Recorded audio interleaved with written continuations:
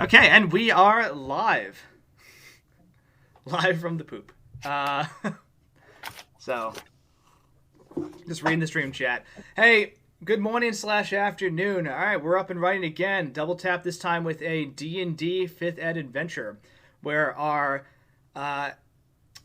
brave adventurers are going to take the role of cute animals that have been living in a pet store for quite some time and have decided that that's not right for them. They're going to journey out into the wild to live their best lives, either in the great forest or potentially in the rumored magical trash lands nearby where they can find just amazing things.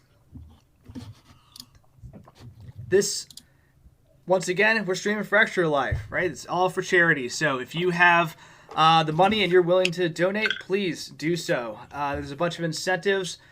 This is going to be an ongoing thing all year. Extra Life Day itself is November 6th. We're going to do 25 hours of streaming, daylight savings time, which is when you actually need that magical 5x5 5-hour energy combination, by the way. That works on that. So they're not paying us. Stop mentioning them. That's a good point. No free product placement. Good point. I just like their stuff. But nevertheless, join us for that day. It's 24 hours of gaming. Up until then, we're just going to be streaming stuff, one-shots. And then my buddy Will and I are going to be running ongoing campaigns on this channel as well. But this is a one-shot. It's for charity. We're going to have a great time. So let's take a second, go around, introduce the cast. Go ahead and tell us as much or as little about yourself as you'd like. And then we're going to get into it, right? So let's start with Axel. Hi, my name is Webster. I am a large huntsman spider. I've lived my entire life in the pet store. And it's less than ideal, I think, mostly because all of the food in here is dead, and I would love nothing more than to catch live food. And I think probably the best way to do that is to get out of the pet store. And go into the Great Forest where I can find the perfect setup to build the perfect web. A flawless dungeon from which none would escape. I like it. Let's talk about Cookie. What's going on? So I am Cookie, a adorable guinea pig. And I don't know what Webster's going on about with this anti-pet store shenanigans of his. I think the pet store is just great. There's people and they pay attention to me. However, everybody else has decided they want to escape, and I can't let them go by themselves because they're tiny, and I'm big. I'm big, I'm big, tough guinea pig. So I will be taking them out of the pet store. And that's me. That's Cookie. Love it. All right, Kirby. So I'm Kirby. I am a parakeet, and I honestly think I'm better than everyone else here, especially the humans. They are upsetting. And I need to get out of here because there is a very small, grabby human that has been promised me in the morning. So I very urgently need to GTFO. Yeah, those humans are unfortunate sometimes with the like, oh, welcome to the channel. So.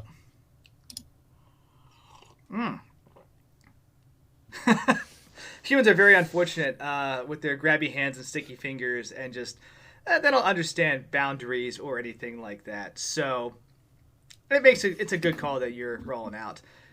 Let's talk about Cheeseball.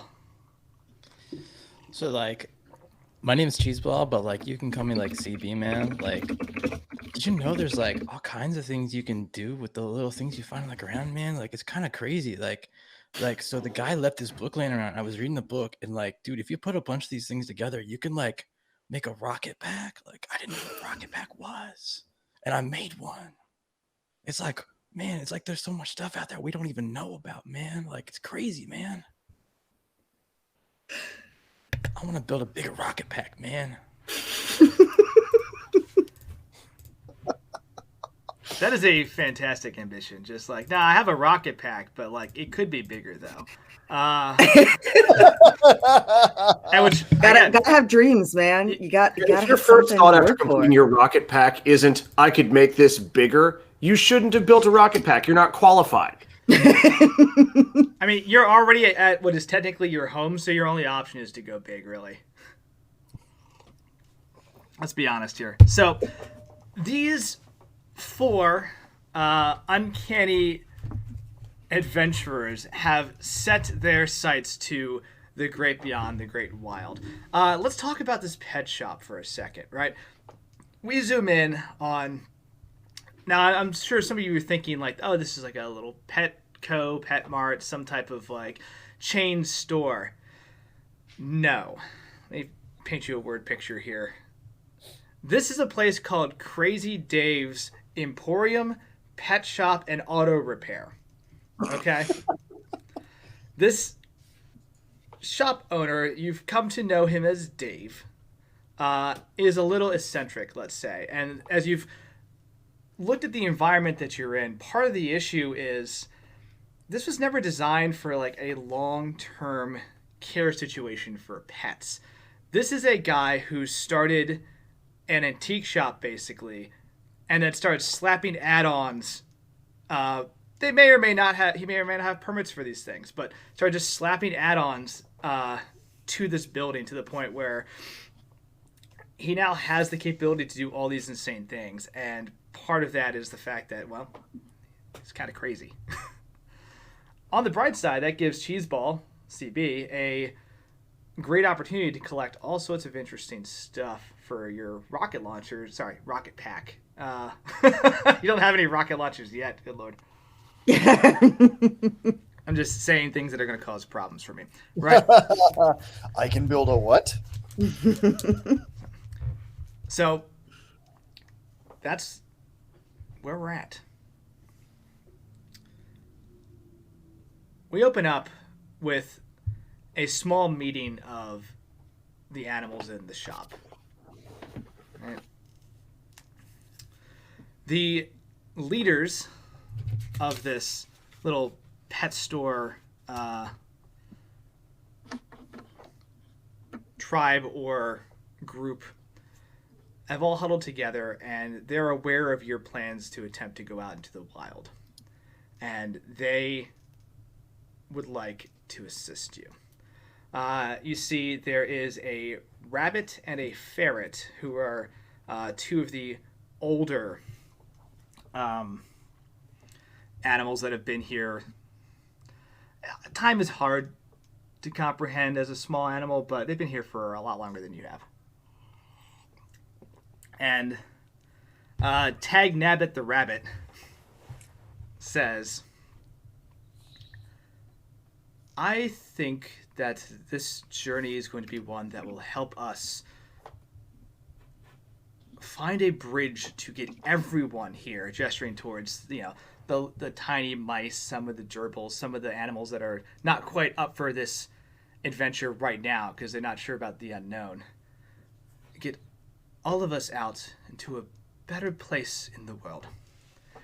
And I'm so happy that the 4 of you have taken up this journey. Cookie, I know you had some reservations, but you are doing a good thing. And the ferret, who's just called Powers, just goes, it's a good thing, I guess. I mean, like, look, the bottom line is we got to get out of here, right? This guy, Dave, like, look, this is no place for anyone to live. I actually lived, well, it wasn't really a forest. It was just like a big series of tunnels for a while in some person's house. And that was like the closest thing I ever had to freedom. But like, if we can actually push a little more and you can find a place that we can get out and be happy, that's the trick, right?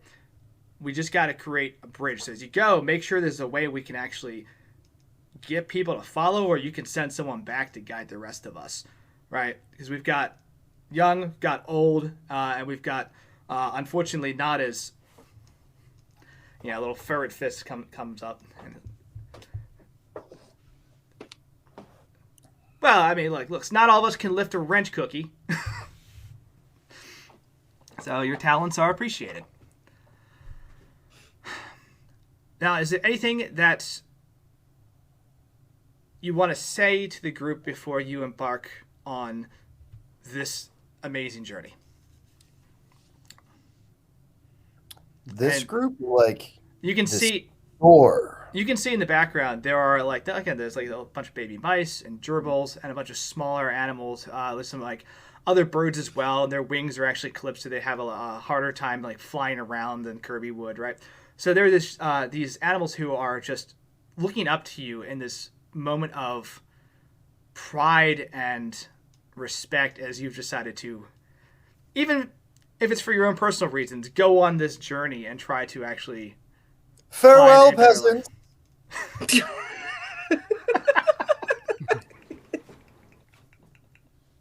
Yeah, that tracks. That tracks. Tag Nabbit. Some of you may die. Tag Nabbit shoots you a look like. Does anyone else have something they want to say? Maybe Man, it's inspiring.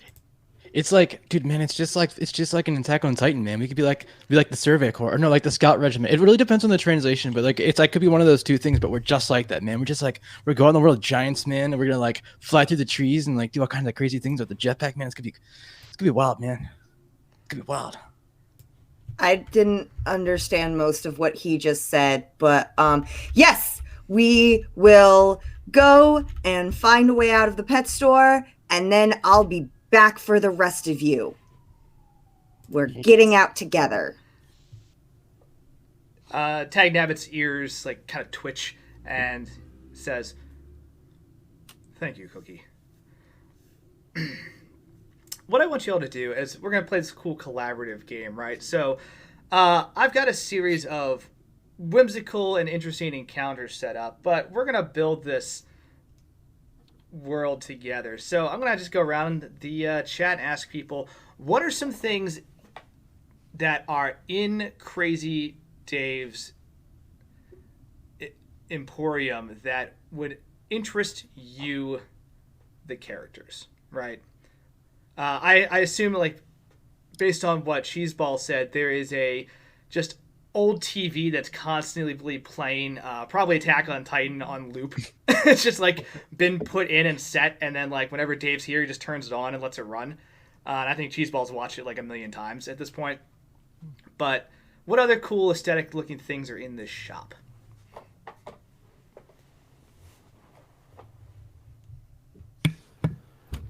I see Dave as having a lot of fish, but not in a professional or well-maintained way. Like, Dave probably gets most of his tanks from estate sales or rummage shops. There's no unifying color or filtration system.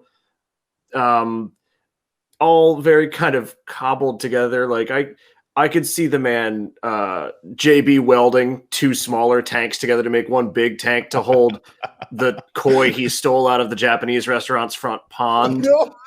Like, strikes me as mishmash. But definitely an aquatic animal presence. And so I guess my question to you then would be, are fish pets? Do we have to take them with us? Could be like Pokemon, where the small fish just don't matter. Ooh. Magikarp are not pets. You say that Very dangerous animals. Yeah, say they're not pets. They are things to be respected and kept at a distance. No, in response to that, like, you see this like wall of these slapdash aquarium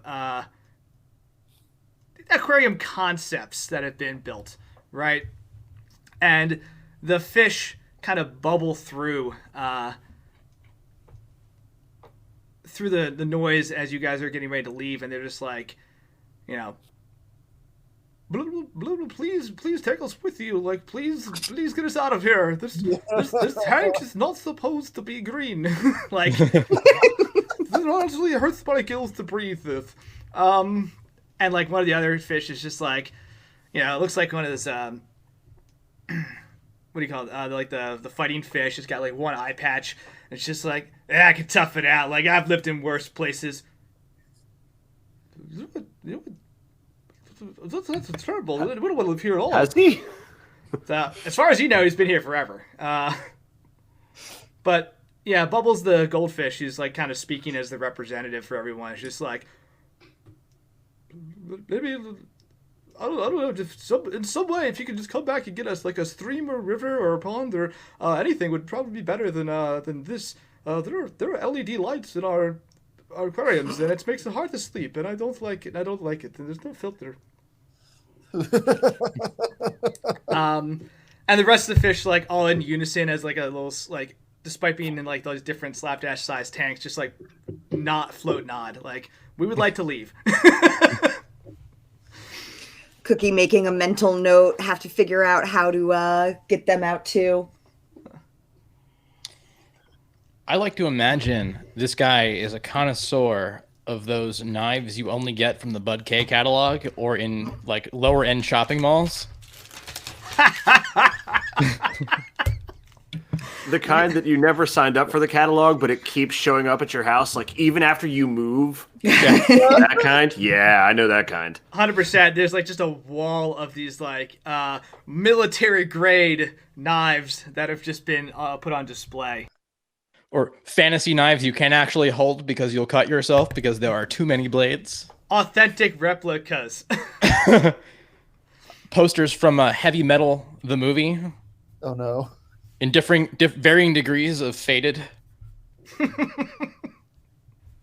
So, okay. I see a drop ceiling with a crap ton of missing tiles. All of them are off color because while there might not be smoking allowed now, they didn't replace them after the 30, 40, 50 years of smoking that happened on these tiles. There's weird like wires sticking out from where there are actually tiles. Because once upon a time, like they actually decorated for Halloween and Christmas and stuff. They just don't do that anymore. But they left the little hangy bits sitting there. And Kirby spends a lot of time looking at this because he's looking up, thinking that that's where better things are. Because clearly the things below are worse. All of the animals below are worse, and the people. And as much as he's interested in the birdseed that's constantly sort of dribbling out of an opened bag, he like looks at it and then looks right back up because that's the sky. I love it. Yeah, I'll embellish slightly further and say like I think some of the like Christmas lights, there's like a couple strands that are still up. Some of them kind of work. It's the newer models, so like if one light goes out, the whole thing still works. The whole thing doesn't go out, but like there's definitely 1 and 3 of these lights burnt out, and they're like right next to a little pumpkin, like almost windsock that would hang and like probably vibrate and laugh when people walk by for Halloween. And the battery just has died years ago, and it's just been collecting dust. And there's just this like hodgepodge of things that, yeah, have definitely been slapped up in the ceiling for aesthetic and forgotten about over time. I think one of Dave's ventures that he sells in his shop is a lot of wrestling memorabilia. I think that's one of the channels that frequently gets put on the TV, and Cookie has taken a lot of inspiration from watching the pro wrestling. That's how people fight, right? Like that's normal, right? Yeah, 100%. Just does Cookie say woo? Absolutely, yes. Woo! You don't have to say it now, but I want to put this idea in your head. Cookie absolutely is going to have a awesome wrestling finish move. So just something to think about, and we'll probably come back around. Right? I'll work on it. So this is the bizarre hellscape that you've decided to leave in favor of like the woods with fresh water and not all of this, right? So, looking at the chat, good comments. So the last thing that Powers and Tag Nabbit go over with you is they pull out a scroll, and what it is actually like just layers of that like crinkle hamster paper that's just been like kind of slapped together, and like this long accordion of like green and pink and white hamster litter that's basically just unraveled in front of you. And Tag Nabbit says, now, we've spoken to some others, because animals do come in and out from time to time from the actual wild. And we've tried to get their accounts on the lay of the land as best as possible for what they've seen. So hopefully this will help you in your journey. There are 3 dangers between here and the Great Forest. Going down the scroll. The first is the Black Desert. Be aware of its heat and its exposure. Keeps going. The second are the Screaming Lights. They are fast, they are large, and they are dangerous. And the final obstacle is the River of Doom. When we inquired upon why it was called that, there was not a good reason, but the individuals we spoke with did not like that particular area.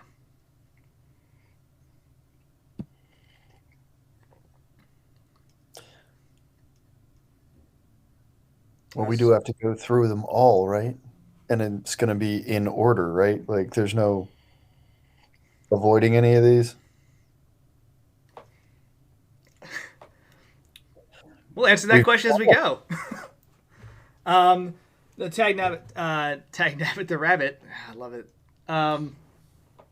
says, I'm just going to throw it out there. Thank you, Tag, for that donation. This is the NPC that I've named after you, if you hadn't caught that, which I'm pretty sure you did. This is fun, and I had this epiphany around 3 a.m. to make it a rabbit character. So here we are, and thank you for being awesome and donating. Real quick before we begin, Yeah. so I'm looking through my my cantrips and spells list. I have jump, first level transmutation. So for the sake of story, can we just pretend that's a one-time use jetpack that I can just cobble together? I mean, why would it be one-time use? Hey, oh well, the spell is one-time use. Well, no, it doesn't. It isn't. It's you touch the creature's jump distance triple till the spell ends. Okay. Yeah, you got spell Fair slots enough. to use them. Fair enough. So, no, there's a couple spells I put out there that were like, hey, you get 1 per session on these, but a lot of them are just, their spell slots, burn them, right? Yeah. So, my question to you... Go ahead. Go ahead. Please. I was going to say, actually, I have several spells that could be classified as jetpack. Yup. Artificer. One of my favorite classes. So you've been given this information, and Tag Nabbit just says, that is unfortunately the most information we have. When you find a safe way through, we will update the sacred scrolls and make sure that anyone who is brought here after us is able to find them and have an attempt to join us in the wild. Well, I've spoken with plenty of the birds that have shown up in the shop, and they didn't even talk about all of that. They had way more interesting things to say about the great beyond. Oh, I'd be fascinated to hear that. What did they... I bet you would. Yes, that's why I said it. Yeah.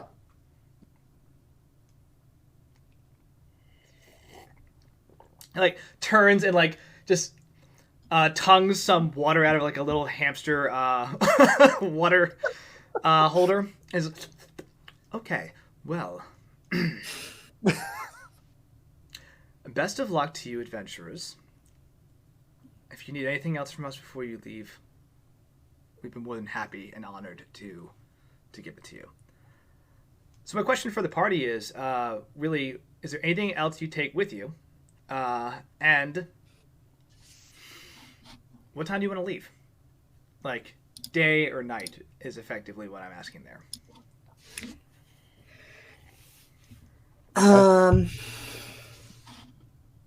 I'm tempted to say night because that's when Dave is not around.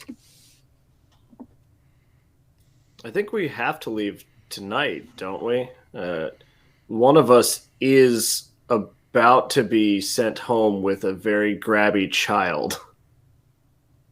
There's a time limit.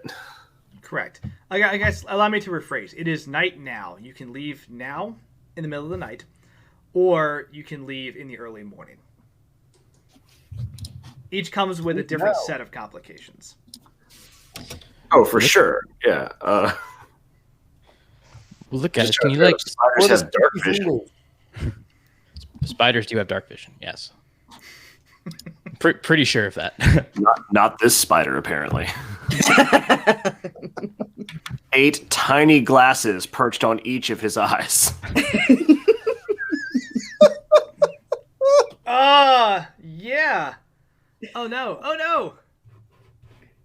Could you imagine if they were all different prescriptions and you have to remember which one goes where? I don't think my insurance is going to cover that. I can't even get 2 eyes to have the same prescription. You think 8 are going to all just magically line up? It's like insane different glasses all like slapped on. Like, oh no, they're not even glasses. They're just like cool monocles, actually. Just I was gonna say, the last pair is actually just a pair of 3D glasses. It's not prescription. They just felt naked. So, Andrew, thank you for your donation. You were awesome. Did anybody else hear the grip and a rip it sound? I didn't. Nope. Oh no. Oh no. So I don't have sound turned on for the Twitch, so I guess you'll just because I have didn't make want it to drive yourself. myself insane. no, it's a good move. So we'll figure that out. That's part of the magic of becoming a Twitch streamer, I guess, is just freaking out on your computer when it doesn't work right. So, but thank you for your donation. That is awesome. Day or night? What time do you want to leave? Night. Let's do this on a count of 3. Thumbs up for day, thumbs down for night. Let's just do it. Let's just gut check this. 1, 2, 3. That's all night, baby. You cowards waited until Welcome to Pet Shop Nights. everyone just hesitated until Axel put his thumb down. All right. I'm into it.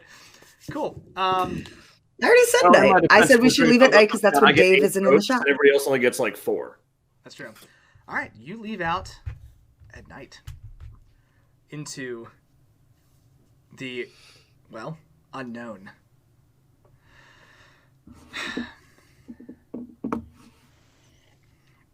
We'll roll some dice.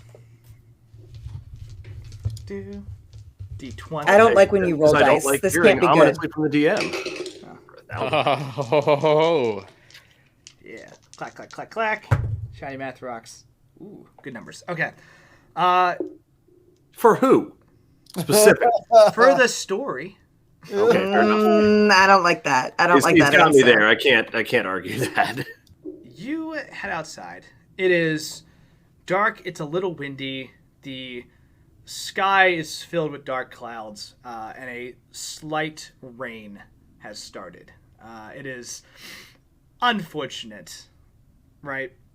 Especially for Cookie and Cheeseball, just kind of like getting their fur matted down. And it's just like, oh, this sucks. But it's not a downpour, so you're good there. And as you make your way through Crazy Dave's Emporium, you're met with like random cheers and like bubbly applause from the fish and like little squeaking, like bouncing of little mice who are like, yeah, you're doing it, as you are paraded out the door and you manage to get underneath or through like an ajar opening by the window for the bigger view, and then you're outside. And the applause and victory of that send-off fades away into the background, and you are now just staring across what looks like an endless, dark desert, right? With odd strips of white markers. Maybe they'd be some sort of sign or sigil if you could view them from above, but they seem to have a pattern as they are set out. There are lights occasionally set out, like small suns that just beacon in the darkness and illuminate random patches of this dark desert. It's not too hot, thanks to the rain, thanks to it being night, and it seems to be rather quiet. But this is the first leg of your journey, and you can see far in the distance these glittering, twinkling lights that just move back and forth on occasion. Darkness, and you hear the occasional of something screeching in the background. Question. Yeah. Do we have our adventurer's gear and abilities yet, or are we still pre-adventure? So you're in it now. So basically, the way I'm gonna rule this, because we're playing some hybrid D&D fast and loose nonsense, is that if you could justify having it based on your character, you would probably have it. So if you're like, I grabbed like something that would work as a crowbar, cool. Like a bag of caltrops is not going to end this story in like one crazy way or another. So you should just be able to have gear and be creative, right? Sir, that is 1d4 damage per foot. Some of us are very sensitive to that level of damage. Critical hit caltrops. So what I'm going to do is I'm going to pull out a clump of fur and bestow magical tinkering, turning it into a furry flashlight. Awesome. This fur just kind of lights up. What does it glow? What does it look like when it actually lights up? It's the most beautiful light you've ever seen in your entire life. It's this ethereal blue-green glow that turns everything into this elven wonderland of magic and mystery. And you can see things now.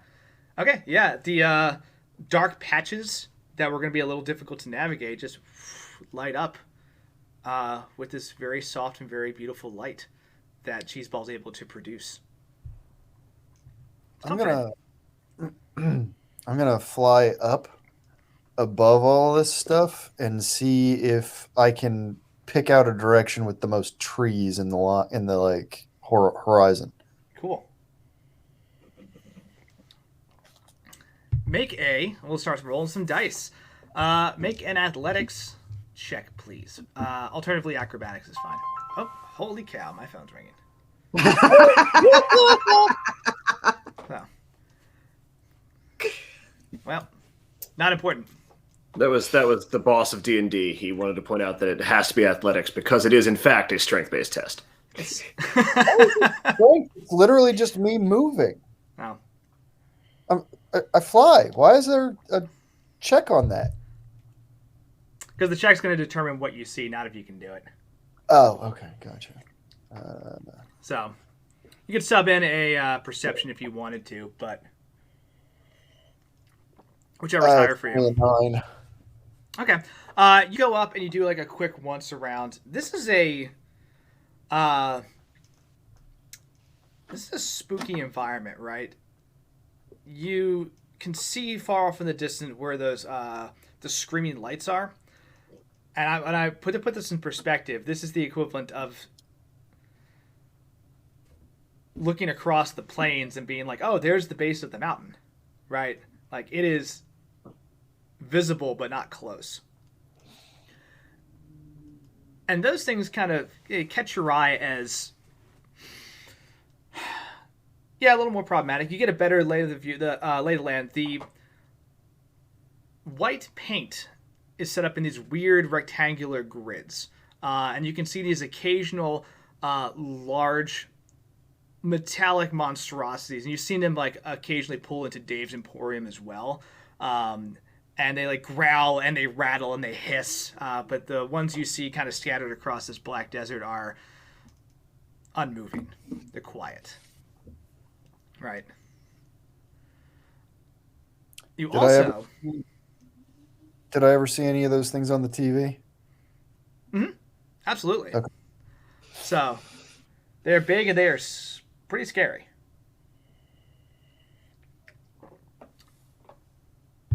You also see, as you circle around, a couple sets of eyes in the darkness,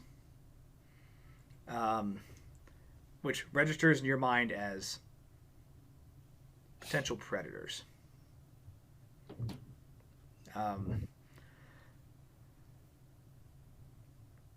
There's something out there that's watching all of you. What do you do?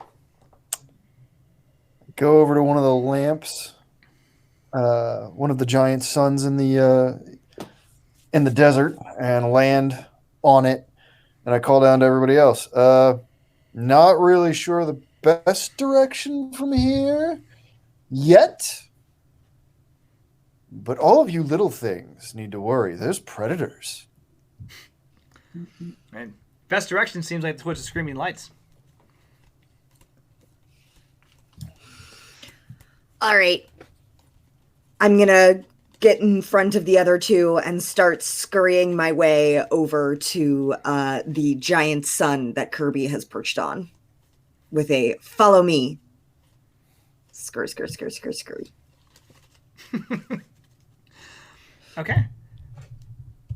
I would like everyone who is moving across. This is gonna be complicated. Go ahead and make a stealth check, but at disadvantage because you are lit up, right? On the bright side, there's nothing that's going to surprise you, obstacle-wise, but a little more complicated. Sure. You want everyone to make that stealth check? Yeah, please. Just as a group, because it's not fun if one person just passes or fails and it kind of screws everything. You're trying to get you're trying to test the temperature of the stealth waters. Yeah, absolutely. Absolutely. So I'm in a You said 17. disadvantage, right? Yeah, please. Yeah, do it at this. You can do 2d20 and it'll show individuals, so you don't have to roll twice. Too bad I rolled twice. I mean, Not that it made much difference. I got a 9 and a 10, so. I got a 16 and a 14, so it looks like I'm at a 15. The disadvantage is you very just take the worst of unfortunate the two. 5. yes. Oh, you hadn't added in your stealth modifier. Got it. All right. Mine's already added in, so. Ah. I'm going to point out I am in the shadows, though. Like, I don't know if that should take away my disadvantage there. You're perched on top of a large light. Right, in the darkness. Like, I'm straight up in shadow because the light is going down. It's all good. All right. Who rolled at the end of the day, because so many numbers just flew around, who rolled higher than an 11? Good Lord. An 11. So, Cheeseball, Webster. Yeah, I got a 24. Okay. Wait, that was your worst of the two? 18, 17, yeah. It's on the Twitch. You can see it. I used the robot. There's no chicanery here. Okay. Then there's Cookie rolled what? A 10? And 9. 9? 9 is my score. Ooh, yeah, okay. And what did Kirby get? 5. 5. Okay. Cool. You start making your way across the Black Desert, right? You hear the whooshing of wings, much bigger than Kirby's. And as you are moving, 3 large winged creatures just land in a triangle kind of surrounding the 3 of you, right? Kirby, you're a little higher up. But it looks like one of them kind of did a 360 around you and then landed down by your friends. So you're pretty sure it's aware that you're there. And these things look like, well, gray, black, and brown owls. Owls. And they land, and they go, "Oh, who are you?" I'm Cookie. We're from the store inside. Who are you?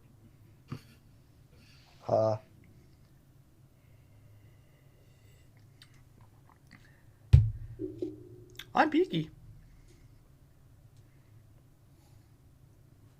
And you can see it like licks its lips, which is very weird for an owl to do because they have beaks. It just like.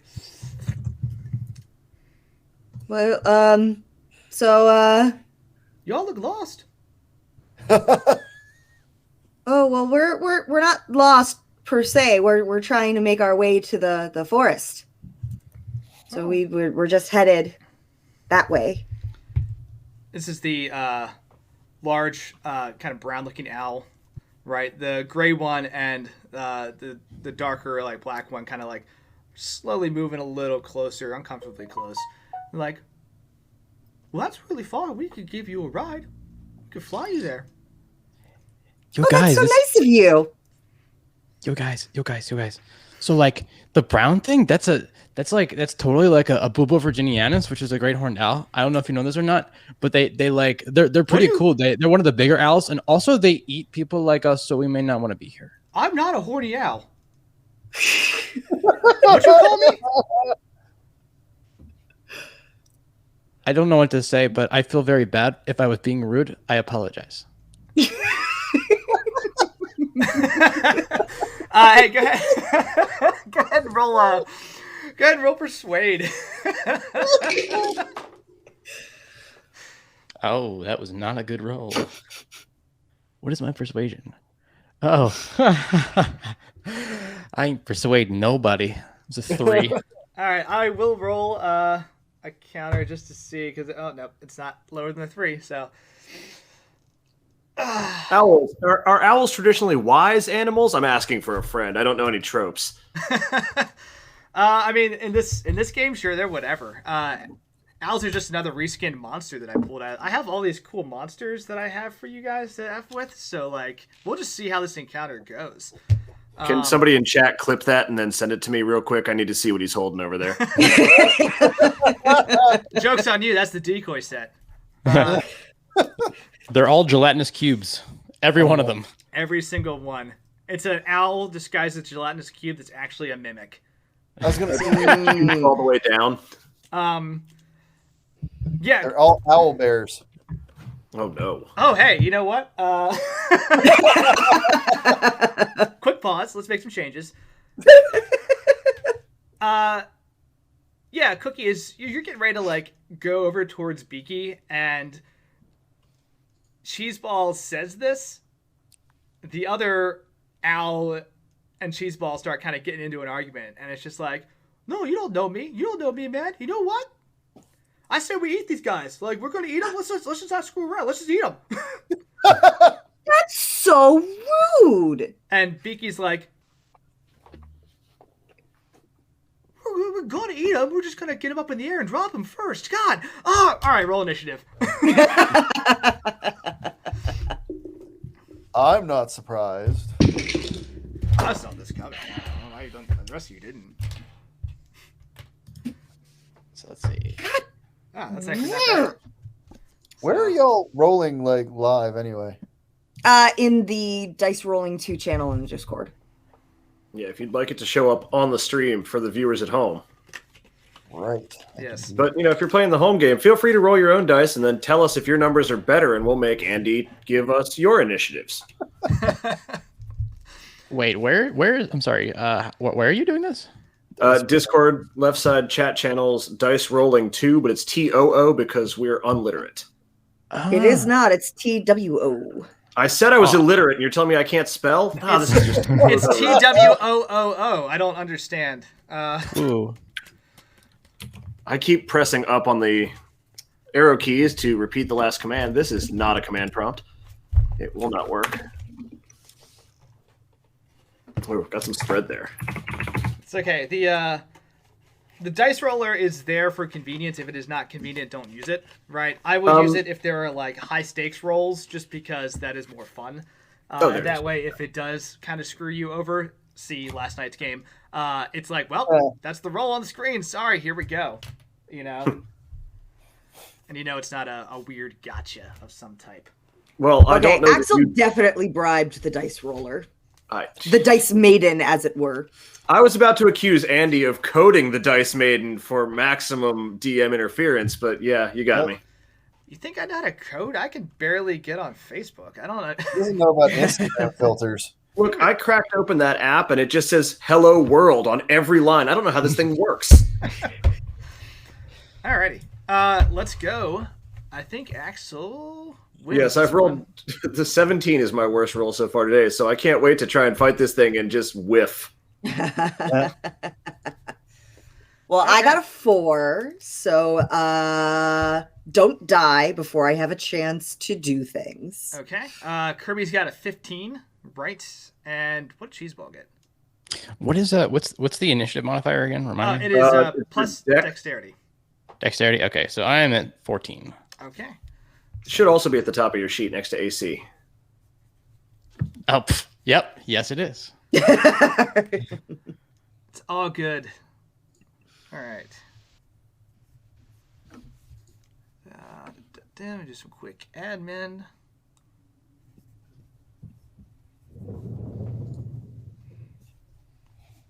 And then you said Cookie rolled a 4? Oh, yep, there it is. Womp. Okay.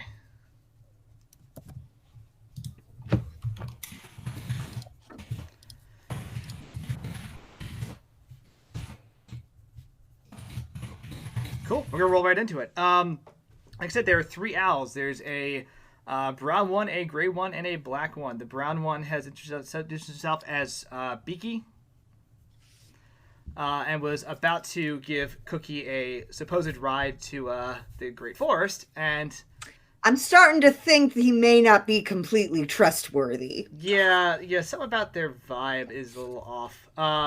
The gray one is just yelling at Webster. Like, who don't know me? You don't know me at all. My intelligence is 8, by the way, so Cookie is this dumb. Just saying. I think he's yelling at CB. I didn't talk to the owls. If anything, I would be using all 8 arms to try and hold back CB. Like, bro, he's not worth it. Bro, no. So, I'm just looking at the comments in the stream chat, and the phrase "owl horny jail" is a new one, so that's cool. Horny owl jail. Great Horndy Owl Jail. My new band name. 1, great hashtag. 2, would watch that. 3, I'm dyslexic as all hell, apparently. So, here we go. Webster, you're up first. Okay. To paint the picture for everyone, you got this blacktop area, right? You're in this parking lot. You know, the great black desert. The great black desert. Yep. You've got these, striped lines for the parking spaces. You have these owls that have kind of landed in this triangle around you. You see Kirby's a little higher up, right? You're kind of SOL for cover, but there is random trash and debris nearby, right? So theoretically, you could try to do something with that if you wanted to get crazy. But yeah, what do you do? Yeah, I mean, these owls are larger than us, sure, but by like how much larger? Because speaking out of character, owls come in a variety of sizes. Correct. To make proportionality work in this, because it's completely insane otherwise, imagine that you are just an average like 5'5", 5'6" height person, and these owls are standing at about 8.5, 9 feet. Okay, right? all right. So we're talking like Legend of Zelda, where the lizard dudes are bigger than you but approachable, and not like Shadow of the Colossus, where I'm going to have to scale and then murder a god. Correct. You don't have to like climb these things and stab out. No, nothing like that. I could, but I'm not going to have to. You could. All right. What do you got? So Webster, being naturally cautious and analytical, would have been like skittering between the little Doritos bags and the other stuff floating around the parking lot, like whatever detritus is out there. Maybe a large rock piece shaped like the word berm keeps jumping to my mind. Some kind of like a concrete slab with a piece of rebar that someone's hit with a truck a few times. Yeah, just like chunk of curb that's been knocked off. Yeah, exactly. I don't see Dave as doing a lot of curbside maintenance. Maybe like, getting down into a pothole, like as flat as possible. I dig it. And so whichever owl is closest, as long as it's not directly looking at him, I think he'd try and like beeline straight for it, just like leap onto it. The black owl's closest to you. I think when the gray owl was arguing back and forth with the cheese ball, the black owl turned around and was just like, "All right, let's mess this guy up. Yeah, let's eat him. Like let's just do it." And turns its back to you when this happens. Yeah, if it showed me its back, I'm gonna just do just a flurry of skittery little spider legs and just leap onto him. Okay. Yeah. Go ahead and roll to attack. Are you doing an actual like flurry, or are you just? This would be an attack action. Okay, got it. Let's see. Which of these windows has the dice robot? Oh, it's none of these. Oh dear. And like I said, if it's easier for you to roll dice in real life, then I'm good with that too. I don't have space. I'm on an IKEA. I'm on an Aldi folding table. It's already full of microphone and keyboard and laptop. Is that the one you threw last time on the like? That is the one I threw last time. It has survived. Incredible. This table has seen some shit. All right, so my attack modifier is +7. And I roll 2 attacks.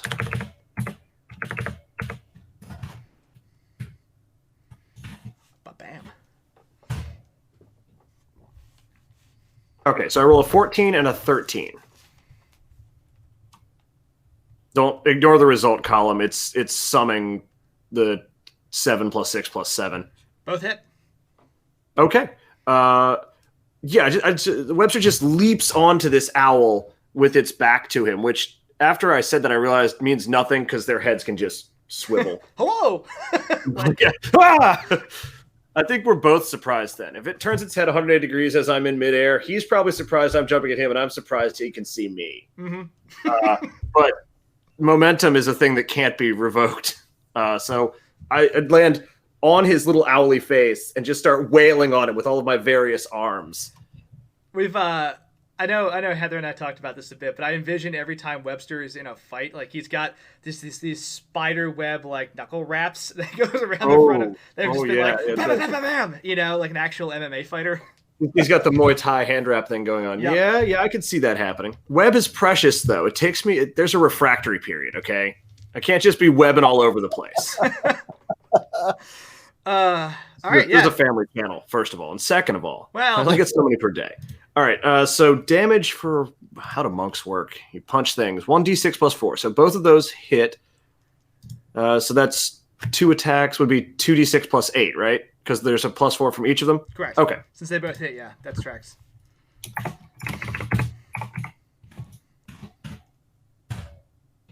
14 spider fist damage. Yes. I don't know what type that is. But bludgeoning. But okay, cool. Sure. And as a bonus action, I can hit him again, I believe. Go for it, yeah. Where is the rules for that? You are correct. Spend a key point to make 2 more unarmed strikes as a bonus action. Got it. You can do that, and as a regular bonus action, you can just take 1. So if you wanted to do 2 more, you can do a key point, or you can just hit him again for 1 more. Yeah, I think I want to open strong here. Okay. Webster's an ambush predator. Yeah, get it.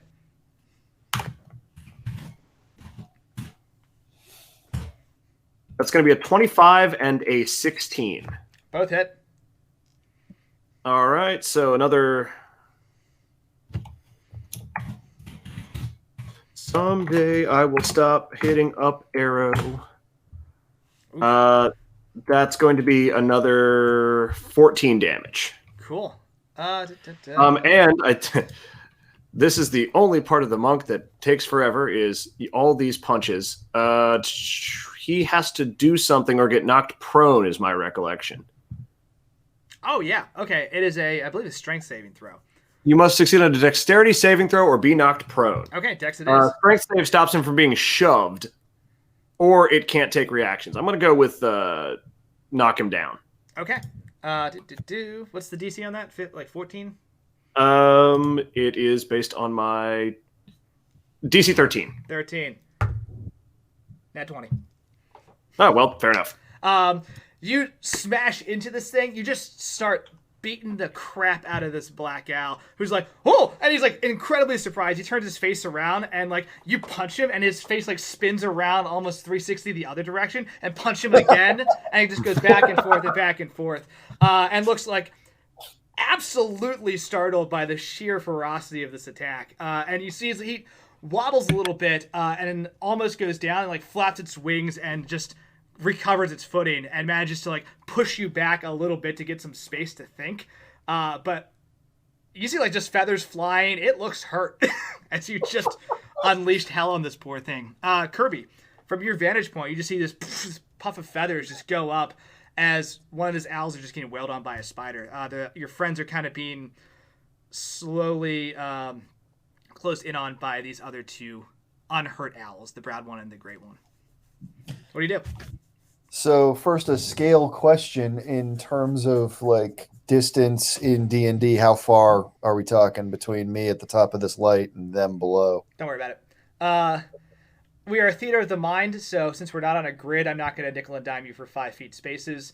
I'm assuming you are either in the combat area or you are not in the combat area. So you can hit them, they can hit you. That's kind of where we're at here. Okay. Because otherwise we're pulling out things and measuring on a theater of the mind thing. It doesn't work. So Right. I'm going to go ahead and screw it. I'll come out strong also. I'm going to use Guiding Bolt on one of the other two. Let's see here. Apologies, I'm not sure what the DC is offhand. Guiding Bolt should be an attack. On your spell page, it'll have your attack modifier. I believe it's +7. It'll be the top right-hand corner of your third page. Third page. Yep, +7. Okay. So wait. There is no DC for this? It is an attack, so you're going to roll to hit him. Right. Right? God. So... Okay.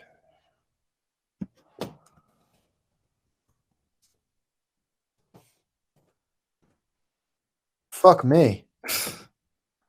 What'd you roll? Didn't show up. 9. +7 though, right? So you're good. No, I rolled a 2. Oh No, he rolled the halfling 1. Oh yeah. You, what does your guiding bolt look like as you manifest this energy? Get some cool flavor text going. Even if it's a miss, you can still look cool.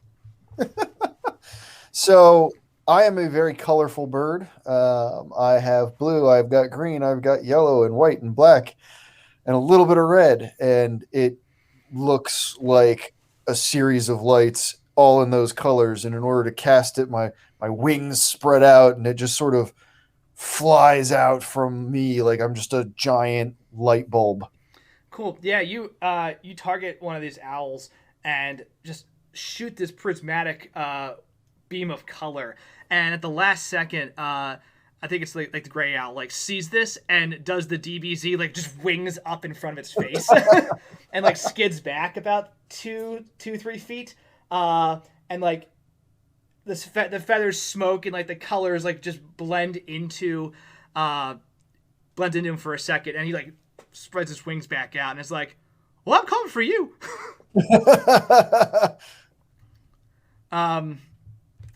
Good shot though. Do you want to do anything else with bonus actions?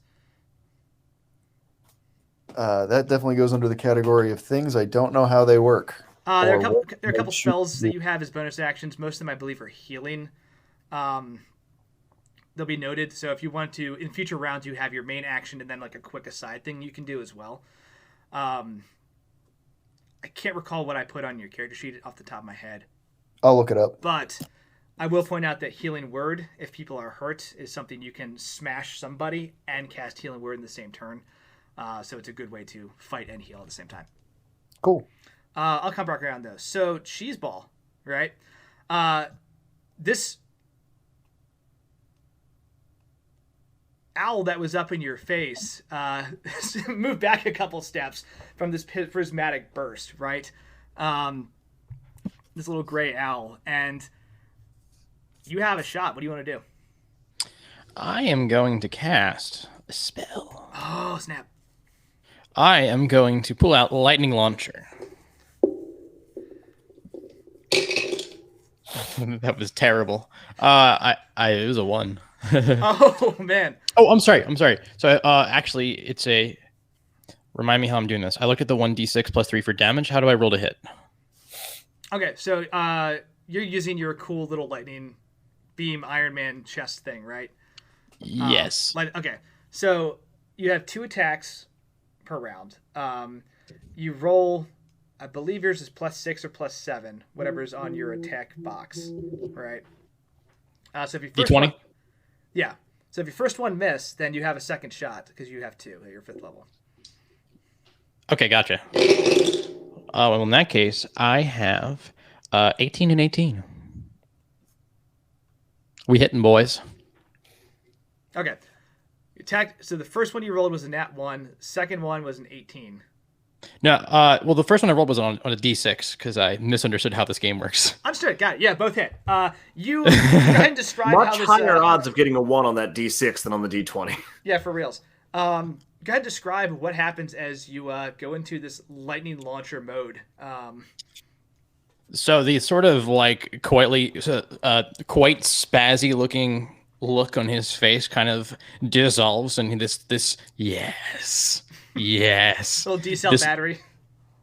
This hyper focus comes out, and the little monocle flips over, and his chest just opens up, and these 2 monstrous beams of lightning just go straight at the freaking thing.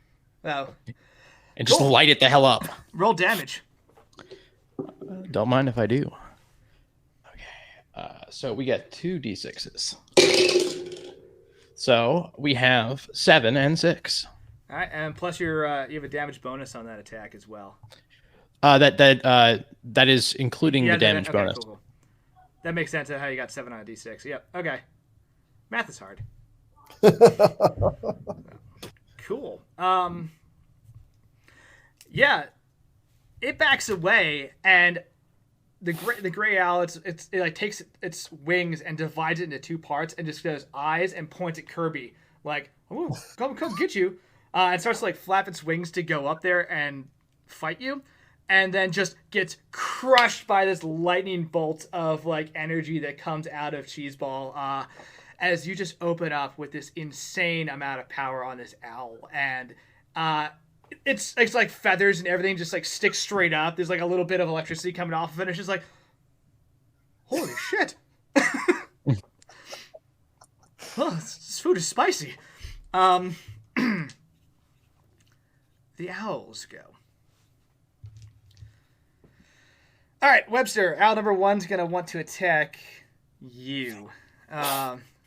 The little black owl like flaps its wings, goes up in the air, and tries to just claw you a little bit with its claws, and then just bite at you. Right? Ooh, those are not great rolls. Any traction on a 15? Coming up short on that one. All right, then it misses both times. So it rakes its talons just into the the black desert and like pulls up some of the asphalt. Yeah, I've been thinking about this. I think we should call it asphalt. I don't know why, but the word really vibes with me. Asphalt? Okay. Yeah, it feels right. Asphalt, I guess. But yeah. We'll come back. We'll circle back. Of course. That's fine. We'll figure this out later. And then it tries to, of course, bite you, right? So you skitter off to the side, and it's just like, hold still, and just slams its face into the pavement trying to hit you, and you just like flatten out just enough so that it just slams its face in between your front legs and like your body, missing you by a couple inches. I'm genuinely less terrified of being beaked than I am kind of surprised that it asked me to hold still. Well, it's harder to eat you if you keep moving. This owl's making a lot of sense. Yeah, absolutely. Predator to predator, game recognizing game. This is yeah, I get it, right? So you're gonna give up? We can just eat you? No, but like, look, I want there to be repartee here. No, that's cool. We'll keep fighting. Yeah. Cool. So that one kicks off. The brown one, Beaky, that's standing in front of Cookie, is going to just attempt to grab Cookie and fly away. So it flaps its wings and actually it's going to do an attack and then try to grab you and fly because it can do both. You know, guys, I'm not sure we can trust these owls. Well, you can trust me.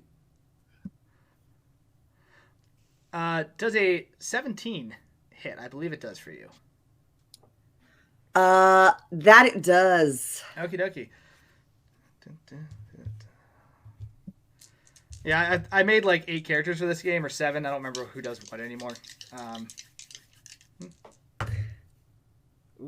That's decently high. You take 19 points of slashing damage as it just like claws into you with its talons. And it's like, hold still, we're going to go for a ride, and then tries to grapple you and take you away. So go ahead and roll an opposing strength check. You have to beat a, I'll tell you right now, 11.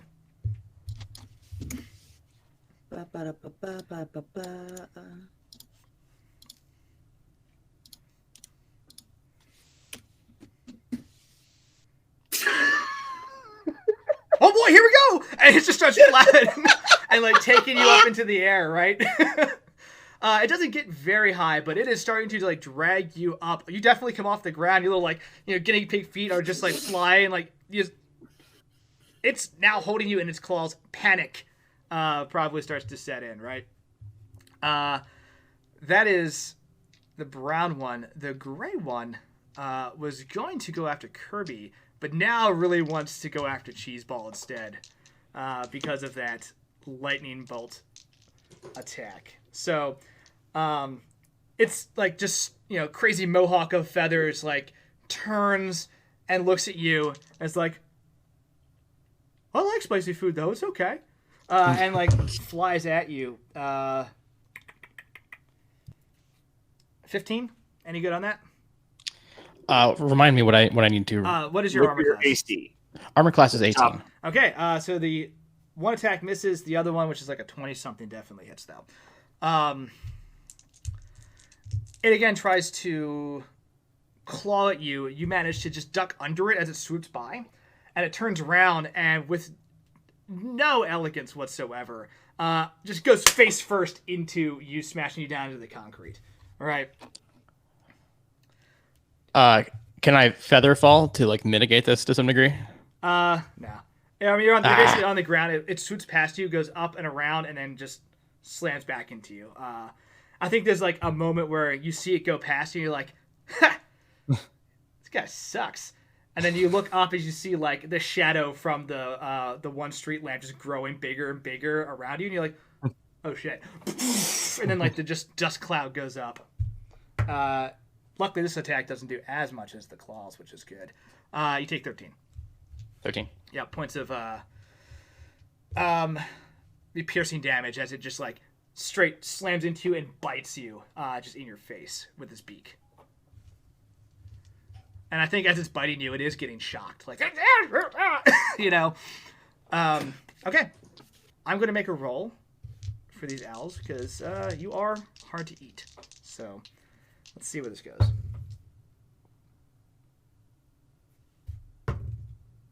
Okay. Cookie, you're up. You're off the ground. Feet going in the air. So, this owl is being extremely not nice to me. Anna just saw Cheeseball get hurt. I'm going to rage. Well, don't do that. Okay, fine. Just make it difficult. What does it look like when Cookie rages? I think normally, like, there's a lot of, like, fur that pretty much covers Cookie's eyes, and they're very, like, sleepy looking.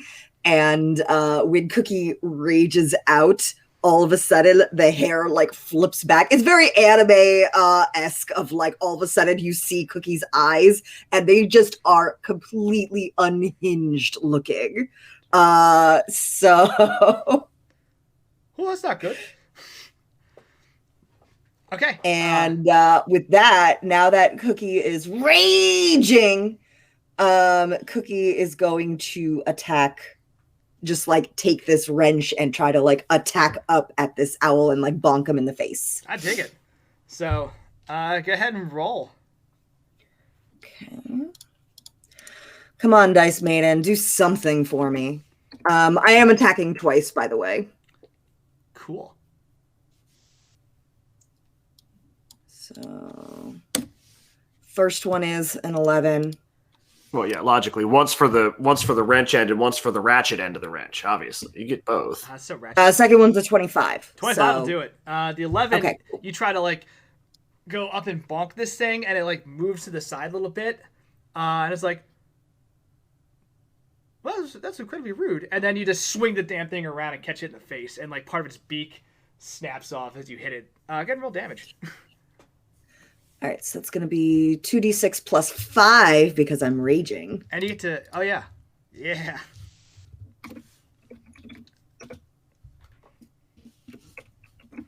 So that's going to be 15. Okie dokie. Yeah, you clobber this thing's face, and like I said, like a piece of its beak just snaps off, and it just goes, no, it's gonna be a little harder to talk.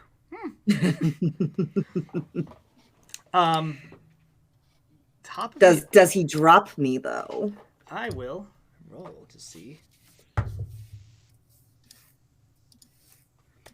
I need you to make a acrobatics roll. Me? Yep. Cool. It drops you. DC 10, right? It's just a matter if you take like a little bit of falling damage as you.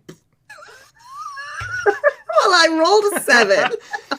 All right, it's not a ton. You take a point of falling damage as you just like back onto the pavement. Question. Yeah. Does this qualify as bludgeoning, piercing, or slashing damage? Because I'm resistant to that while I am reaching. It is. It was a 3. I halved it for you. Okay. So yeah, this would technically be bludgeoning damage as you just smash into the ground. Okay. Top of the order. These owls look pretty messed up, and like they're like 1 second away from just rolling out and finding food elsewhere. Like maybe going to, order in because this is too complicated. Webster. Just in that case, is Grubhub something different in the pet world? I suspect it is. There it is. Thank you. I was desperately trying to get something going and I couldn't. So Yep. That's what Axel's here for. You're welcome. I appreciate you and all you do. I think it worked great last time. I would say I'm on the back foot, right? Like I've shifted my weight backwards, but there's 4 of them. So I'm on the back feet. Yeah, 100%. Which means I can then spring forward. Mm-hmm. Like a spring, like a pinball launcher that you let go. Just right back onto this thing's face. Okay. And continue pummeling it. Yep, get it. Thematically fun. Mechanically roll 2d20 to try and pummel it.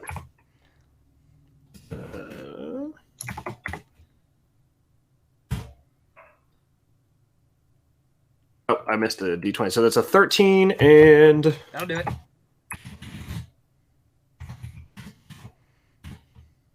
Oh, that's a d0. That's not going to roll anything.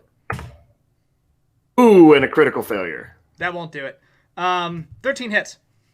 Okay, so he...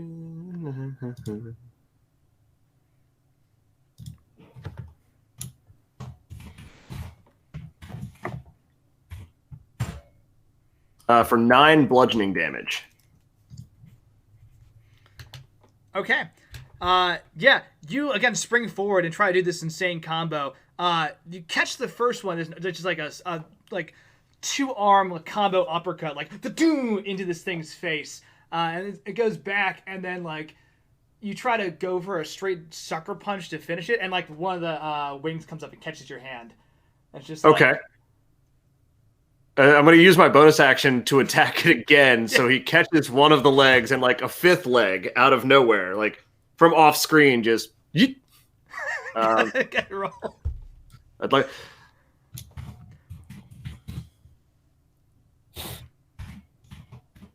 Let's go, legs everywhere. Oh God.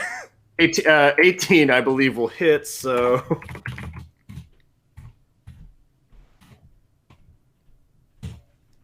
For 8 more. Yeah, not so tough are you now with a. And it like staggers, and it does have to make a roll, I think, to stay on his feet, right? No, that's only if I use the key point, then Okay. I get all the fun bonus stuff. This is just I get a attack instead of a bonus action. Cool. Yeah, you have beat this owl to just an absolute pulp, and it's probably. Since we're like grappled, I want to like just whisper like, one of my aunts is from South America, where they eat birds. Yo, Beaky, he's saying he's going to eat us. That's not the plan. They're not supposed to eat us. We're supposed to eat them. Someone wrong here. Those spiders do not spin webs. They are way too big, and they're also dumb. They're so large that if they fall out of a tree, they sometimes die because their like body structure is too massive. So they'll fall off of something and split open like a coconut. I did not know that, but I learned something that I probably didn't want to learn today. The Goliath eating spider. You could Google it. That's actually cool. Don't mind seeing spiders. I know a lot of people do not like seeing spiders. Fair point. Kirby, you're up. All right. So, as a free action, can I kind of review my teammates to see, like, using my medicine skill to see who might be injured most? 100%. Go ahead. Oh, I'm supposed to use the dice. Hold up. Oh, you can, like I said, if you need to roll what's in front of you, you're good. This one's better anyway. So I got a 17 and I've got 8 in medicine. Cookie's decently hurt. Whatever, I can take it. And then Cheeseball took some damage as well. So they're probably okay in terms of limping along. But they definitely have injuries. I'm going to attack the closest bird with my lance. Yeah, I get it. Okay, that would be the I think the gray owl, right? The one that like flew up and just smashed Cheeseball down into the ground. Right. It's just like wings fluttering and like trying to pick him up and smash him and pick him up and smash him. It's distracted. You can dive down and just stab it with this like. When I picture this lens, I picture just a giant needle of some type that you've managed to acquire that you're just ramming in to this poor thing, and I'm into it. So, good roll. Oh, it's a good roll.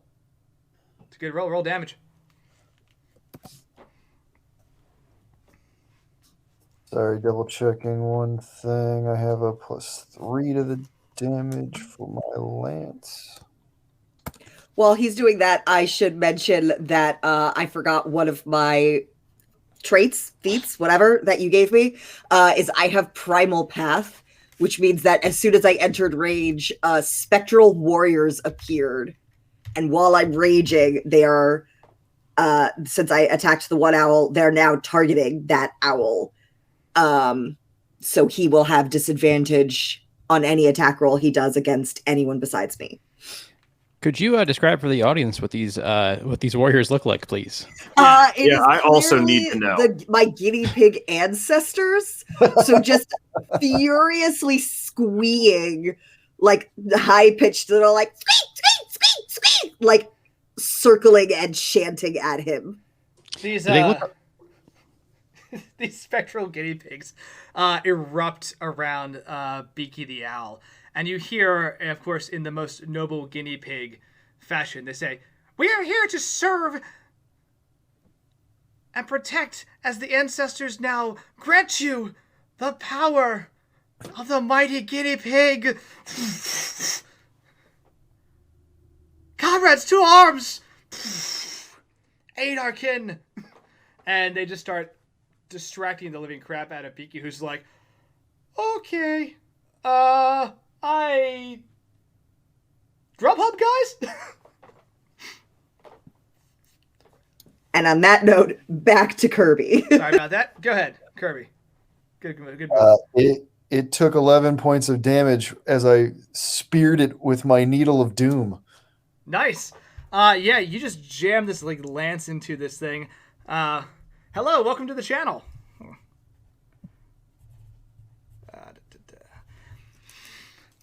Just jam this lance into this owl as it's just beating the crap out of your friend Cheeseball, and it's just like, oh no.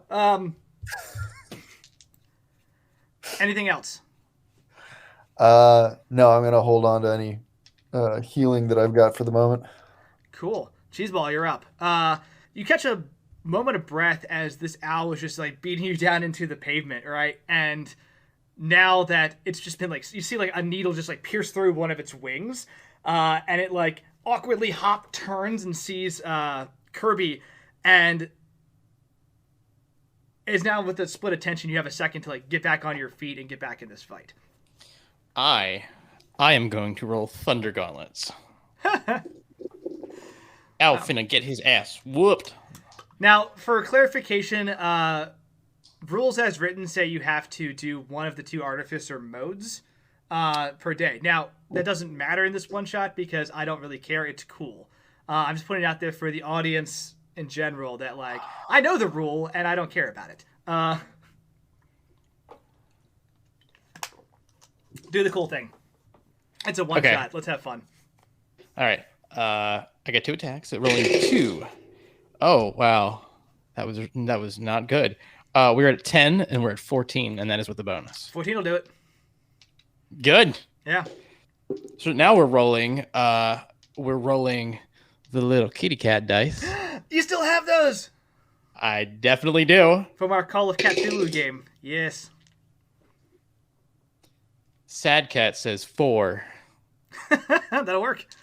Oh, take that back. Take that back. These are 1d8s. Ooh, I screwed that up. You better. Rolling the wrong dice left and right. I'm such a noob.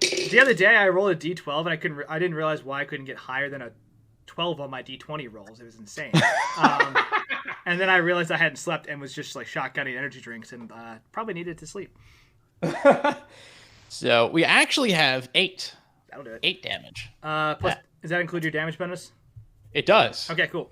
Yeah, go ahead and describe this as these lightning gauntlets just power up as this owl, like, again, is like turns its head 180 to look at Kirby, and just like yanks its wing off of the needle, and is like, "Oh, that's smart." So he kind of looks at his hand and he's like, and just wails him right across the face with the shocking fury of his Thunder Gauntlet. It's like, I think he yells Thunder Gauntlet also. Like, he just yells, Thunder Gauntlet, man! like, Thunder Gauntlet, what the? And like its feathers just sizzle off on its hair completely as it just like is staggered back by this insane punch.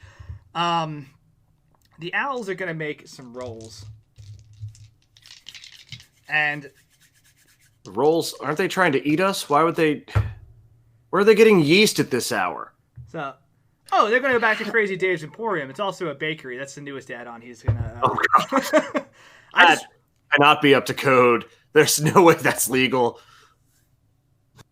I'll tell you a fun story about like where I got the inspiration, because this is based on a real place that I have been out in North Dakota, and it is just the craziest thing. I'll tell you about that later. I just rolled for the record, by the way, 3 8s in a row.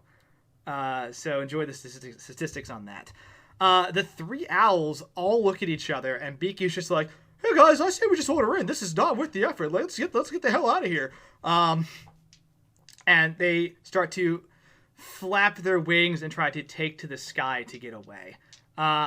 Cookie is probably going to want a parting shot. Anybody else that wants one is welcome to take one as well. But they are fleeing. You're way more trouble than it's worth to eat. I want a parting shot. Okay, go for it. Cookie, do you want a parting shot? Absolutely. Yeah. Go ahead and These roll. guys attacked my friends. Just in absolute rage mode. Ooh, good shot. Casting Sacred Flame, so that'll be 2d8. Sacred Flame is I have to roll a saving throw for that. It's 5th ed, right? It's what it is, but it's a good enough attack roll that we'll say that hits. Traditionally, I would roll a dexterity saving. Oh, so, but go ahead and roll. Oh. uh-huh. Okay. Cool. And Can I make an owl explode now, please? I'm gonna ask you a very important question. Brown, gray, or black? Which owl do you target? Because one of them could explode from this. I would like to take a free action for my medicine check to see which one looks roughest. I'll say that this is a reflexive opportunity attack, so you wouldn't have a chance to really assess. This is just hurling a spell, but you can pick your target. Black. Let's see. Worth noting, can't quite see it, but it's got exactly 13 hit points. So, you cast Sacred Flame on this black owl, right? It starts taking to the sky and is like, it's done. It's out. This is the one that Webster's been wailing on. And it just lights up with this insane, again, multi-chromatic light that Kirby's able to generate. And I think it's almost like those cartoon moments where it just is going up and then it's like, whoa! And then you see like the owl skeleton, and just flashes back between like the owl skeleton, owl skeleton, and just goes, oh, no, that's not. And just like feathers sprinkle down and cover the parking lot from where this owl used to be. Cookie, you still have Naturally. You still have that brown owl that's like taking flight that's pretty close by. If you want to take a swing at that thing. I did. That's right. I rolled twice because I wasn't sure if I get to attack twice or if, since this is reflexive, I only get to do once. The first roll was a 17. The second was a 13, but I think both of those should hit anyway. Both hit, yeah. Yeah. So I will roll 1 damage though, because you said I only get to attack once since this is a reflexive move. Mm-hmm. And technically you can't, do an opportunity attack with a spell, but you know what? It's a one shot. We're having fun. Let's just pretend everyone has Warcaster for the next 3 hours. Yeah, that's easy. You have the Warcaster feat. So it's going to be 13. Okay. It does not die, but I think what Cookie basically takes their wrench and sort of like chucks it at the owl as it's starting to like lift off to fly away. It's batting its wings furiously. These sacred guinea pig ancestors are just like flying around it. Its eyes are like trying to track these things. They go in like 2 different directions, and it's like just trying to dodge them as much as possible. It swoops out from their just insane haunting of this poor thing, and it's like, oh, okay, I'm in the clear, and then bam, just gets hit in the face with a wrench. Kind of does a little barrel roll, splats onto the side of one of the cars that's in this parking lot. Slides down the windshield and like flaps enough to like get some momentum. Sorry, back. one of the what? Oh, the scary metallic monstrosities. Oh, okay, thanks. I got you. And then it proceeds to go airborne, and the brown owl and the gray owl fly away, leaving again this layer of black owl feathers, kind of peppering the black desert. I think really the saddest part of this is that it's not the first time that Dave's Emporium has had spontaneous bird explosions in the parking lot. Like, he's going to come in tomorrow morning and not even be fazed by this. No, like we've been looking at the bird explosion phenomenon around here, and I'm telling you that all my equipment is up to code. I don't know which code, but like I googled a code on the internet and it looks right to me. So I like to. God. This is America. I can have a homemade Tesla coil if I want. I was going to say this was a North Dakota gas station. Yeah, the code is looks good to me. I like to imagine he walks into his store after seeing the exploded birds, and then he just kind of reaches up to the roof and wiggles the TV antenna just a little bit, Hoping that fixes it. The neon sign stutters in and out for a couple seconds. The direct TV dish, because there is one, just zzz. And he shrugs to himself, goes back to whatever Dave does during the day. Supposedly runs this Emporium, but let's be honest, who knows? Look, what Dave does during the day is the Delta Green campaign coming up this afternoon. The man is a human cryptid. Crazy Dave. But all right, so we got the owls. You defeat the owls; they fly away. You are able to journey. I'm going to take a quick break in a second. Be able to journey across the rest of this, the parking lot, the Black Desert, without too much issue, right? Okay, but very important. Cookie takes some of the feathers from the dead owl and braids it into their hair. Oh, dope. Gotta have those trophies. Yeah, get them cool. Your ancestors are all like, you look like an honorable and noble warrior. What trophies does Cookie already have from a life inside the pet store? I used the wrong voice. I was supposed to be Squeaky, not Owl, but good. You look like an honorable warrior. Cookie hasn't had to hurt anybody in the pet store because everyone in the pet store was friends. Why are you decorating yourself with that trash? Those were beneath all of us, and that's saying something from you. Because I need to let people know what happens when they try to hurt friends. I can't actually argue with that. Fair enough. Yeah, man, it's not trash. It's like a treasure, man. You can do so much cool stuff with feathers and stuff. Man, have you even looked? What are you even doing? I mean, come on.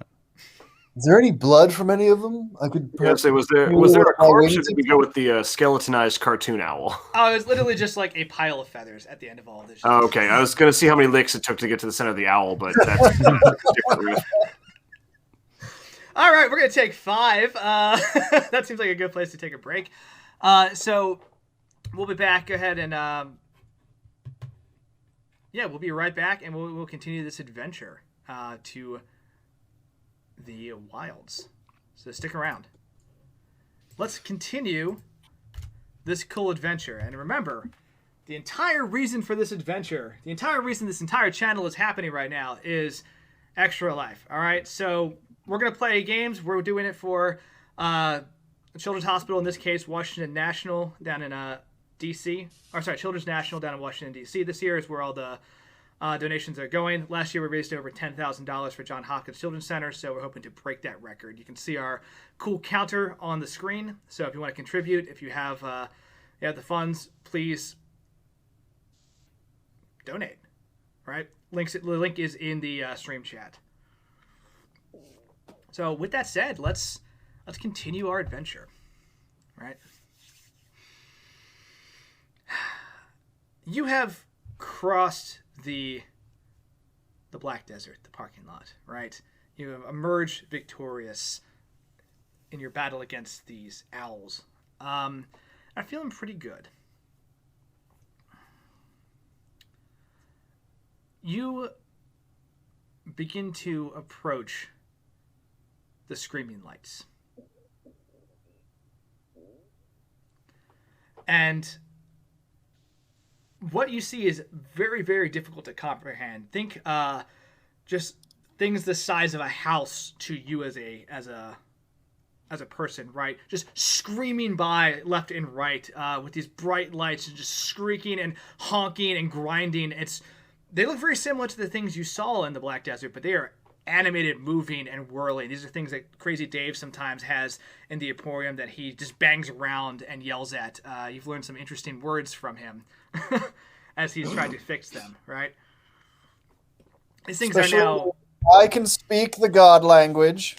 Absolutely. Up close and personal, these things are terrifying, fast, and dangerous. And you can see they are back and forth across this, effectively multi-lane road. And you can see in the distance the silhouettes of, trees as the actual forest kind of begins.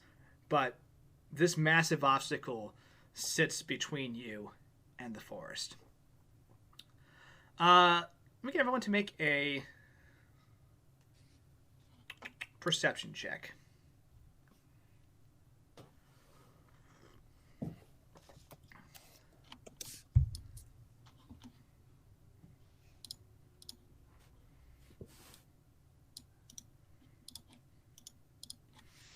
I got 15.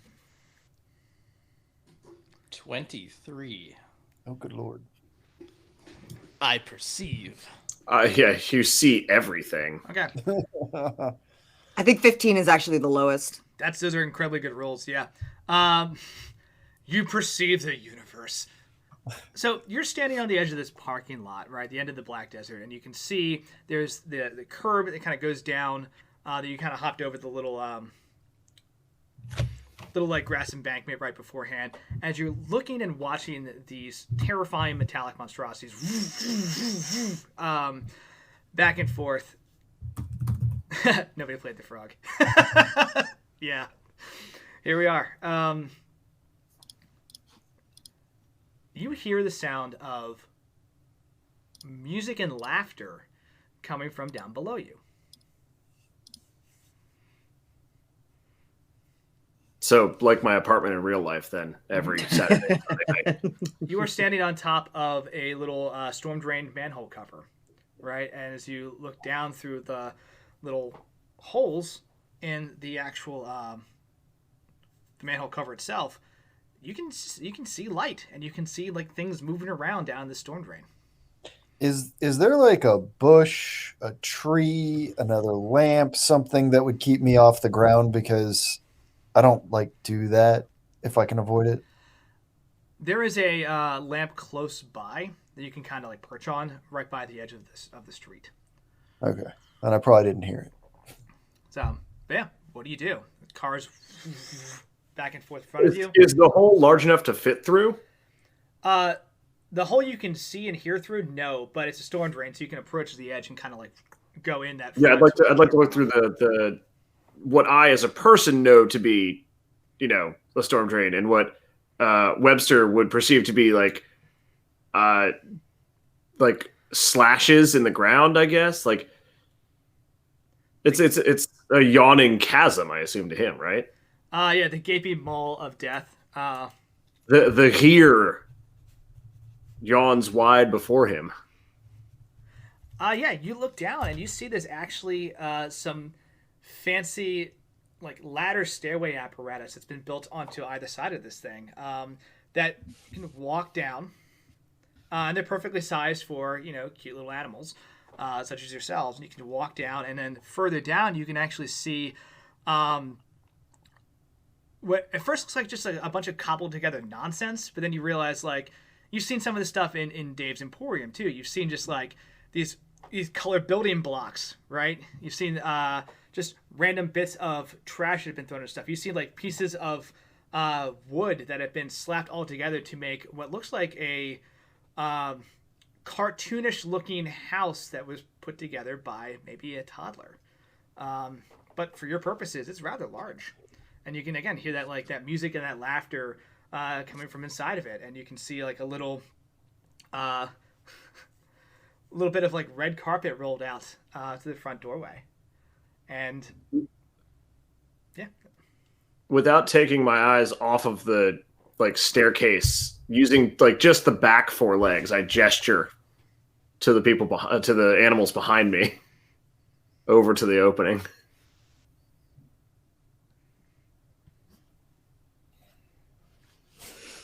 Yeah, I mean, I'll start headed that way to go first and check things out.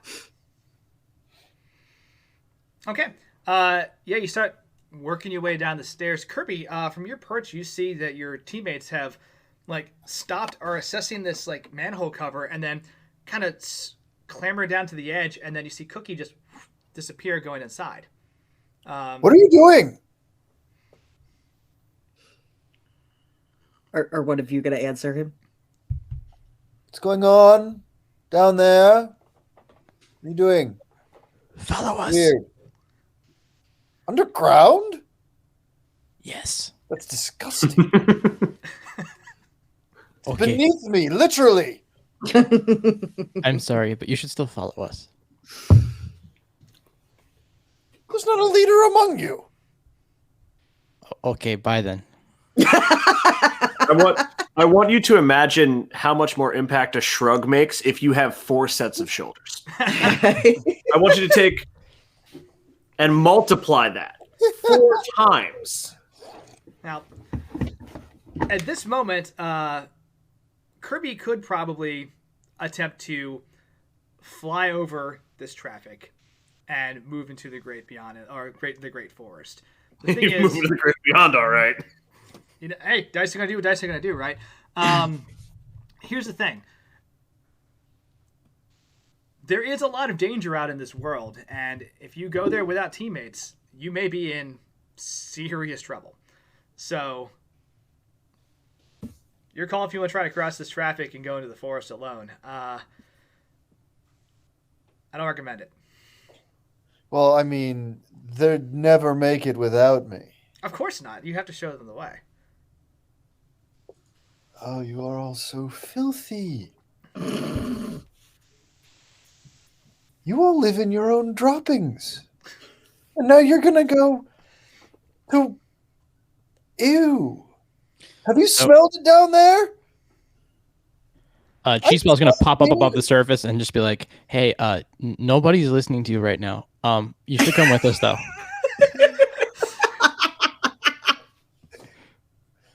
Is there actually like a way a bird can get into this? I think you'd have to flutter down and go down the same stairs. Kind of like do like a little parakeet hop down the way. So, I love the idea that Cheeseball doesn't know that Kirby's talking to himself. Well, doesn't know what he's saying, but he knows he's up there just muttering to himself, right? Like, he's got that pegged. I mean, that is very on brand. All right. The 4 of you descend Lap down. underground. I want to say, so this is like a spiral staircase going down the inside? No, so think of it like as you're looking on the actual side, they're just built into the wall, right? Just like things haphazardly just slapped on there and like taped or like nailed in. Sure. Okay. So it looks kind of rickety. So what I'm going to do is I'm going to lower myself on webbing, like all scary as shit. Yeah. Like movie spider, just cool. And then at the bottom, I will make out with somebody in the rain. Wait, no, that's the other Spider-Man. Yeah, you get to the bottom, and as the 4 of you descend, you see this. You see a couple things. Number one, the small storm drain pipes that are on either side of this. There's one that leads, from what you'd be able to gather, directly under the street. Right? It would be perfect for crossing and avoiding the screaming lights, if you will.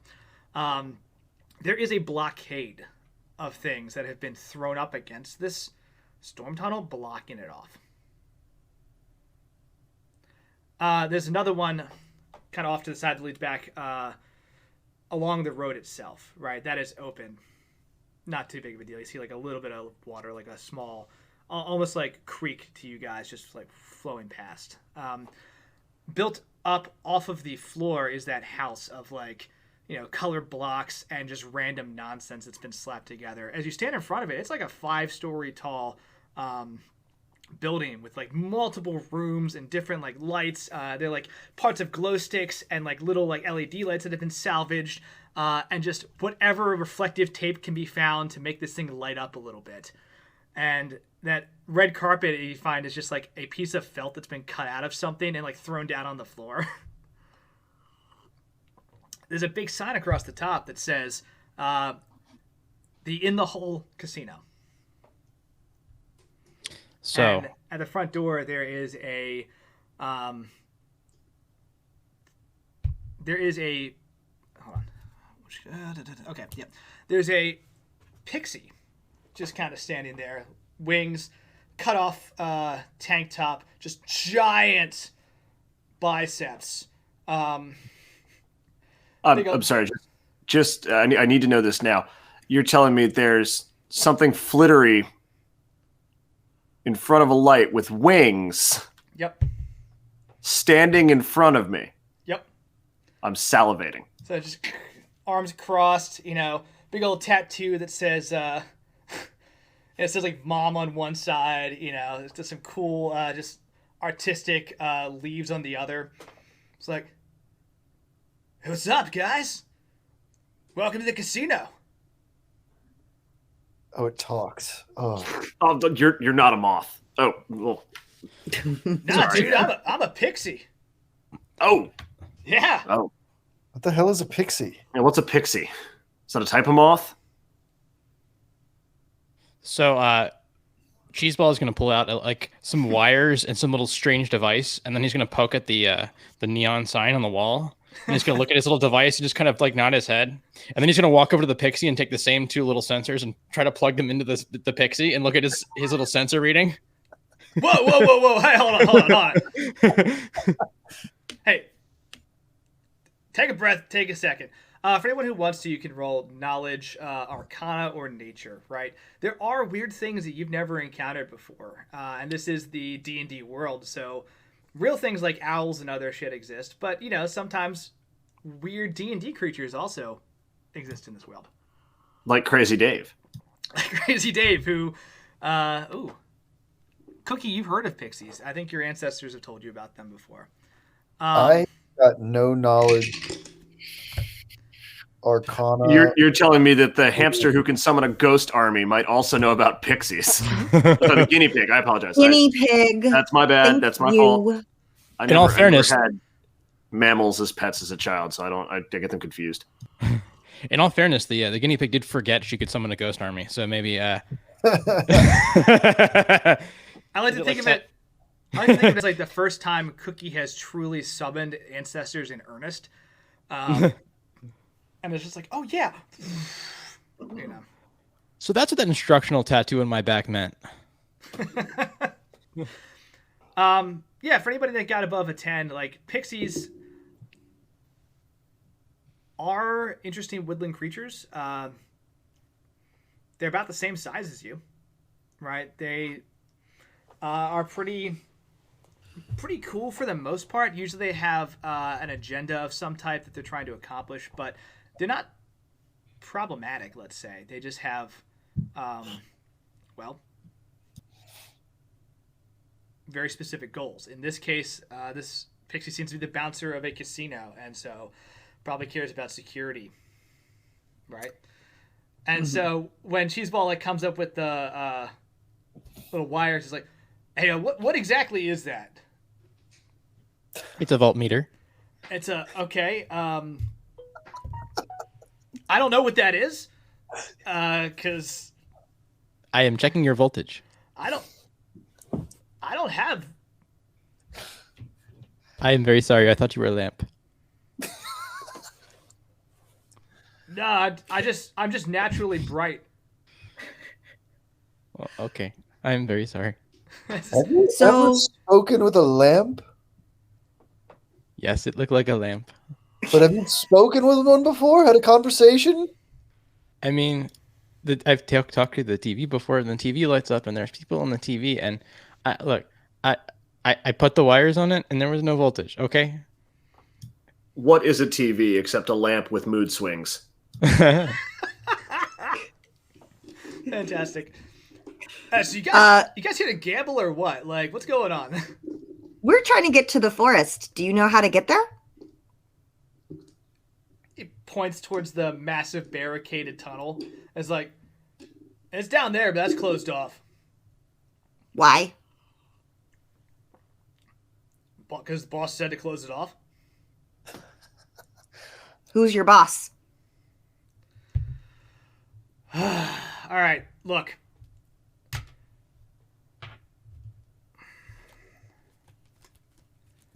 Cookie demands to speak to the manager. Lucky for you, that could happen, all right? Boss's name is Daffy, all right? Yeah, it's a traditional pixie name, you know? Guys, my sensors have determined that this is not a lamp, it is a pixie. All right, so What's a pixie? I'm going I don't know. But Pixie says, "Look, you want to talk to the boss? That's fine. You want to talk to Daffy? She's around. Here's the thing.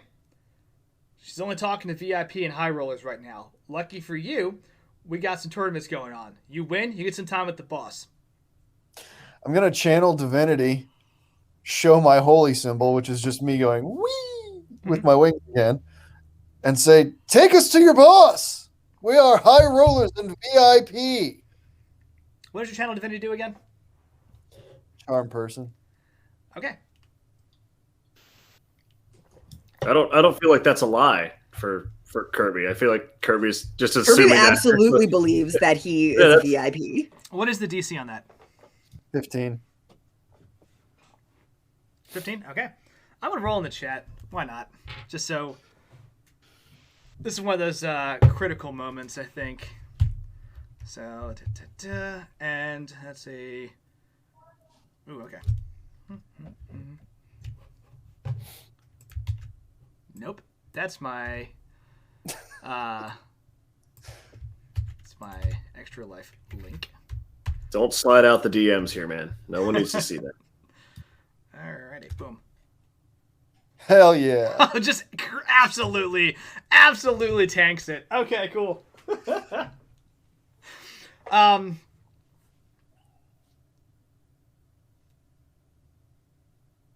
He reassesses the four of you like he's seeing you for the first time and is like, "Oh yeah, I mean that's what I meant. Like, you guys are VIPs. I don't know why you're not inside talking to Daffy right now." I was confused as well. Yeah, let's get that hooked up. Come on, let's go. Hey, do you have your member card by chance? Like, did you have that with you? Left it at home. It was beneath me. On my way. Oh, it's okay. We can get you a replacement. Like, I just want to make sure you actually get the points for being here, comping your stay and everything. Like, look, got a great buffet, got a lot going on, got some live shows coming up. I just want to make sure that you get everything out of this experience. All right, but let's get you in. Let's get you settled. I'll get the boss down here. All right. Perfect. So, you were brought inside. You were brought inside to this like insane slapdash casino that is built by pixies and other things down here in the sewer. As you look around, you actually see a couple different things. You see what look like basically just frogs and toads, right? Have all just populated a large area. There's a couple that are playing roulette right now.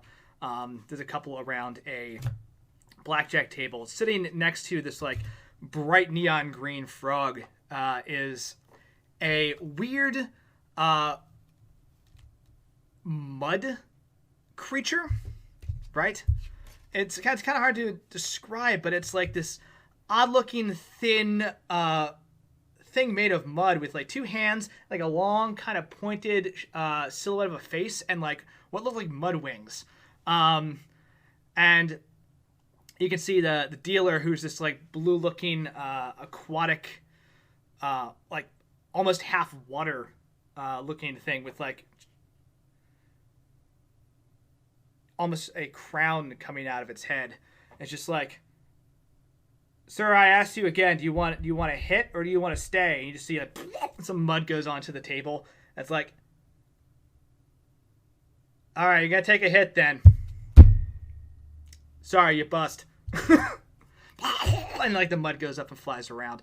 Off to the side, you can see the slot machines. There are a couple more of these weird looking pointed wing things. This one is actually made out of like a wisp of steam. It's kind of like just got this light, foggy vapor to it, and it's there with another one made out of this like dark, ashy smoke. And the two of them are trying to play poker with the casino as well. And so you're brought in, and yeah, Pixie says, "Bar's over there. Get situated. I'll go get Daffy."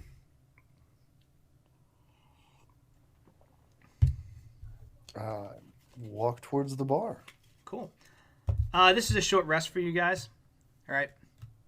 So, go ahead mechanically And go ahead, mechanically, if you want to burn hit dice to recover hit points, you can do that. Remind me how to do that? Let's do this. Let's make life really easy. Just go back to full. Okay. All right, if you're taking damage, go back to full. If you've burnt spells, those are still expended. Those don't recover yet. No one's a warlock. There is a large-looking, multi-limbed purple pod sitting behind this bar. And as you approach, and there's like all these little like different sized glasses and like weird pools of things with like makeshift cups around, and it's just the limbs kind of wiggle, and it just goes and looks at you. When you say looks at us, does it have eyes? No. Right, so we gotta assume the whole thing is the eye. Yes, I see the purple teardrop shapes.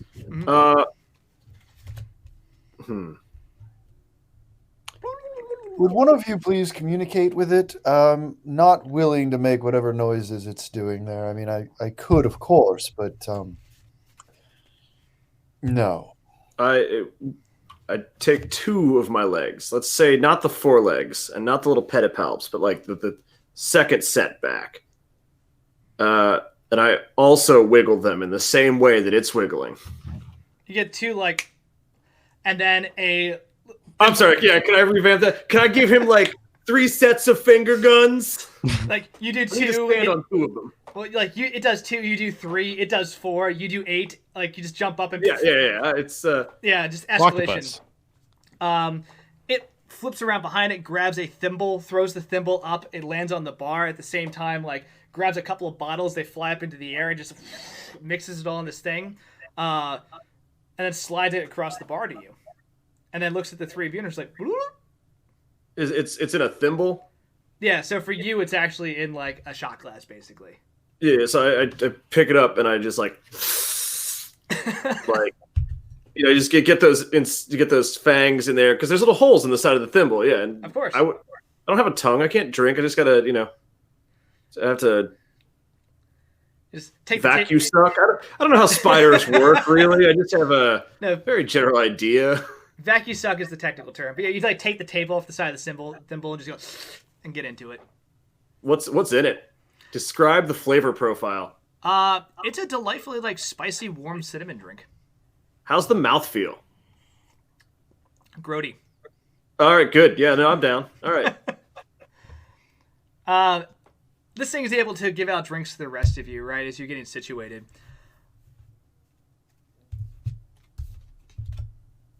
I'm not assuming anything here. No? Okay. A drink is put in front of Kirby, and I think just sits there.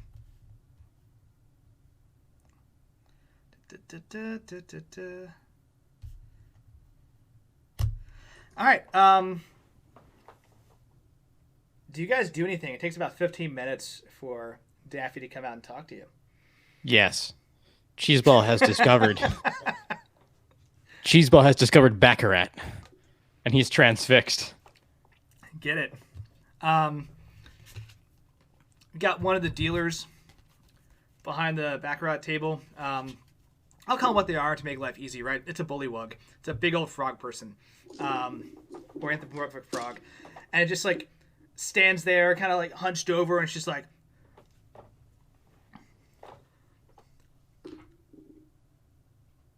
you know the rules, right? No. All right, cool. Go ahead, put some money down, and we'll put some cards down. What kind of money?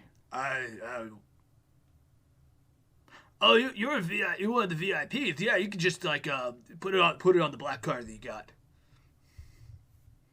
Okay. So, and you hand him this card. Go ahead and roll. Go ahead and roll an intelligence check. Okay. See how this plays out. Oh, hell yeah. That would be So I rolled a 7. Okay. Go ahead and roll one more. We'll do best 2 out of 3. I rolled a 13. Okay, better. And roll the last one. Are you adding your intelligence modifier to these, or are you just reading the dice? I am. Okay. Okay, Cool. just making sure. Yeah, that one You was get a all the help you 22. can get, apparently. 22. It's a rough 15 minutes until the end, right? This bullywug kind of explains the game to you. There's like some writing on the sides of this table so you can figure out what exactly Baccarat is. It's not very intuitive. You lose a lot of money, right? Which means your card just keeps getting swiped, and like you can hear money being taken off from something, someone's account. Not yours. That's cool. And at the end, though, it kind of clicks for Cheeseball. Like, oh, I understand how to play Baccarat. And you just run the table for the next few games, right? To the point where the bullywug's like, I thought you said you didn't know how to play. I didn't, but now I do. Oh, You have been a good teacher. Thank you. congratulations. You know what they say, the house is always happy to lose. I don't believe that. He starts dealing out some more cards, and you keep playing, right?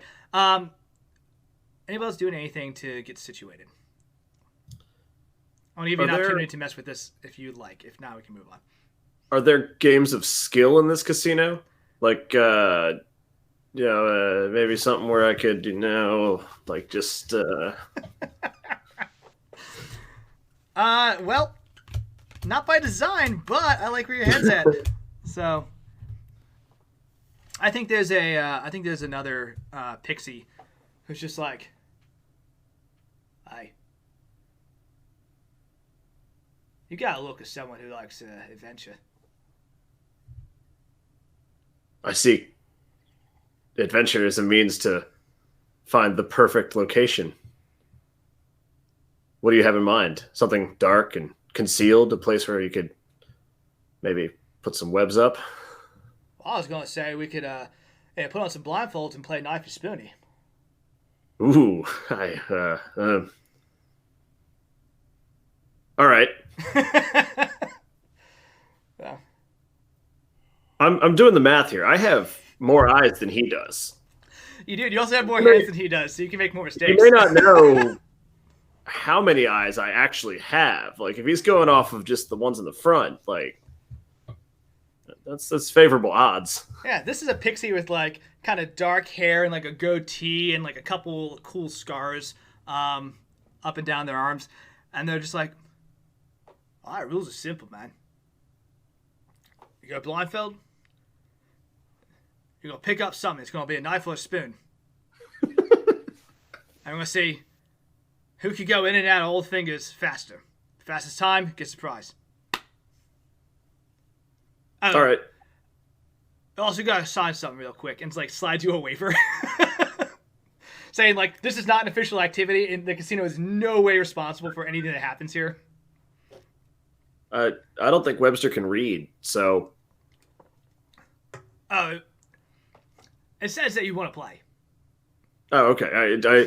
It takes one of his little spider legs and like dips it in spider venom and Cool. All right. Yeah. melts a hole clean through the paper.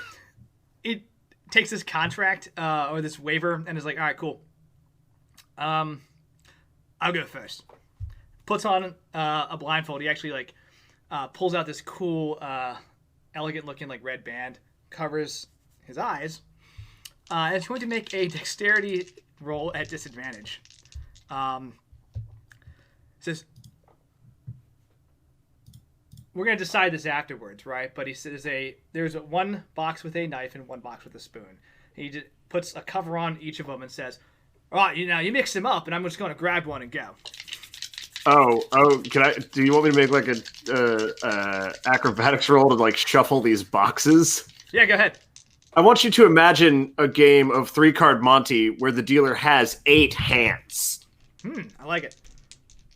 He's gonna roll. Cool.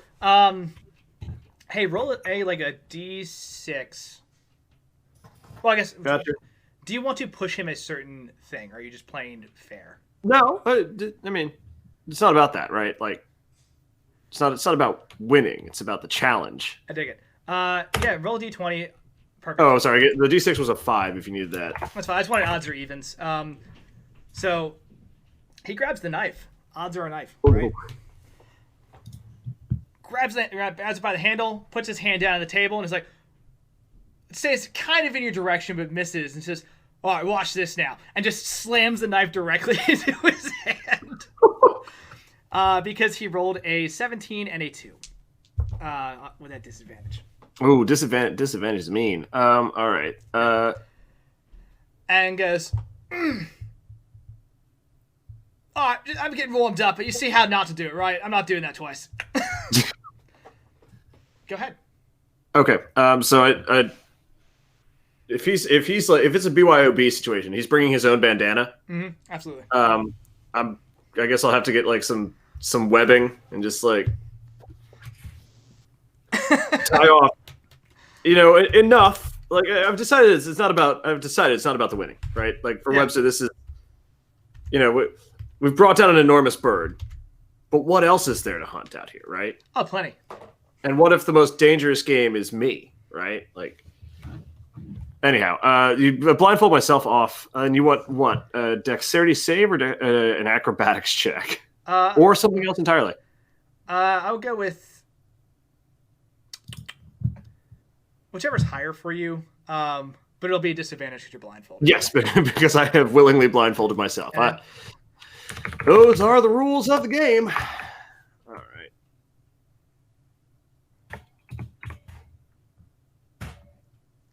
Yikes. Well, that's as low as it goes. That's a natural 1.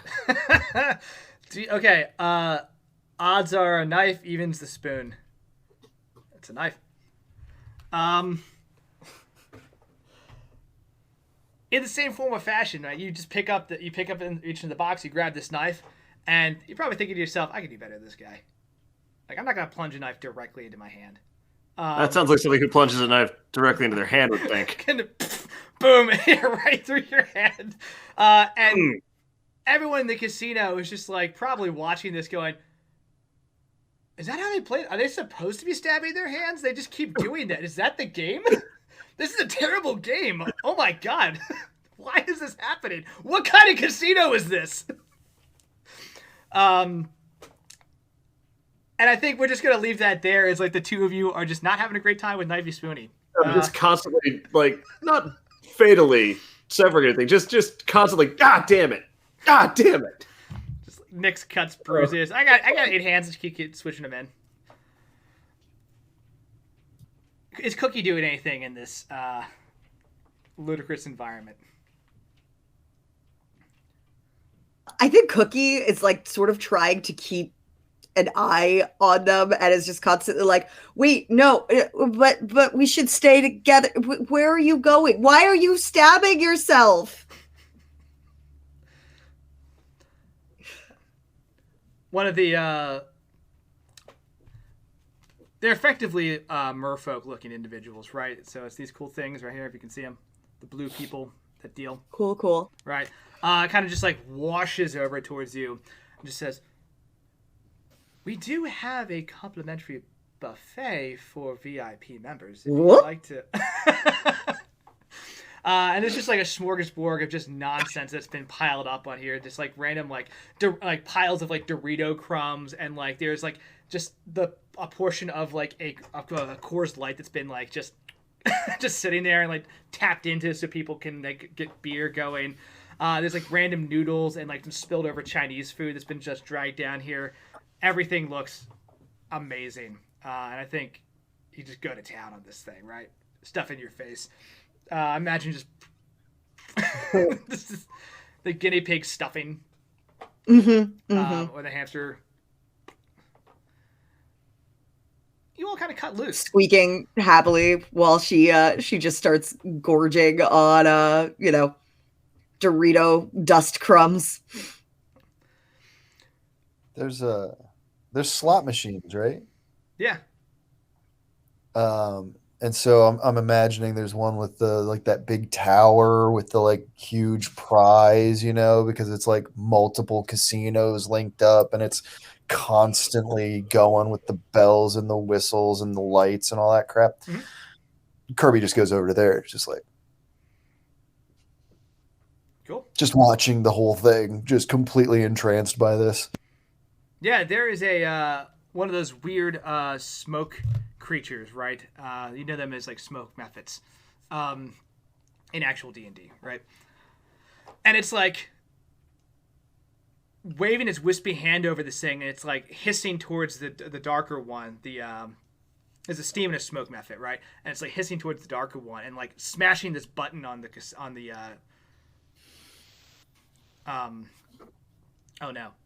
slot machine. And the lights and the colors just whirl, and then it just lands on like, sad face, sad face, sad face. And it's just like, and just like smashes it a bunch. And one of the bully wugs is like, no, none of that. But the lights and colors continue to go. Does Kirby want to actually try this thing? Absolutely not. Okay. But you get a cool show as the, like, Let me guess. It's beneath him. Clearly. as the lights and sounds continue to go, is just hypnotic. It's great. About 15 minutes later, the pixie that lets you in and his like cut off tank top and like sweet tattoos on his big biceps comes walking up and is following a kind of taller and more slender sprite, right? Which is similar enough to pixies. Same kind of wings, same kind of like glitter. And Sprite says, "Well, I'm Daffy. I run this place, and I've been told that you are my VIP guests for the night, so I wanted to come out here and personally say hello. How are the accommodations?" They were pretty cool and kind of nice, and I'm really rich now, so I hope you don't mind. I took a lot of your money. "Oh, well, good for you. Good for you." Like, snapped a finger. Like, I just comp our friend here and make sure that it's like 1-2 night stay. We'll get you sorted. And you can of course stay here as long as you like and enjoy yourself, sir. That's very kind of you. Thank you very much. Of course, of course. Quick question to the group.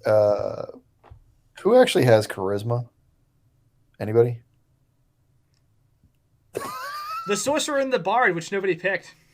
Not I, sir. Not I. Fighter. So, but yeah, she like pulls out like a long, thin cigar that's been like hand rolled. You can see it's like very well crafted, but it's made out of like some type of tissue paper or something that's been just rolled, and lights it up with a expensive looking silver lighter. So, you like the accommodations, I appreciate the feedback, but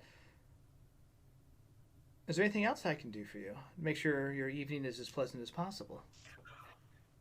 So I don't. Sorry, go ahead. I think Cookie, still with mouth full of food and like little bits kind of spraying out while she talks, says like, "Oh, we wanted to go through the tunnel, but it's blocked off. And he said that you were the person who blocked it off. So can we get that unblocked?"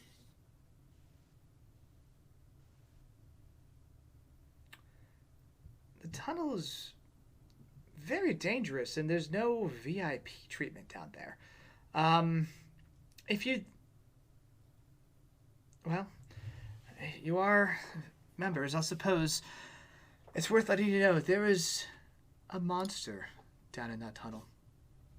We sealed it off for the safety of our guests, so people could come and enjoy their experience without being hurt.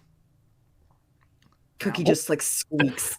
As she says being hurt, in the background you hear Webster, "Ow!" Damn it! The sound of something metal hitting clearly skin and then table. Oh. being what hurt sort of more. monster? Hmm? What sort of monster? It is a fearsome, scaly, fanged monstrosity that moves at an ungodly fast pace. We sealed it off because, well, we didn't have anyone that could take care of it. If you want to go down the tunnel, of course you're welcome to. I won't stop you. In fact, if you could clear it, I'd up you to platinum for VIP. I mean, that seems appropriate. Well, folks, do you want to take on a scaly, probably smaller creature, or deal with the ginormous metallic things that go probably faster than the scaly thing? Or we could just go back to the pet store.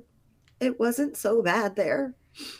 Flashback to one of the times that Crazy Dave started a car inside while the garage was closed to try to fix the muffler, and the whole place just started filling with CO2, and everyone was just almost dying at the end, clambering up the glass aquariums trying to get out until it's just oh my god, I need to open a window. I'm getting lightheaded in here.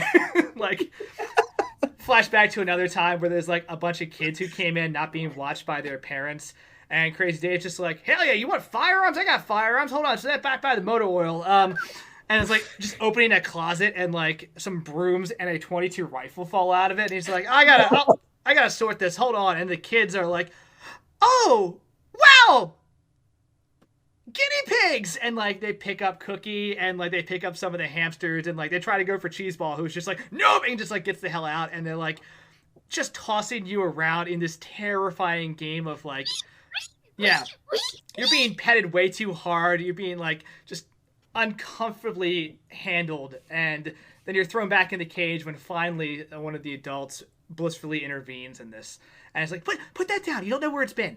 No, it's a pet. No, it's not a pet. It's a rat. You can't own a rat. It's a guinea pig. We have one in our class. Put it back. Right. And you flash cut to just some of the wiring. Right. One of the nights where the power in all these aquariums is supposed to keep the lights and the heat lamps and all this stuff going. Just short circuited and went out, and you were just freezing and buried on top of one another in this hamster foam, and this pile of fuzzy bodies, and then yeah, I guess it wasn't that bad. I am not going back to the sticky-fingered child.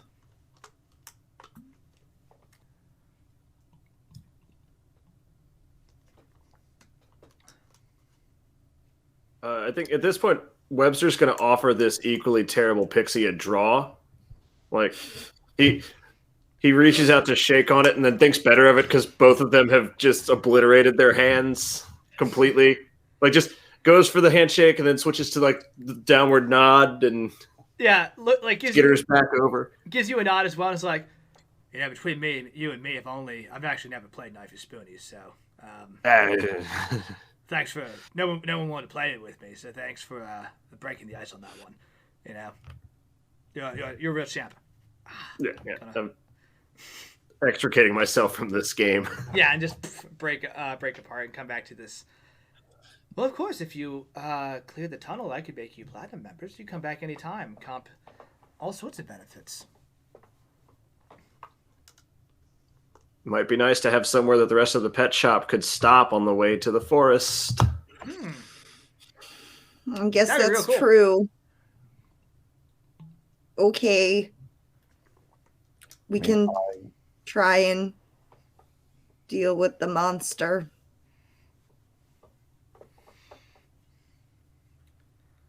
Okay. Well. CB? Yeah, that seems like a good deal. We'll deal with her monster problem. Sorry, guys. I was just thinking about all the what I was going to spend all the money on. I remembered reading about these really good rocket parts and where I need to find them, so I'm sorry. Well, if all of you can of course grab whatever you need in terms of some food, More and food. some supplies, and then I'll have Glitter will escort you out to the barricade. And the pixie with big giant forearms like nods like, yeah, I'll take you out there. Do you have bird seed? Of course. An ample supply. Yes. Do you have tungsten? Hold on. I don't know what that is. Oh, okay. But for a platinum member, I'm sure we could find some. Oh, if I'm a platinum member, do you have platinum? That will work.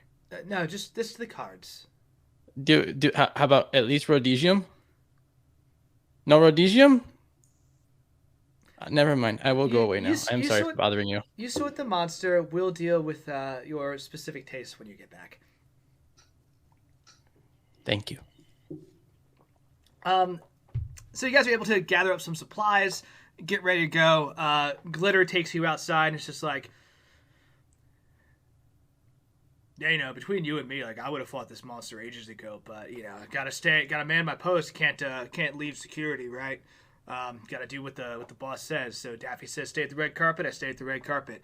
And as he's talking, it's like just undoing this like little improvised vice grip that's like holding part of this barricade shut. And it's just like, yeah, just gonna get you guys down there. And I'm gonna close this thing when you go. By the way, so if it's you on the way back, just like knock 3 times and then twice, right? So knock 3 times. Mm-hmm. Okay. And then twice, because that thing probably is not going to knock. But that way I know it's you and not it. Anyway, happy hunting.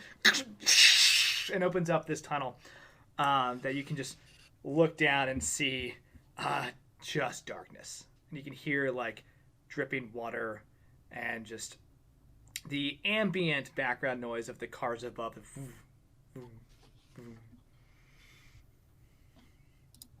What do you do? I'm gonna cast light. Is Cheeseball still lit up from his light spell? That's up to him, but he could be.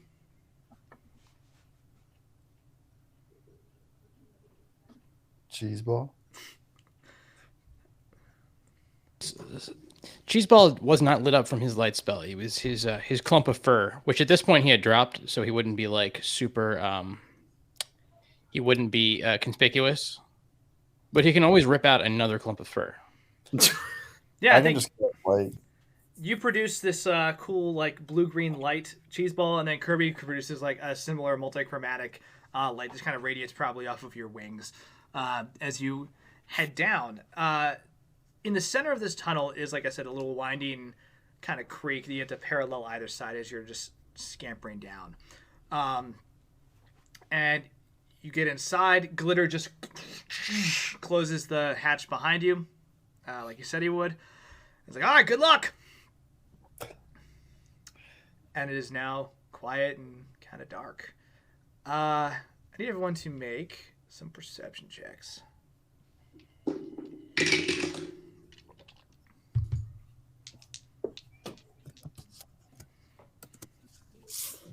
Oof. 19. 21. 13. Alrighty. What I'm going to do is set this up. We're going to roll initiative and take a quick 2-minute break, and then we'll go, right? So people can, again, hit the bathroom if they need to.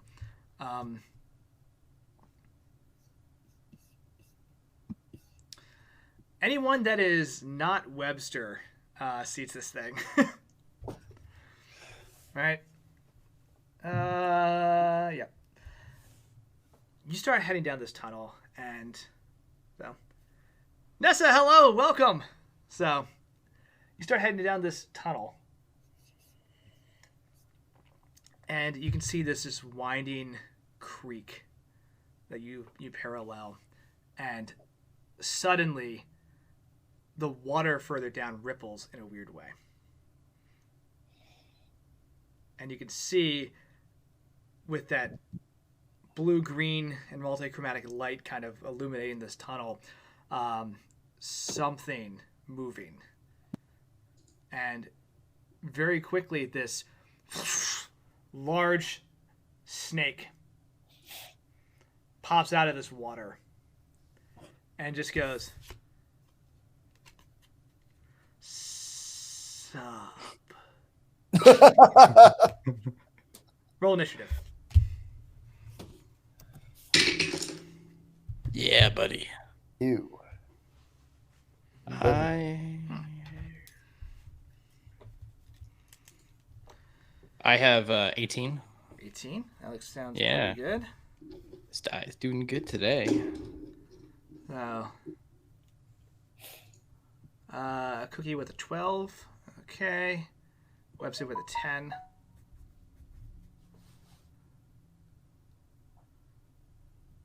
What do you have, Kirby? 11. 11. You don't have a modifier? No, I do not. Oh, That is the whole of it. okay. Excuse me, I would like to go last, please.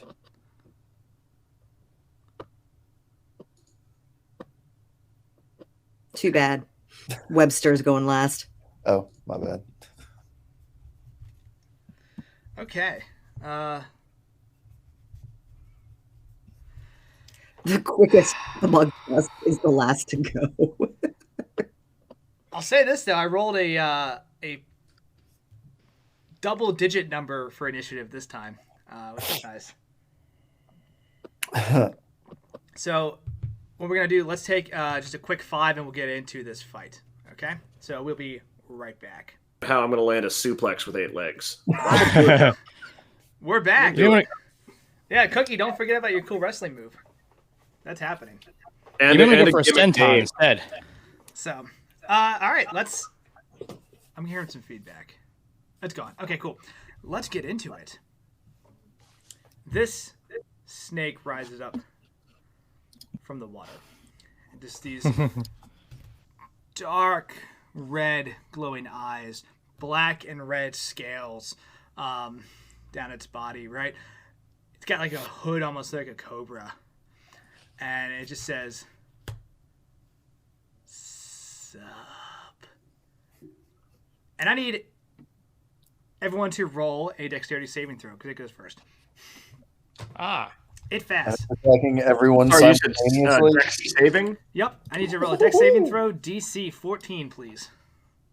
Oh, 20. I don't have any decks. Can I not? So, Oh, shit. Natural 20. Aw, yeah. well played. You pass. Okay. Cookie passes. Webster passes. Also, rolls Let me a show you D20. how we Holy do cow. this in the spider hood, my friend. Okay, that's 3 passes. If I so far. double his DC, am I allowed to shame him as a free action? Oh, absolutely. Cheese ball. Oh, I got a 20. Oh, okay. You got a 20 as well? Yeah, Wait, like a nat 20 or a dirty 20? dirty 20. Okay. 20's a 20. No, 20's a 20. I was just curious if we rolled 3 nat 20s on this roll. Okay, I'm gonna roll some dice. Additional evidence that Axel bribed the dice maiden. I'm sure it's fine. All right. Boop. That's a lot of 6s. 6. Axel's talking on mute. I was just saying that if I had bribed the dice man, I would have been stabbing myself for the last 10 minutes. I'm on board for the bit. I'm not that on board for the bit. 30.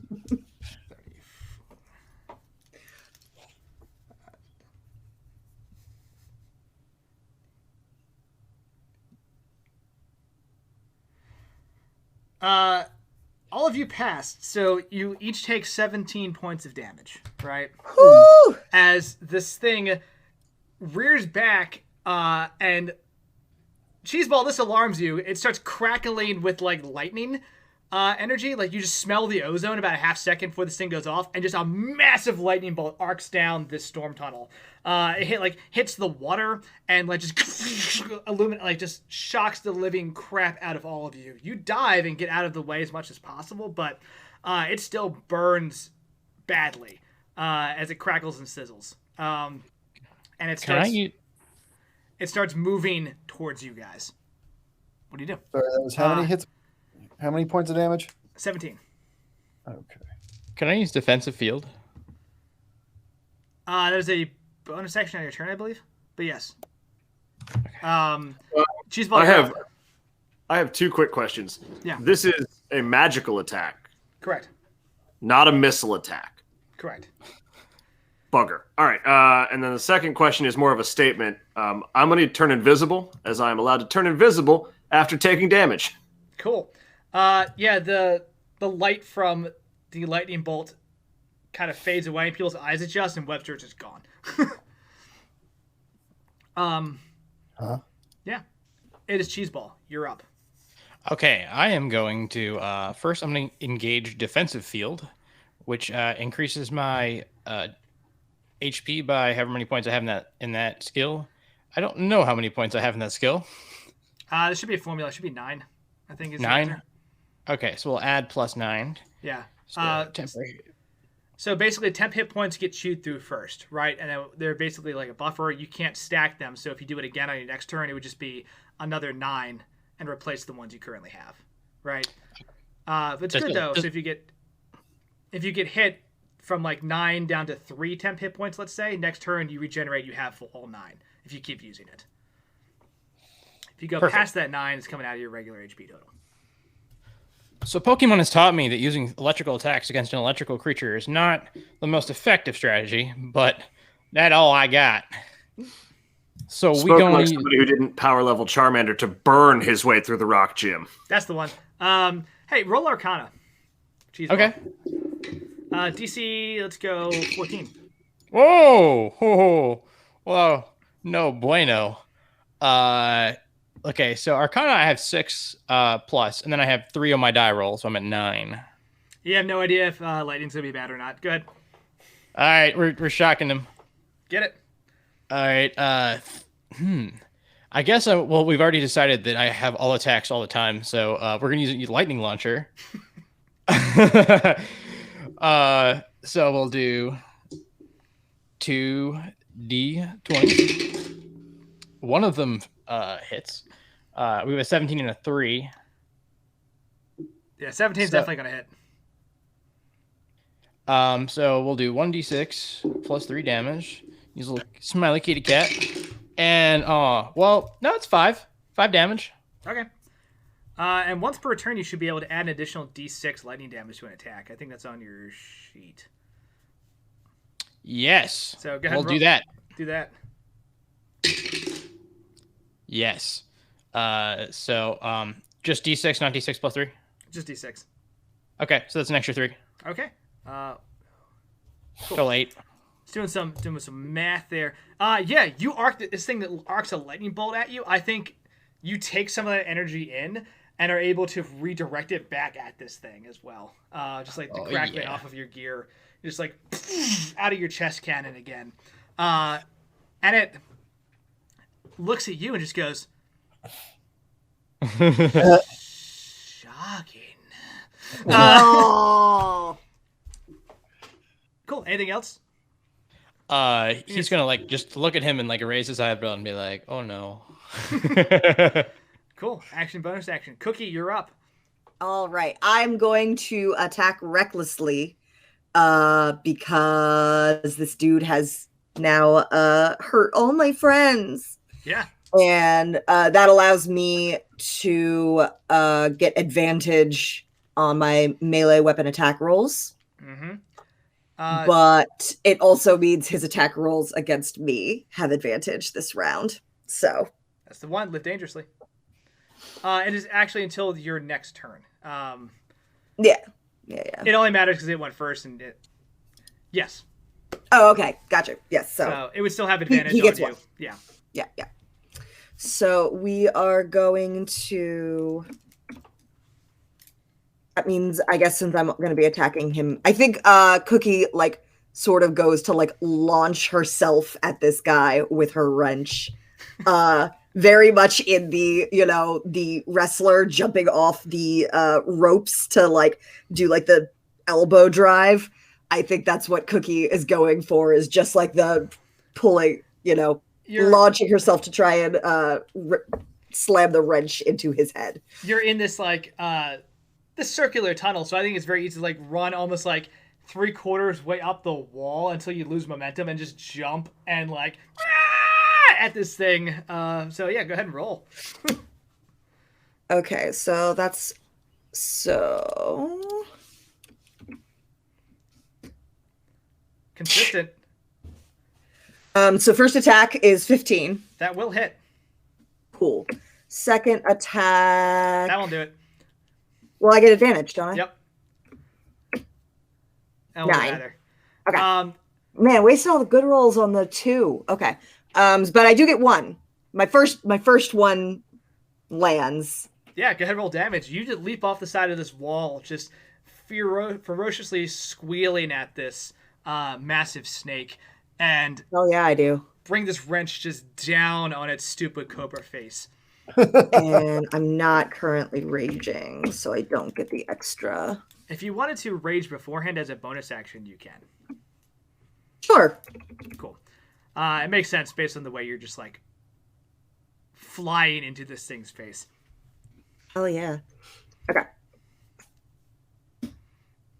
Oh, so that's going to be 13 total damage. That'll do some damage. Just like, right on his head. How dare you hurt my friends? Yeah, you just like smack this thing across the face with this sweet little socket wrench that you've been carrying around. And like you see a fang like chip out and fly off. And it's just like, I don't like that. Cookie is 1/64th mongoose. The snake killer. On her mother's side. Is that your finishing move, the mongoose? We'll get there. We're testing it. We're in R&D. We'll get there. Chat, if you've got an idea for this, please, any wrestling move. Yeah, we're looking for a sweet finishing move for Cookie, who's been watching a lot of wrestling on Crazy Dave's, one of his many TVs that he has plugged in the Emporium. I think there's like,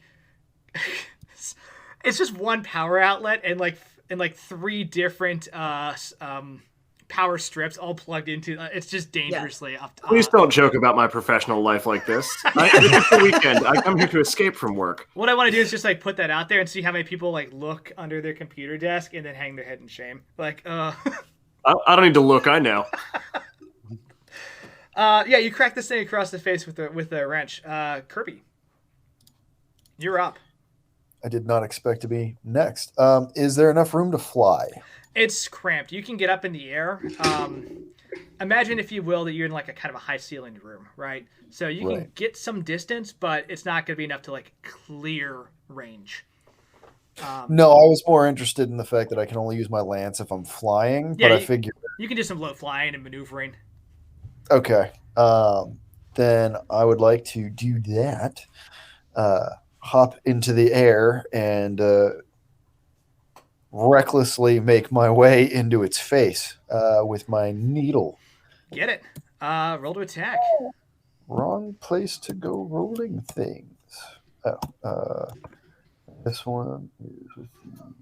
Sorry, double checking because I'm actually not used to having 2 different types of... I think it's +5, right? Should be. Yes. Okay. There we go. 18. That'll hit. And so I'll do the 12 plus 3. 14. Wow. All right. Good hit. And then as my bonus action, I'm going to use my healing word on myself. And that's 1d4. Yeah, plus 4. Cool. Damn it. Stop going there. I got 6 hit points back. Nice. Yeah, you do some low-flying, kind of Top Gun, God of War maneuvering through these tunnels. Like, just, Cookie smacks this thing across the face. It turns, looks at her, looks back at you, and you just jam, again, this needle into it. Into its, like, just stupid snake body. And it just hisses in fury, and you, like, rip the needle out and keep going and, like, glow with a little bit of that prismatic light as you patch up a little bit. Your wings that were, like, little singed kind of replenish and look better. Good move. Webster. I'm currently invisible. Mm-hmm. I've blended into the darkness, which would be great if I could see. There's enough light here between Kirby and Cheeseball. You can see. Okay, good. I was gonna say this darkness thing is a two-edged sword. While it's being pummeled and stabbed and lightning shotgunned, I want to like try and sneak up on it and just like with the owl, just jump on the back of its head. Just want to get on there. Okay, yeah, go for it. Like you're able to just like maneuver and jump. Yeah, so I in Webster fashion, I leap onto it from behind, and I believe being invisible gives me advantage on this attack. It came from behind. Yeah, exactly. Yes. Make him feel exactly like a gyrocopter. Weak, terrible armor, no offense. All right, so do the basic attack first. Cookie Cold Stunner. We're still workshopping the name. I like it. I like it. If we're gonna make him stone cold, though, we got to get like a tiny other mammal that beers her. It's too long, but I got the like Cookie don't mess with my friends, but it's not doesn't have that sweet. All right, so that's a 21 and a 13. Wait, don't we have to call it the cookie cutter? Oh, the cookie cut. There it is! There it is! This is why we workshop. Yes. If we had done this beforehand, we would have had Cave and Busters for the casino. Oh shit, that's amazing. Wow. All right. So I'm pretty sure the 21 will hit. I don't think the 13 will hit. No. Okay. All right. So the 21 does 6 damage plus 4, so 10 damage. Okay, good hit. And I'm on the back of its head. Like I'm clinging to the hood like an 80s action star. Mm-hmm. Except instead of a speeding sports car, it's a different kind of Cobra. And I want to try and use Stunning Strike. It must make a DC 13 con save. Snap. Here we go. What's its con? Not bad. I'm gonna roll this in the chat. Say high tensions, high stakes roll. I mean, yeah, being stunned for a round is a big deal. Yeah, 100%. Beefy boy. All right. And 13 is not a very high number. No. It passes. Yeah, it passes. So, Bummer. All right, had to try. You just wham into the back of this thing's like Cobra hood head, and its eyes for a second like go cross-eyed like it's stunned, and then like your last hit actually like brings it back and they uncross. And it's like, you can see adrenaline surge, and it's like, okay, no, we're not doing that. Well, the first hit broke it. The second hit was supposed to fix it. So, craziest thing in the world. She falls down a well, her eyes go cross. She gets kicked by a mule, they go back right. I don't know.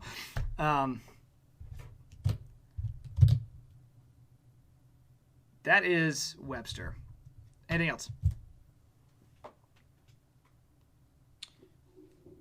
No, I think that's move, major, minor. That's everything I'm allowed to do. I don't think web is a free action. I think web is a that's an action. cast action. Yeah. Okay, cool.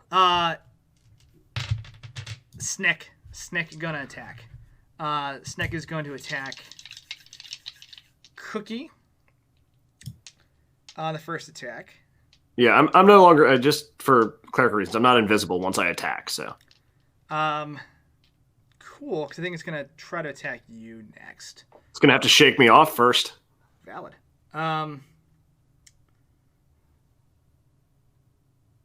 Yeah, Cookie first has advantage. Unless it can somehow bite the back of its own head. That's probably going to hit at a 23. So,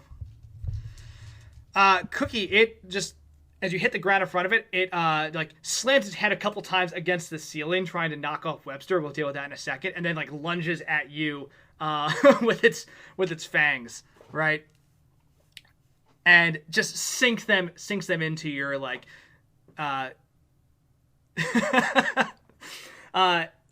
you get bit by this poor thing as it like sinks its fangs into your flesh, right? I need you to, and I'll half this. So I take 3 points of damage, right, from the bite. I need you to make a DC 15 Constitution saving throw, please.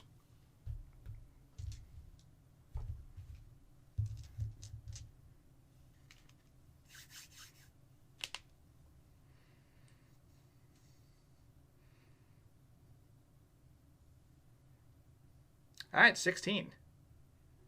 Just made it. That'll do it. You feel an intense burning around like where you were bit. This thing is clearly poisonous, or venomous rather, and it is trying to inject venom into Cookie so that she will die. You shake it off. I think from the roaring chants of your ancestors, because they appear again as you are raging, I'm just like, never give up! Never give in, Cookie! Fight the hard fight! Be the mongoose. Be the mongoose you're meant to be! It's like a spirit mongoose who's just like, I'm a part of your family! He like pops out somehow. It's like, we've never seen him before, but yeah! Yeah! He's got the spirit! He's one of those uncles who's an uncle. Right? Oh, God. Okay, the second one's going to go after Webster. Hey, do me a favor, make a counter grapple. Reminder that because of Primal Path, he has disadvantage trying to attack Webster. Okay, cool. Sounds good. Disadvantage it is. That's what if he does manage to hit Webster anyway, Webster has resistance to the damage. Oh, dope. To all damage or just certain types? Creature has resistance to the damage of the target's attacks. That's what you wrote on my sheet. Why'd you give this to me? I don't know. We've established that we've established that I made these character sheets in like a monster and like caffeine haze. So if they make I'm thinking 3 a.m. Andy might have missed an adjective in there. But as the person who's about to be bludgeoned, I'm down to resist all damage incoming. We're here. So I need you. There's no disadvantage on the grapple check. I'll just send the attack. So I need you to beat a DC 17 grapple as it like slams its head up. That is Dex supposed to grapple? I don't remember the grapple rules because no one likes the grapple rules. Oh, they're boring. In fact, they're really easy. It's opposing athletics. Ah, well, that's not good. Yeah. That's strictly speaking bad. Really? That's not one of Webster's good skills. No, monks get dex, not strength. That's the reason they're so broken at low levels, is because they can go into one stat and just truck through everything. Where is? Oh, well, it's a flat D20 then. Well, what are the odds that I beat this? 15%. Nope. Into the ceiling a couple times, you fall, and it tries to strike you, right? It will strike, but you have resistance. So go ahead and make a Constitution saving throw, DC 15, please. The damage itself from the bite is 2. It takes 2 damage. You take 2 damage from all the resistances you have. Thanks to, I think, again, like, Cookie's sweet ancestral guardians, just like the mongoose spirit, like, fills you and, like, interposes itself between Webster and this massive snake. And it hisses. The mongoose is like, fuck you, bro, and like just gets up in its face. What'd you get for your con? I failed the con save as well. All right. Oh no. That one's a little more, but you have resistance because that's how I read it, I guess. 15.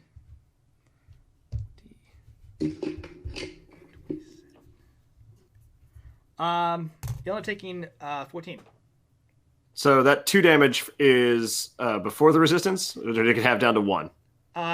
2 was halved, and then Okay, so that's 16 all day. yeah, 14 was halved from 28. So Gotcha. All right, thank Yep. you.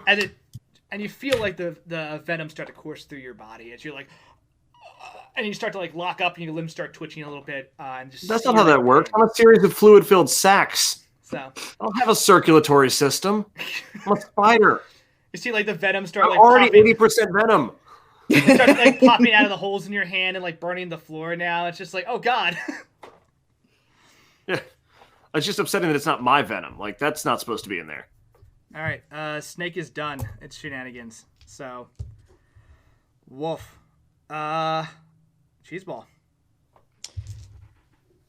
Do I have any kind of anything I could use just to stab it with and then leave that in there? Like, do I have a knife on me or a sword or something? Can I pull off a piece of random metal? I kind of envision he looks like one of the models from Mugatu's Derelict collection. Yeah, that's so good. These cuts are pretty deep. I'm not sure. I'll say this: if Kirby wants to leave the needle in the snake, that's something that could just be in there. It's up to Kirby, though. Like a rod that attracts lightning. Like some sort of like lightning metallic, rod, if you will. Well, I'm perfectly comfortable with the notion that I was actually unable to pull it out given the space that I had available. makes sense to me. Like there was no like stick it in and whoa because there's a fucking hole in wall in the way. Yeah. So there's this cool metallic object just in this snake that could potentially be, I assume, heated. You would assume correct, Is that where sir. you're going? You would assume right. We're gonna use heat metal. Yeah. God, that's a good spell. Yeah, it is. You cause the object to glow red hot. Any creature in physical contact with the object takes 2d8 fire damage when you cast the spell. So we're doing that right this very second. Yep, roll damage. Ooh, 1d8, 3, All right. 2d8. Well, that's really not much. 4. It has no resistance to damage. Just 3 and 4, so 7. Okay. No. It was just 4 total. Oh, 4 total. Okay. Yeah, it was underwhelming. But as you know, It stays hot. as long as it stays in there, I can keep reactivating it every single turn. Yep. Dope. And I believe it has disadvantage. Yep, it has disadvantage on its attack rolls until the start of your next turn as well. So this needle that's been shoved into its stupid snake body just lights up, turning into this glowing red hot lance that starts searing and burning this thing. You can smell a charred snake down this tunnel. It's not great. And it just like hisses and like furiously like tries to bite at the needle and like cannot actually quite reach it to pull it out. It's in pain. Anything else?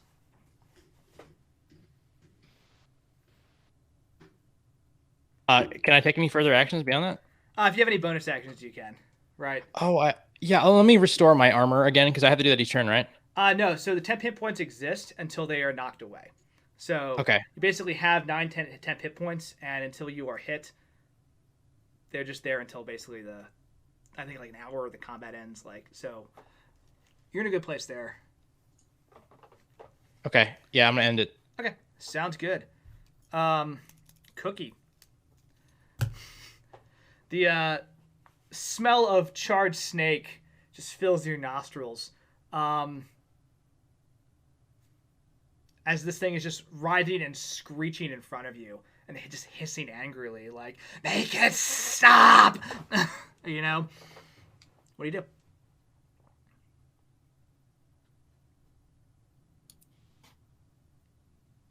I think I'm gonna bonk the snake again. Bonk snake! Okay. Snake bonk! Snake bonk.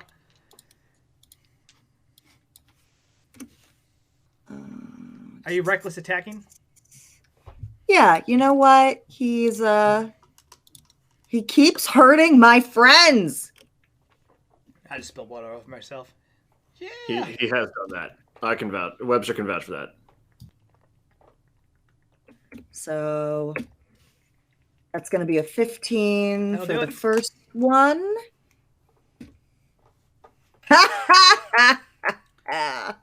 Oh, that would. And I got 22. I can't imagine my other one is going to be. Could be a nat 20. Nope. Okay. So 15 and a 22. Both hit. Hits. So get to roll damage twice this time.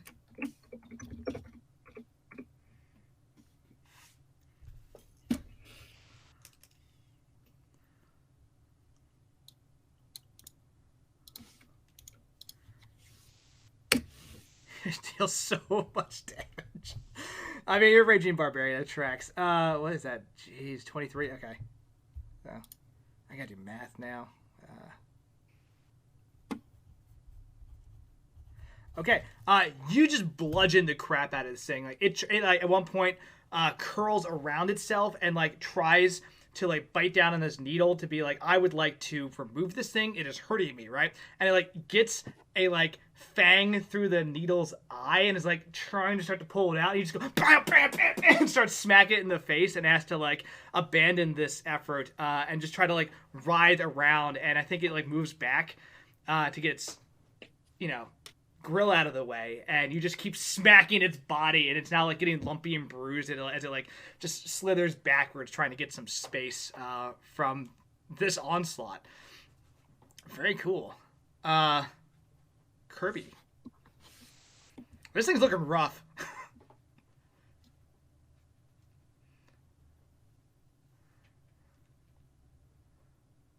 You were muted. It helps to unmute yourself. Yeah, that would definitely help. Thank you. I want to use medicine to try to get an idea of exactly how jacked up this thing is. I'll tell you right now, like it's hurt. On a scale of 1 to somewhere near 60, with 1 being the worst case scenario, it's under 10. No. All right. It's got some fight left in it, but another round of this pummeling will probably kill it. All right. I will use Sacred Flame on it. Double checking. I use my spell attack bonus for that, right? This is a dexterity saving throw. So it will roll. I believe DC 15 for you. That is not shared in this particular portion. Third page, top right, will say a DC number. Gotcha.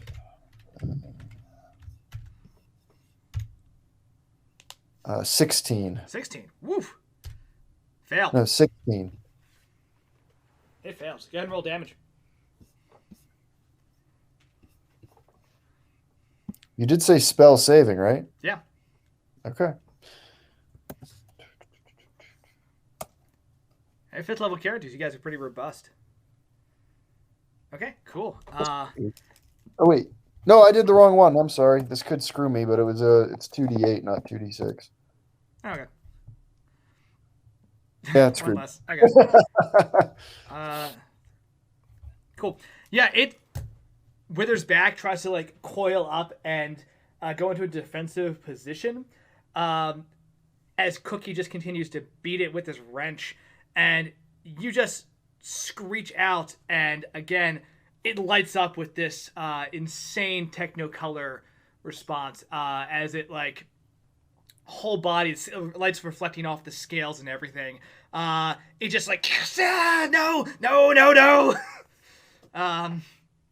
and it looks haggard. Anything else? Nope, I can't cast 2 spells, and I don't have my needle. I'm done. Cool. Webster, so you've been kind of knocked off from, you hit the ceiling, you hit the floor pretty hard. This thing bit into you, and that didn't feel great, but I did back up a little bit just to give you some... I've been contused. Yeah, I've been punctured. I've been envenomed. And most importantly, I've been inconvenienced. I think I would like to coat this sucker in webs. Are you gonna cast web? I'm going to cast web, yes. Okay. That's Now, there's a process to these things. There's a timing to it, right? Mhm. The first step of the web dance is that you make a dexterity saving throw. Yep. DC 13. Nat 20. Okay.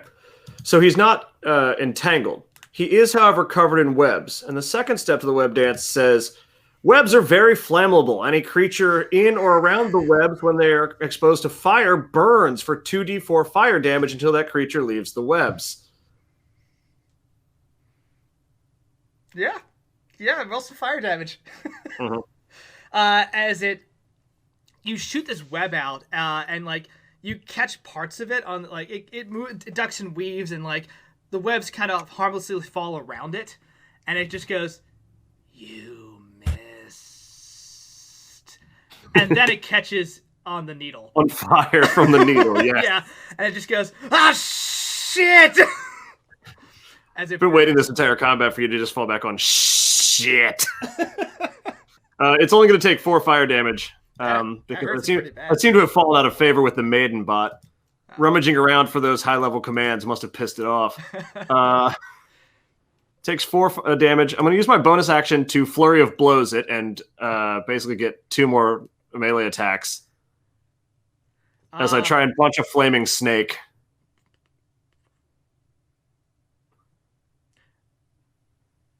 I can see the loading screen here. What's going on? I think that has to go as part of the fight action. That's cool. I'll meet you in the middle. Do a bonus action for 1.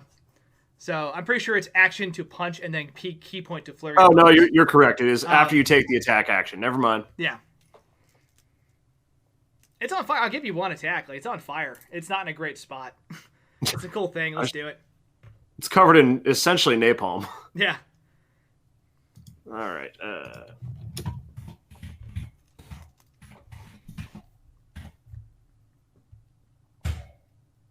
Oh, so close. That'll hit.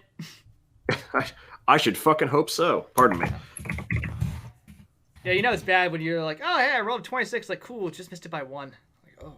Yeah, well, at that point, you're not trying to win. You're trying to excel, right? Yep. Okay. Yeah. So 7 more damage. Cool. And you also, like, just get a sweet uppercut in there as you, like, hit and then kind of move back on the side of this tunnel, right? Yeah, no, if possible, I mean, I'll skitter up the wall or stand on the ceiling if I'm allowed to. Got the spider powers. It's going to try to take.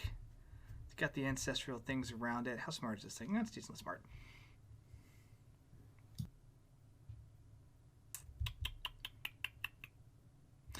And Cookie, I need you to succeed, and this is very important. I need you to succeed a Wisdom saving throw.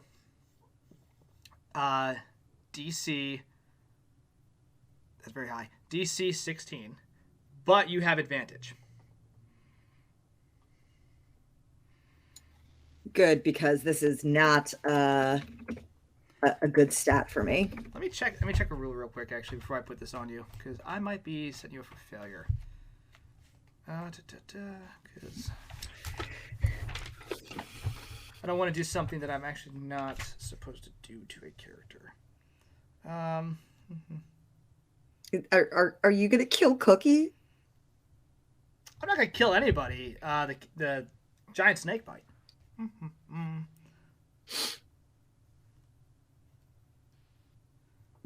Rude. Right. Okay. I don't. Yeah. Go ahead and roll a Wisdom saving throw at advantage, please. Oh. Cool. All right. Well, this is going to be the end of this combat. Very nice.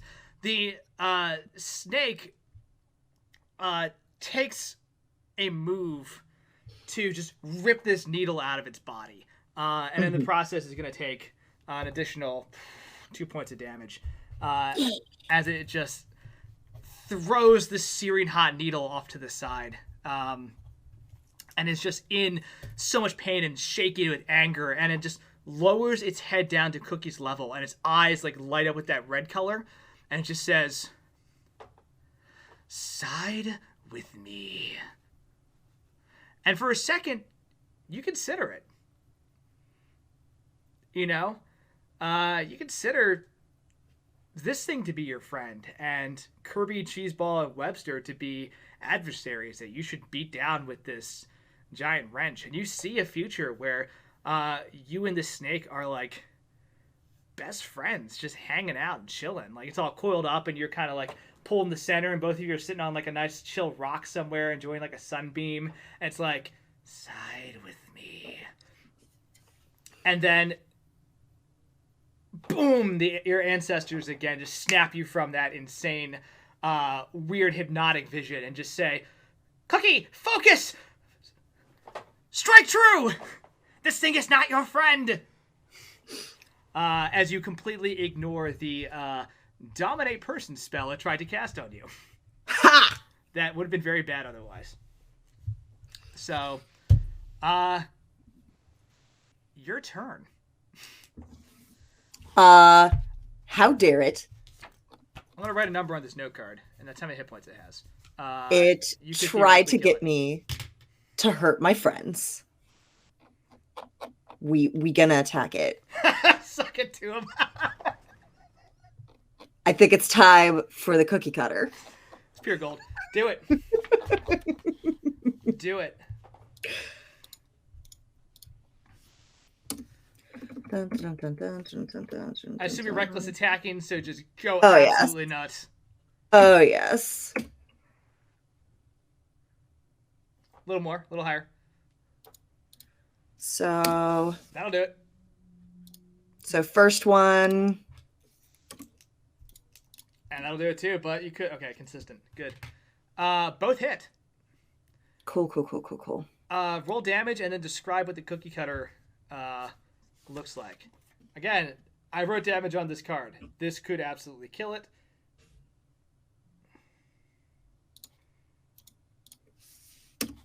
This is the weirdest Price is Right minigame I've ever seen. You want to be the closest without going, oh, wait, that doesn't make any sense.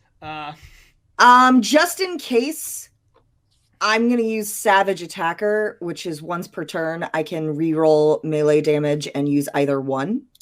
Mm-hmm. So I want to redo... I'm rolling to see if I like better... No, we're going to keep what I got. So it's going to be a total of 27. Yeah! So, you lay into this thing. Go ahead and describe the cookie cutter. The cookie cutter! Side with me.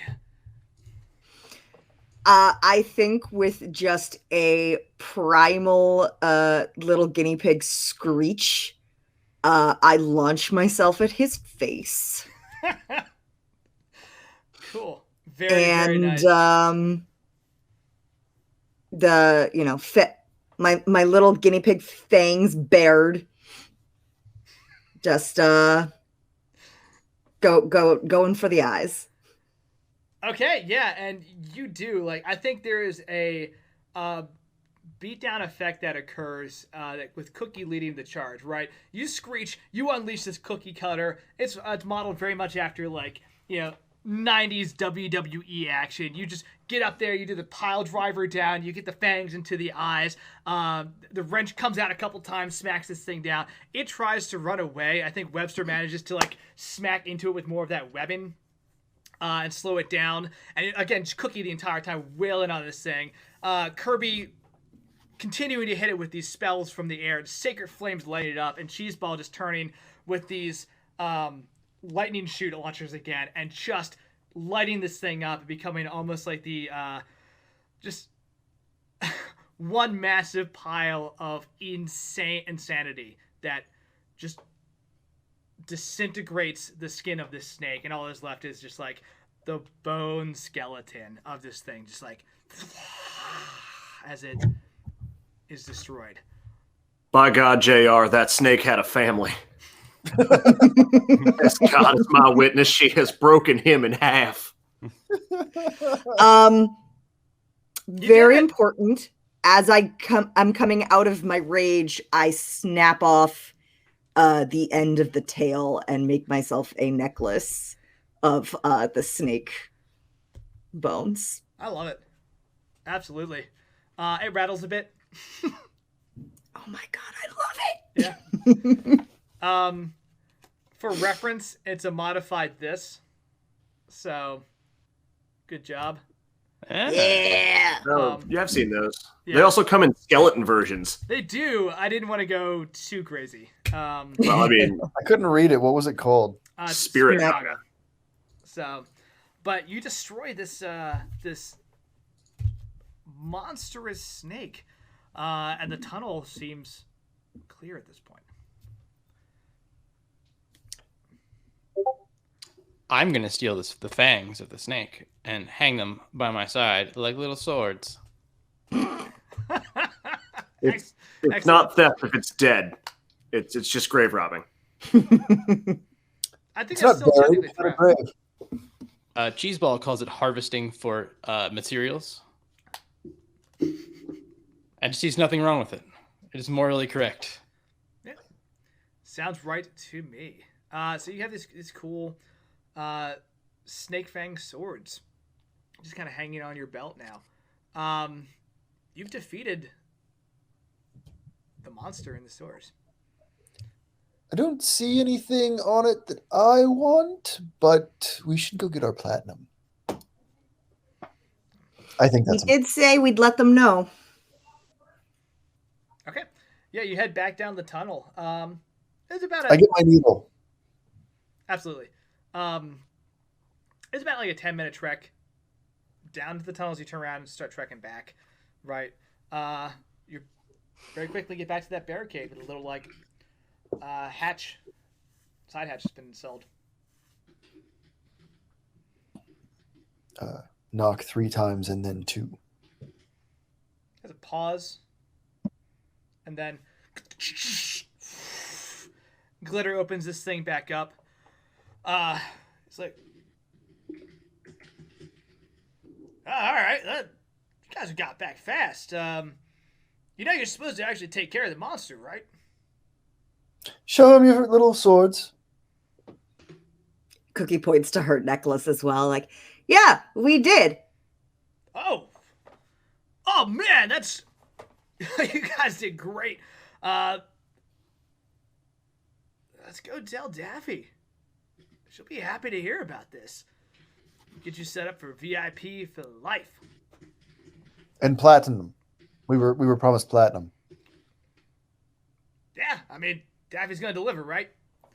Well, I'm just sad I couldn't be there with you guys. You know, like, uh-oh, I'm all blurred out. There we go. Just sad I couldn't be there with you guys. You know, just one more pair of strong hands. But you know, just gotta do the boss says, right? Yes, of course. Yeah. So you had like, how did it go? How'd you do it? We require a minor amount of healing. It was not a big deal. Yeah, we can hook that up. He takes you back.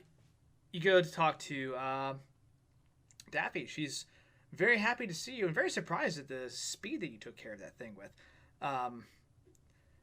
She says, "Oh, thank you for helping out with that monster problem. It's going to be a lot better for business for sure if people from the woods can come here as well." Yes, we should get a percentage of that business. No, you're going to get platinum upgrades as promised.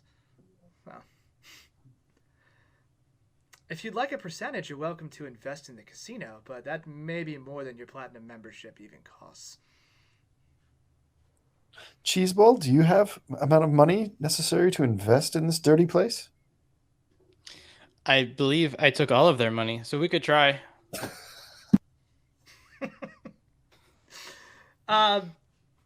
You guys get situated. She steps off to take care of the platinum membership, right? You got able to chill out for about an hour. You get healed up and patched up, right?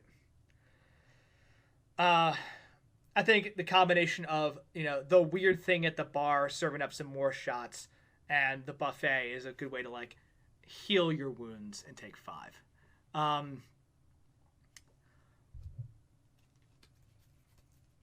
One of the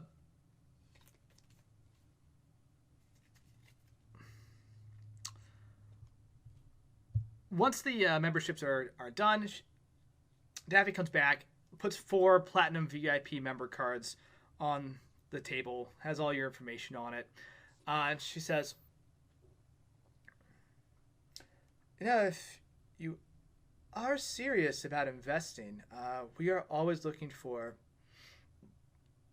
well, new sponsors, always looking for new investors. Cheeseball, you've been incredibly successful at Baccarat, but I'd like to see I could see some potential long-term partnerships here. I just want to be clear, out of character, Cheeseball is like the worst financial person ever. He has no real conception of what money is or what it's for. He just knows it's something you should have. He doesn't know if he has it or not, or how to get it. So he's just gonna nod and be like, "Okay, yes, we should do this." What I'm hearing is that Cheeseball must never learn about Bitcoin. Oh, we actually use Bitcoin here. And you see that she gestures over to the roulette table where they have miniature coins that they're being just like shoveled onto the table. It's like, it's Bitcoin, short for bitty coins, right? If you're not Bitty coins. If you're not a platinum or black member, that's the effectively poker chip equivalent of our casino. Well, she gets you set up. She goes through, does all the paperwork. You have all your benefits. If Cheeseball is seriously interested in investing later, that is a conversation that can absolutely be had. But she thanks you profusely. Very happy with the business, and tells you that you have 4 permanent rooms here now as part of your platinum package, right? And unlike for platinum members, there's no blackout dates, right? You can stay whenever you'd like.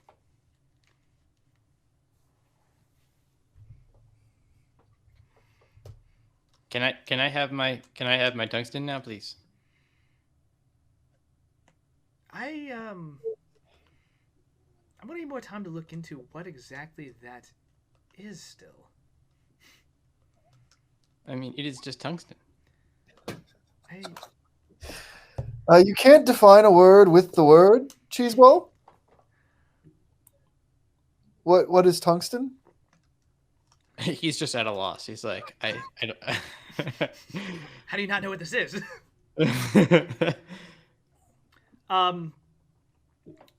You get situated.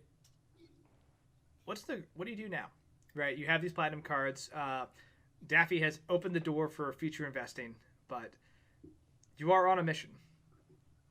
You have a secure place for the rest of the pet store to rest as a waypoint on the way to the Great Forest. I've only used 2 spells, so I don't necessarily need to sleep yet. If y'all want to keep going.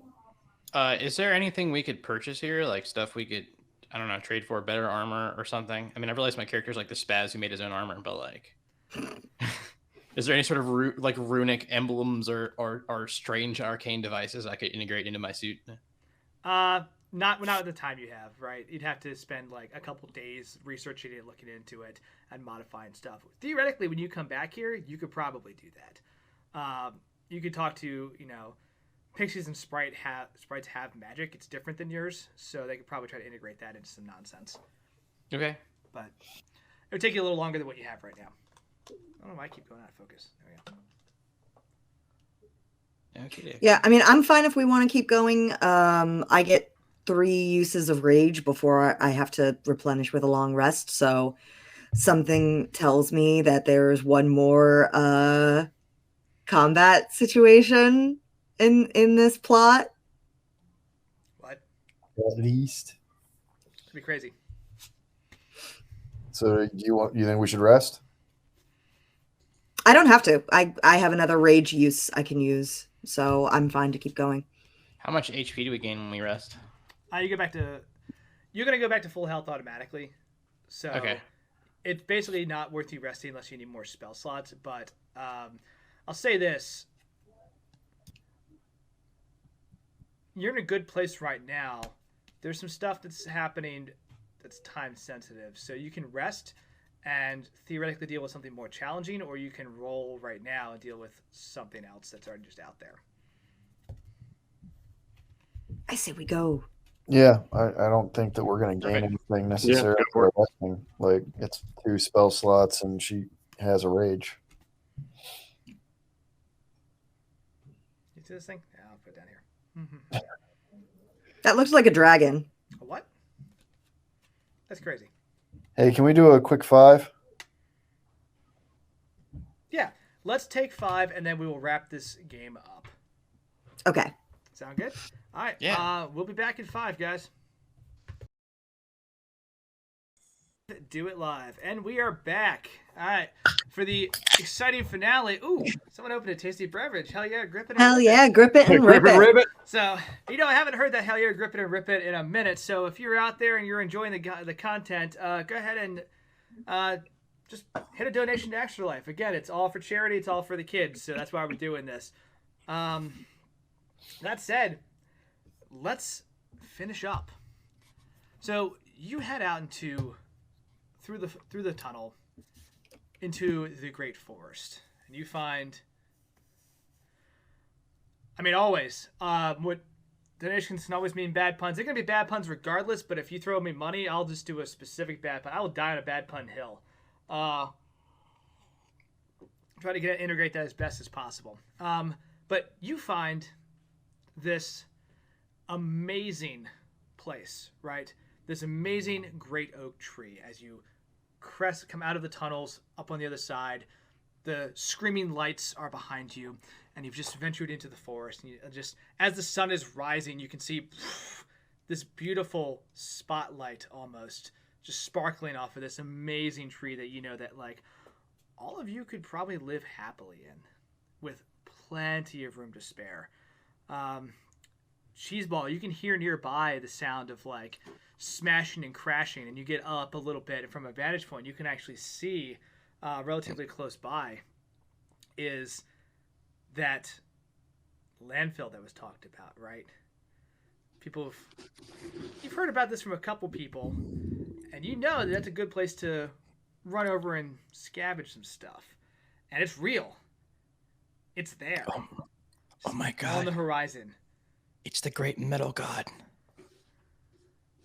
The great machine king with all the best parts and all the scraps, and I bet you they have tungsten and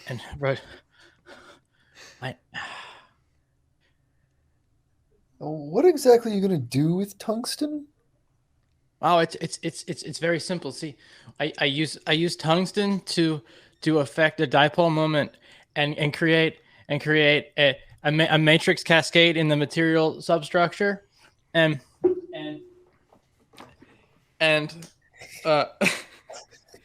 three of our spectra were taken on non-photometric nights, and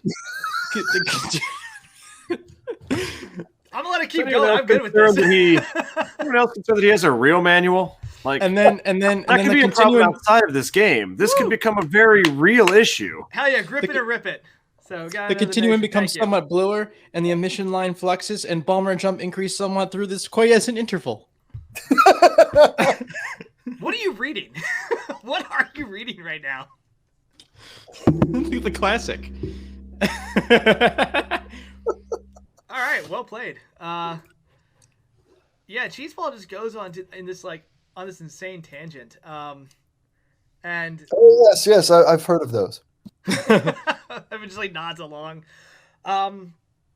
Here's what I want to ask, right? As you're getting situated in this tree, because again, the landfill's a little further out, but the tree is right here. You have this big, great oak with plenty of space to kind of start visualizing what this new life is going to look like. So what is what is Cookie envisioning as she sees this massive tree that can hold easily 5 times the pets that are in this Crazy Dave's Emporium, right? That I'm gonna go and I'm gonna get all my friends from the pet store, and we're all gonna live in one big happy tree together. One big happy tree together, and you start like visualizing these different like rooms and maybe some cool like tunnels and some slides you can put in there. Hey, you might just take some with you, honestly. You could probably just steal them from Crazy Dave. He might notice, but might not know what to do about it. So we had this cool jungle gym looking treehouse thing in Cookie's future. What about Webster? What are you thinking about as you're viewing this new potential home? All right. I mean, between the roots and trees, probably tunnels and warrens and runs, you could Tunnels. build Sorry. an elaborate series of webbed traps to, stuff. Actually fulfill your dream to be a web designer and just Yeah. I'm big on interior decoration. Call it that. Fantastic. I bet from down there you could see a whole bunch of stuff that couldn't see you back, and then you could, just really spend a lot of time thinking about that and all the things that might, just normal stuff, just normal things you do when you own property. Fair enough. I don't want to hear you laughing. You own a house. And I've been in its basement. It's not well trapped. That's true. I could add more bear traps to my house. I can count the number of times I've fallen through a fake rug in your basement onto a pit of spikes. 0.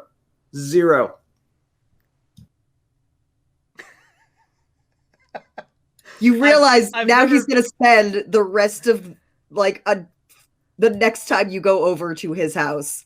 I'm just saying. Yeah. No, I You're in fully danger expect now. him to do that. Not for me, but for his HOA. Like, I just I'm just saying, I just like, need to point out that like I am being criticized on my lack of traps in my house. your house is I got too you. safe. I got Did you read the HOA Dude, document? hey. They clearly say you need at least 4. Do I need to call the HOA president? They could put a lien on your house if you don't actually comply. The HOA bylaws. president quit because he trapped him. With legalese. They didn't think too deeply through that, did they? Trapped him with Trap. paperwork. Yes. bureaucracy, my greatest enemy. What is Kirby thinking about as you're viewing this great oak, this potential future place? It's so tall and so high, it just towers above all the other trees in the forest. It is literally the only one of its kind here.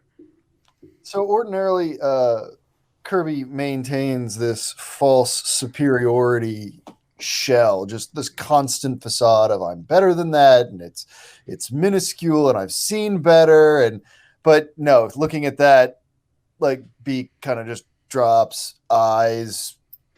Well, they didn't really necessarily have much in the way of good winkers anyway, but he's just in awe of this ginormous tree and can't wait to just fly to the very top of it and look down on everything from it.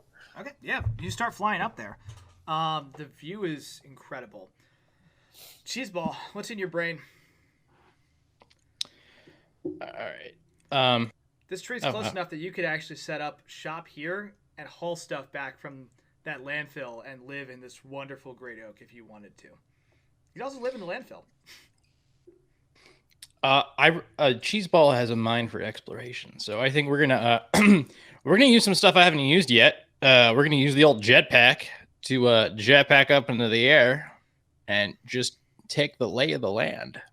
Hell yes. Kirby kind of flies up. I think Webster like clambers up the side. Cookie is just like wiggle butt hop up these little branches, like trying to get some altitude. Cheeseball just takes off up into the air, and everyone's like, "Oh wow." He does have that, doesn't he? He's been saying he has a jetpack, but he actually has a jetpack. Holy cow! So I guess I would use perception. Do a perception check. Go ahead and roll perception. Alrighty. It's not terrible. Let me see what my stat sheet is again. My perception is... it would be like 15. Okay.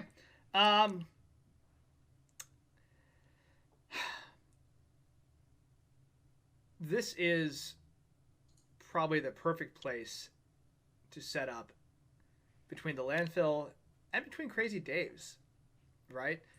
It's entirely possible that you can continue to go back and steal stuff from Dave and continue to build and build and build. And there are some places around here that you could just expand to your heart's content. The resources you would need at this landfill,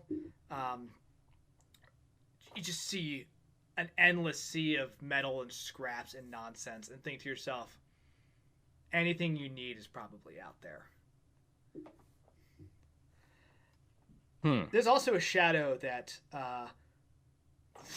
goes over you as you're raising up in this jetpack and kind of hovering. You see just a large green thing just fly past you. Oh boy. Green, you said? Mm-hmm. Probably the size of, I guess, a big cat or a small dog compared to you. Okay.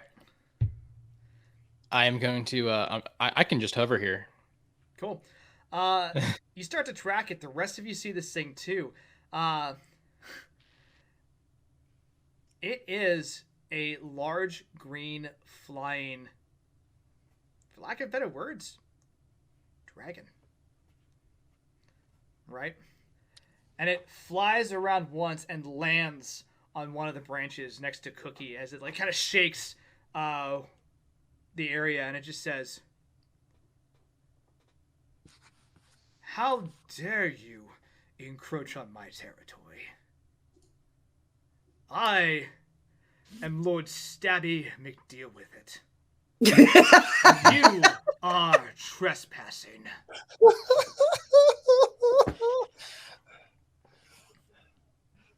No, you are trespassing. We are the new owners of this tree. Oh? Maybe we can be friends and all live in the tree together. I'm using my channel divinity at it. Get it? It's a DC of 15, though I'm sure it has resistances and shit.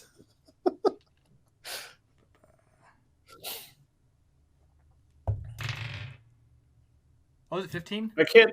Yeah, 15. I can't tell if he's rolling or if his head is bowed in defeat. Oh, no, I rolled. It says, how do you channel? Go ahead and describe what happens.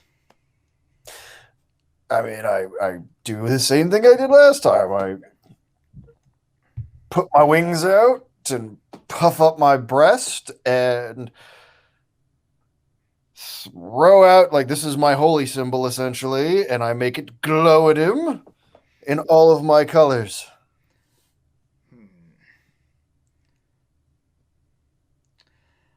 I'm willing to make some arrangements. I grow tired of having to hunt for food. You provide me some friends, and you can stay here. Call that paying rent.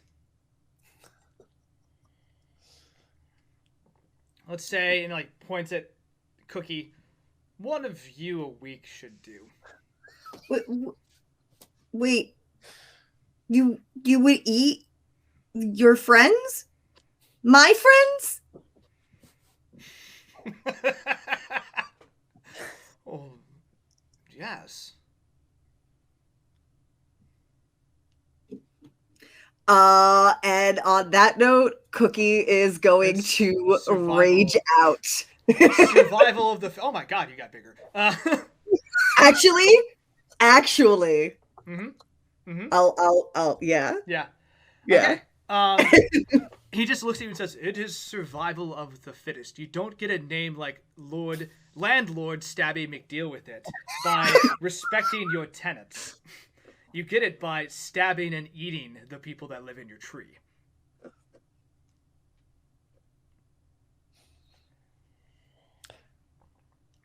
Well, you're beneath me because apparently you want to eat my friends too. So off you go.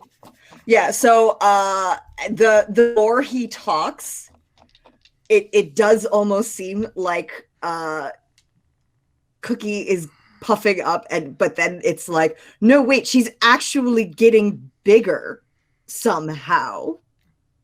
I cast enlarge on myself, Yeah. which means that I double in size and my weight is multiplied by 8. That math does not track. For Orders of any magnitude. scale of animal, that can't be right. Man, look, you guys escaped from a pet store and are fighting a dragon in an oak tree across the highway. I don't That know. would be a guinea pig the size of a pit bull that weighed like a small horse. Her density increased. I'm very compact. What's insane is that I think you actually, if you double in size, you're around this. You're still a little smaller, but you're around the same size as this green dragon, who's just like, because he looks over at you, it's like, oh yeah, one of you will do, and like says a bunch of snarky stuff back to Kirby, and looks back and goes, Jesus Christ. And you hear like the branch start to like bow a little bit as the two of you are just on it. Lord Stabby McDeal with it is a Christian? Weird choice of religion. So, But yeah, But- she's gonna by the flail she's gonna of rage Hector. out and attack. Let's do this. Roll for initiative, and there are lair actions in play, which are cool. Oh boy. Oh, my weapon also grew. Oh. So you went from like a small like fine wrench to like plumbing wrench then, or maybe just a wreck him. Looks like a 3/4-inch drive tractor wrench to me if I've ever seen one. Yeah, I've been thinking about this. You know the reason you can never find your 10mm socket? Why is Dave in That this room? goddamn hamster took it to use as a two-handed great weapon. Ah, I love the idea that like Dave is just like beneath the trees, being like, "That's where my damn socket went to. I'm gonna get that back when you're done." like he just reaches up and grabs it from the guinea pig. Like, there it is. I need it. All right, roll initiative. Let's do this. That's not great. This is the last combat, so go ham. That's Sure. what I'm glad I waited to use enlarge for this one. I'm at And 14. we appreciate you both saving it for now and not calling it enlarge. Enlarge. Lorge and in charge. And let's see.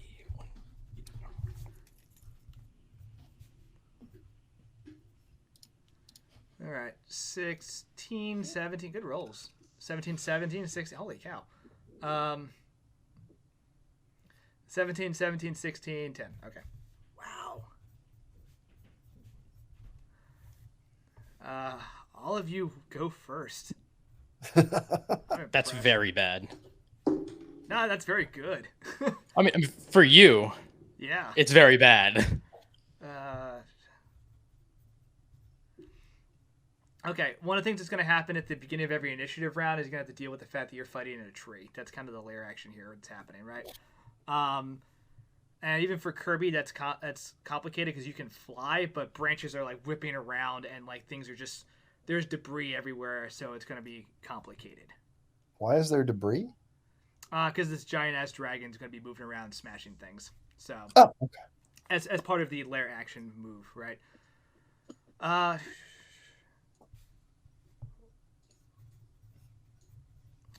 And then I'm missing. And then Landlord, Stabby, Mick, deal with it. So, call me Stabby. Landlord was my father. I had him more pegged as that's Mr. McDeal with it to you. Mr. Landlord, presidential status, double platinum owner, McDeal with it. Okay. Hey, everyone. Please roll a dexterity saving throw, DC 10. This is a lair action. As this dragon takes flight, and the branches start whipping around as its wings are going up, and things start flying about. Ooh. Okay, pass, fail. Ooh, not great. All right. You said DC 10? Okay. DC 10. All right. Anybody I'd that have to roll a 1 or a 2 then.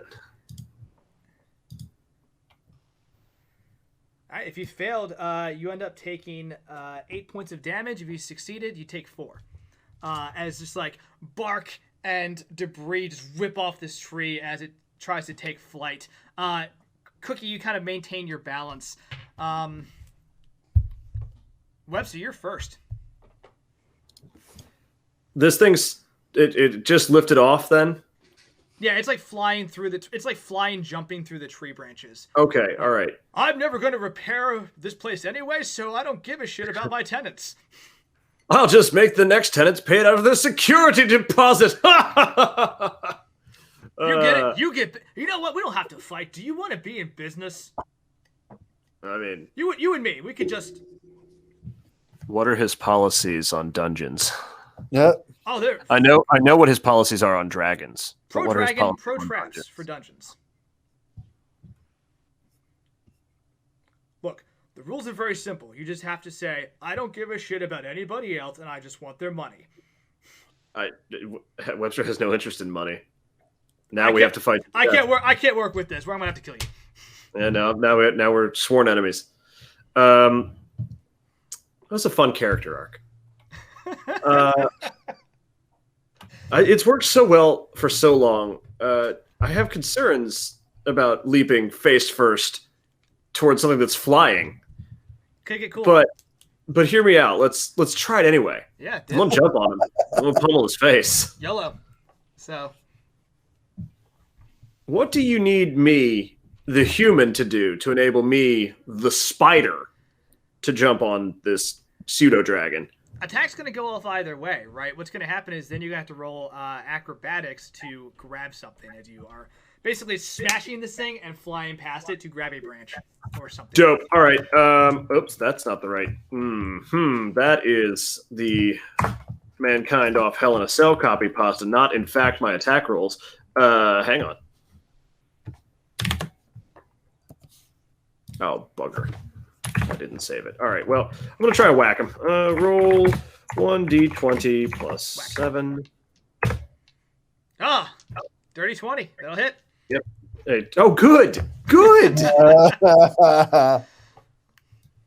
Might have to reconsider his charming offer earlier if that doesn't work. And then I'm assuming a 26 also hits. Oh, yeah. Cool. All right, so he takes 2d6 plus 8 damage. Spider just leaping through the treetops onto this thing. Really channeling your South American relatives here, right? No. All right. No, they're ambush predators. Oh, yeah, it's true. They get the birds when they're in the nest. They're not like jumping on them. That's 13 bludgeoning damage. I'm going to use my bonus action to try and hit him with that old stun and strike. Yeah, get it. That's going to be real important, actually. Yeah, so he needs a DC 13 con save. Okie dokie.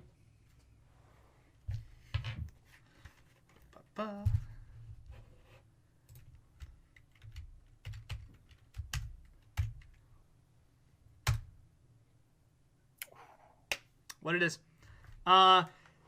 You start punching him. His eyes go a little silly for a second. He slips off one of the branches and like flaps his wing, gets back on. It's like looks at the broken branch, looks at you, and goes, "I'm not paying for that." But you hit. Are you gonna do anything else? No, the stunning strike takes my bonus action. Okay, cool. Yeah, I think. Can you do it once per hit? No, stunning strike is your bonus action to try and stun them. Flurry of blows lets you attack even more, and those can then have secondary effects. But cool. Again, you get one bonus per turn. So. All right, Kirby, you're up. As you're just kind of like flying around this large draconic monstrosity, just smashing through these tree limbs. Webster, sorry. Go ahead and make an athletics, an acrobatics roll, please. DC 15. Okay. You're just flying through the air. You got to grab something.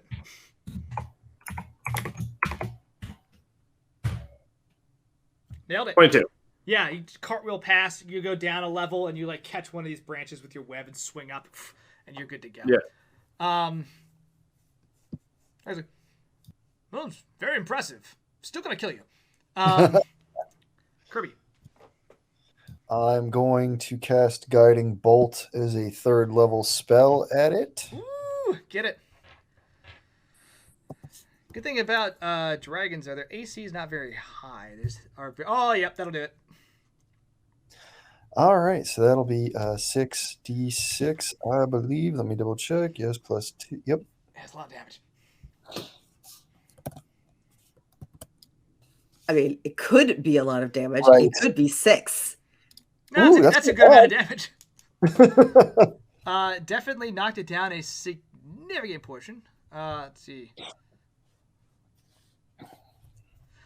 As this bolt of, oil slick chromatic energy just smashes into it and lights him up, literally, like a beacon. Because the next person that attacks gets advantage on the attack, which is going to be Cookie, by the way. But this thing just starts glowing, and there's like a couple arrows that are just like hit here, and like one is the head, and one is like an area like right in the chest where they're both vulnerable. Like these are the spots. Smash. Very nice. God is good. What else? What god does a bird worship? Especially one who considers himself to be above everything else. I am pretty amazing, actually, yes. Yeah. I love the idea that, like, Kirby yells out, "I'm amazing!" That was what I was thinking, too, is Kirby's not worshiping God so much as he's just actualizing his own innate awesomeness. See, I didn't necessarily want to go there because I'm literally playing a game where I'm a cleric who just believes in himself. Yeah. And I think that the Sounds like you're describing Andrew WK. Say what? Sounds like you're describing Andrew WK. All right. But anyhow, yeah, I don't have anything else to do just now. Cool. Go ahead and make a acrobatics roll as well, please, as you were just kind of weaving in and out of these branches as they're being smashed around to see if you are hit by anything. It was a 10, right? It's 10, so you are good there. Right. You'll not take any damage. Oh, sweet. So, actually, hold on. What did I write? Okay. Yeah. You take 2 damage. Because it was halved. Bad roll for me. Good for you. Cookie. Yep. You're on the same branch that's just like bowing ludicrously as... Yeah, I'm a rage. And then I'm going to recklessly attack him. Because if it's not broke, why fix it? Do it. So.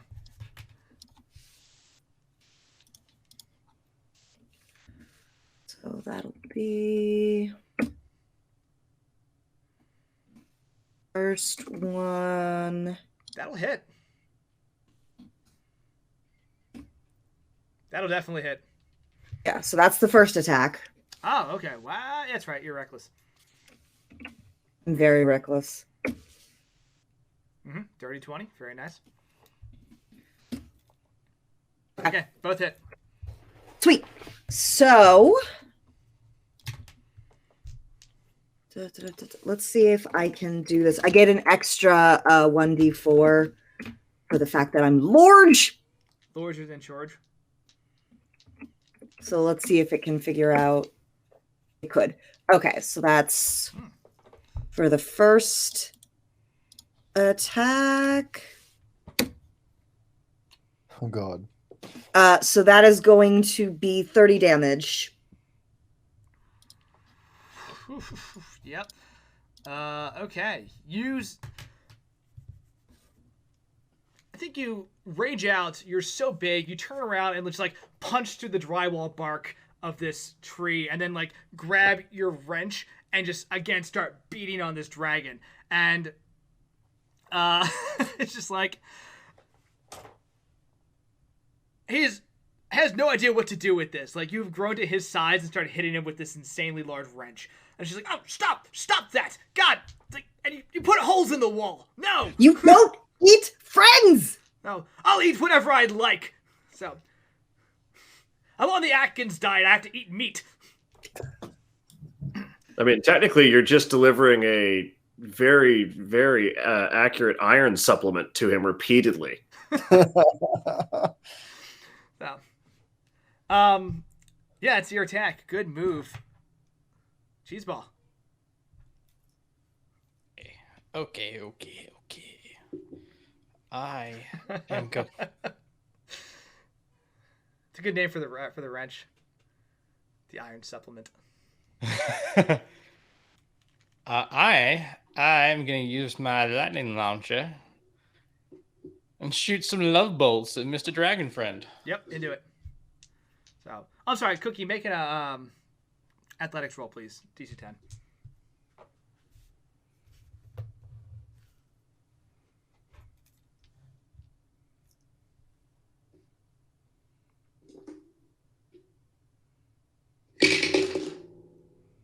What? That's some bullshit. I got double threes. You take 4 damage from just like debris and like being bounced around a bit, but you're okay. Double 3. Is that halved? Because I'm raging. Oh, I didn't half it again because you did succeed. So you take 2. Cheeseball. Said you. Yeah, rolled? so I rolled and I got so my when I roll this, I don't know why I keep forgetting how to do this. So I roll my d20 and then I add what? Usually it's your attack modifier. Attack modifier. Okay. Yeah. Yeah, So I got you two should nines. be on your sheet, I think. Yeah, it that's is. Yeah, you whatever the plus is on there, add that to it. Okay. 2 9s. Not very good. You fire these lightning bolts towards it. It just drops off the tree branch, spreads its wings, and kind of like glides around, and you just miss, unfortunately. Did you roll double 3s? Yes. Okay. I was gonna say that's statistically unlikely. It is. The dice are not my friend right now. Go ahead and roll acrobatics, please. Okay. As you were moving around this tree and trying to keep your foot in. Acrobatics. What the hell? Okay. I have a 13 and a 2. Oh, just roll once. You don't. Yeah, you don't have to roll 2 all the time. Only But- when you have advantage or disadvantage. Yeah, I don't know why I rolled. Okay. it's all good. You got So in 13. this case, let's say you rolled 13. Yeah, you Wink. take 5 damage. That's halved, right? So as you're like moving around, you fall down a couple branches. You catch yourself. Your jetpack helps you stabilize. Another tree branch, like as it kind of jumps off, whips you in the face. Oh shit! And it spins around, and he just kind of flies in front of you all and says, "Okay, look. Last offer. I just eat," and points at Cheeseball. "I just eat him, and the rest of you can stay here." Hey, real quick before we do anything more, I just need to know: do you have any tungsten? Because if you don't, I'm just gonna leave because there's no point in me fighting you. How did you know what was in my hoard? Oh, okay, good. Just making sure. I'm gonna eat him. I need all of you to make a DC 14 Constitution saving throw, please. As he just opens up with this massive massive acid breath weapon that starts like messing up parts of the tree, like limbs fall out. And he's just like, as he's like just spitting these acidic blasts all over, he's like, "I'm gonna eat you. I'm gonna sign the rest of you into a shitty deal. I'm gonna make you pay for the damages. And you know what? I'm gonna live in my actual house." You said a dex saving throw? Yes, please. I Oh, have I think advantage con because of save. danger sense. Get it? Oh, sorry. You said it was Dex, not Con. I'm sorry. I did say con. Yeah. Oh, it's con? Yeah. I know which one I'd prefer, but Yes. yeah, I guess we have to use Con. So it was a 14 that we needed to beat. I got a 19. That's a 14. Yeah. 19. Okay. Yeah, I failed. Okay. Oh shit! All right.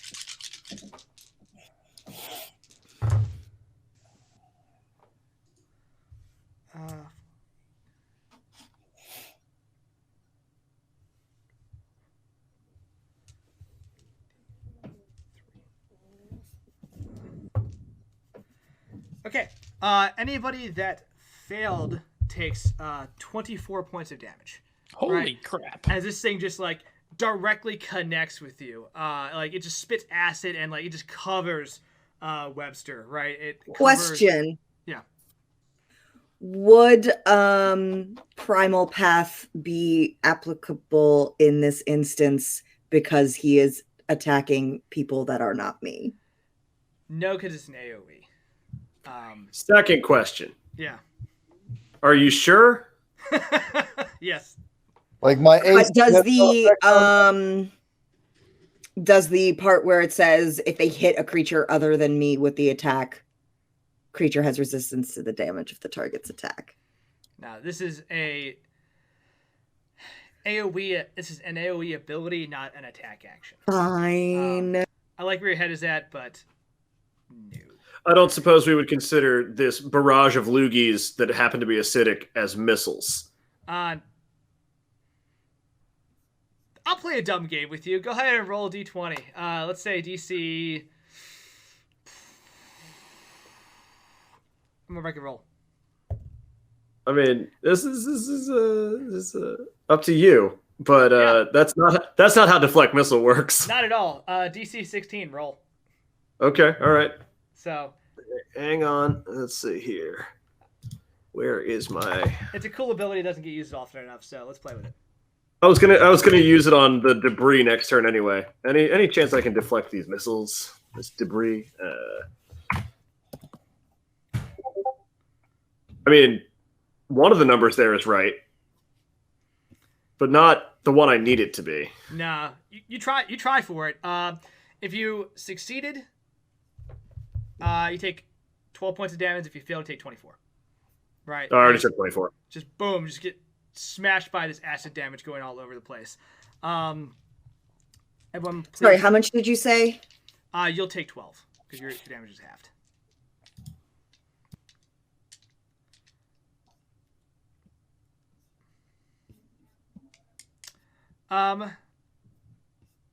The tree shakes. Need everybody to make a DC 10 dexterity saving throw.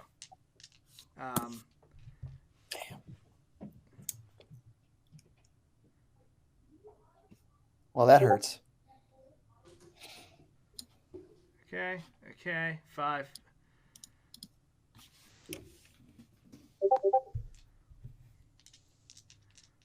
Cool.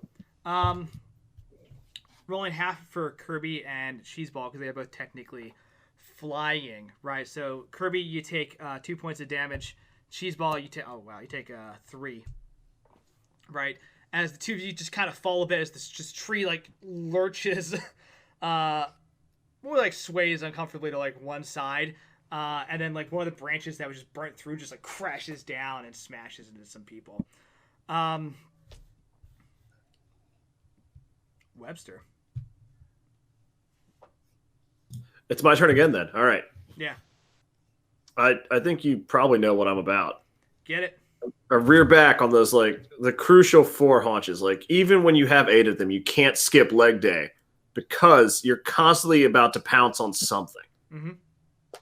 You know, maybe it's the crickets that they put into your cage at the pet store. Maybe it's, you know, your own reflection in the glass of your terrarium. Maybe it's a green pseudo-dragon that just covered you in acidic spit. The pounce has to happen, though. So I'm going to jump on his face. Get it? Or really any part of him that I could try and jump on. The face is preferred, but not a deal breaker.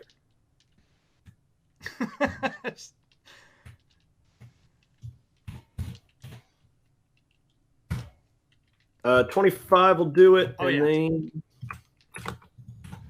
Oh, yeah. 14. That'll also do it. All right, so.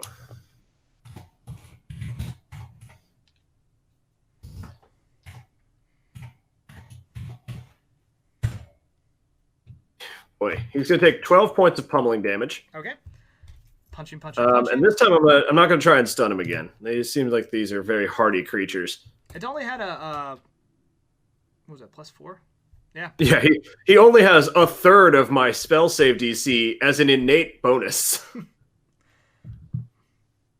Look, Webster can't do math, but I can, and those odds suck. That's fair. Well, Webster can count to 8. That's about it. I will hit him with Flurry of Blows, though. So we're going to hit him 2 more times. Keep pummeling. Yeah, don't know why I ever stopped trying.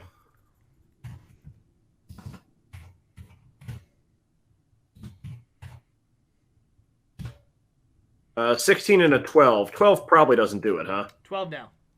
Okay, that's getting hilariously low there. So he'll take another 8 damage. Okay. And he'll need to succeed on a DC 13 Dex saving throw. Huh. Fascinating. Dex, you say? I'm assuming it's pretty good. Dragons are good at everything. Fail. He is knocked prone, which if you're flying means that you start falling. Yeah, it's... Go ahead and describe what you do.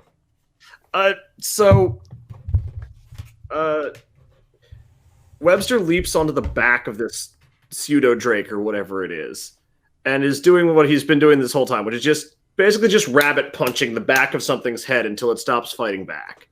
If it ain't broke. With the pedipalps, right? Like he's got the front two just like speed bag working the back of this thing's skull. The rest of his legs are pinned back to grab both of its wings in as close as he can get to a full Nelson with the wings, which means both of them are probably spiraling towards the ground. I love it. Yeah. It like laughs at you like, yeah, like, what are you doing? No, uh-oh. And like you actually get the wings and it just like flap stops, looks down, and the two of you fall. Looney Tunes ass fucking physics in this world. 100%. Just hits the ground. Takes some falling damage. Oh. So all right. That hurts it. It's on the ground now. And prone, which means melee attacks get advantage. But also, how much falling damage, real quick? Oh, you don't take any. It takes. Oh, I was good because I was going to say slow fall, bitches, and then I was going to raise my hands like this, but I guess we can do that next time. Now he cushioned your blow, and you just rode this dragon into the ground. This does set up Cookie to come off of the top rope of the turnbuckle, though. And while its face is in the ground, it goes, "Okay, last offer.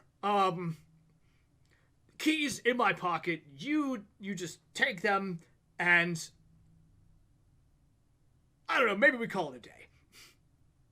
I need to hear the high-pitched squeal of a hamster falling like an artillery shell wrench first, I think. That's what I'm here for at this point. You have a terrible mind for business. I'm glad we didn't get into a partnership. Kirby. Quick medicine check, get an idea of just how bad it is. Of course, my roll sucked ass.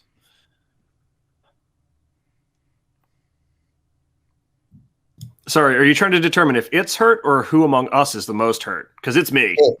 It. How bad is it? Oh, it's hard to tell, but it definitely just offered up the keys to its tree and to roll out. So it's probably not in a great place. All right, I'm gonna. You said it's prone, so I get to get best of 2. Yeah, if you go down to its level, but yes. Melee attacks against a prone creature grant advantage. Correct. Ranged attacks get disadvantage against prone creatures. Correct. Unless you have extenuating circumstances like you're on top of something tall looking down at them. I'm sorry, you said what? What's a disadvantage? What kind of attack are you doing? My lance? You're fine. You have advantage. Fall out of a tree, point first. Yeah, that'll do it. Right. Yep, I was like, that's a melee. I mean, come on. 100%. All right.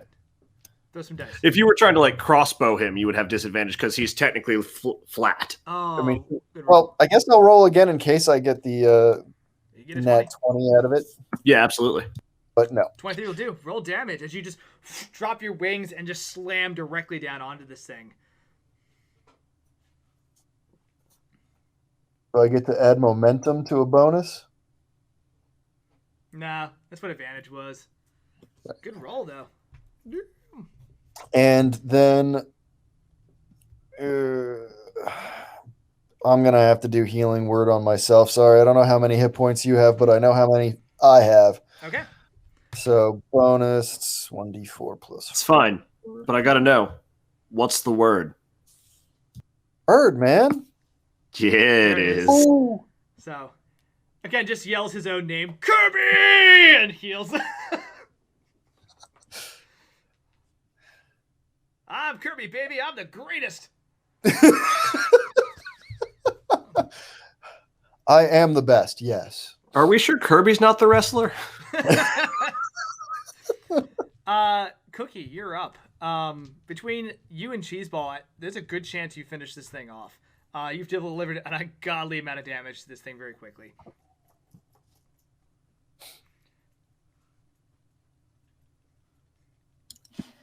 Yeah, I mean, I'm still raging, so I'm gonna do an attack. Think Cookie kind of like does the leap to do the like pile driver down into the prone dragon, and then like after leaping suddenly realizes how high up she was and like does the running in midair thing as she slowly starts freaking out and squeaking on her way down.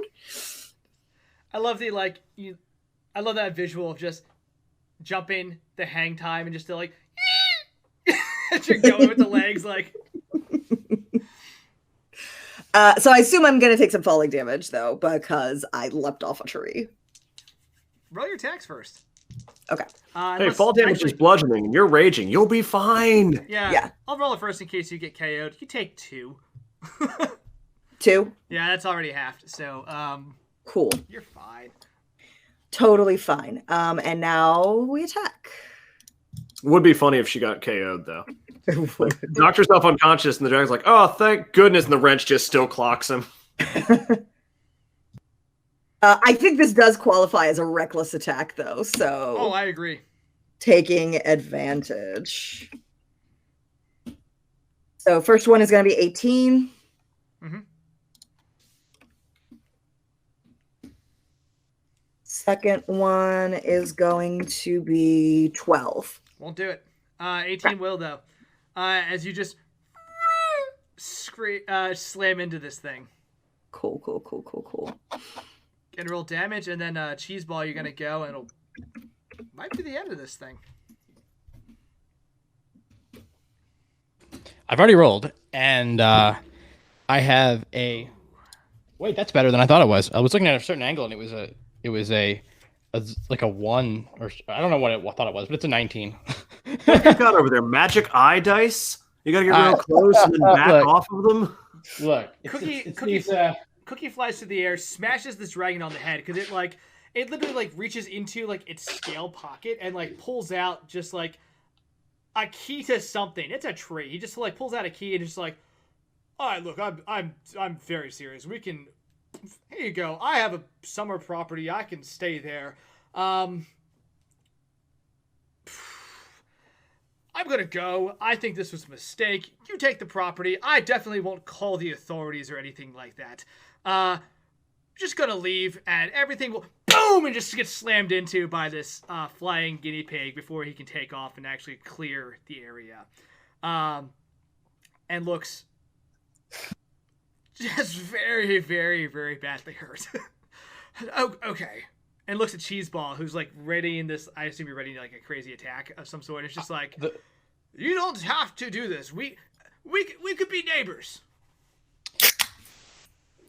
Hell yeah, bro. Grip and ribbit. I've rolled a 19 and a 16 natural.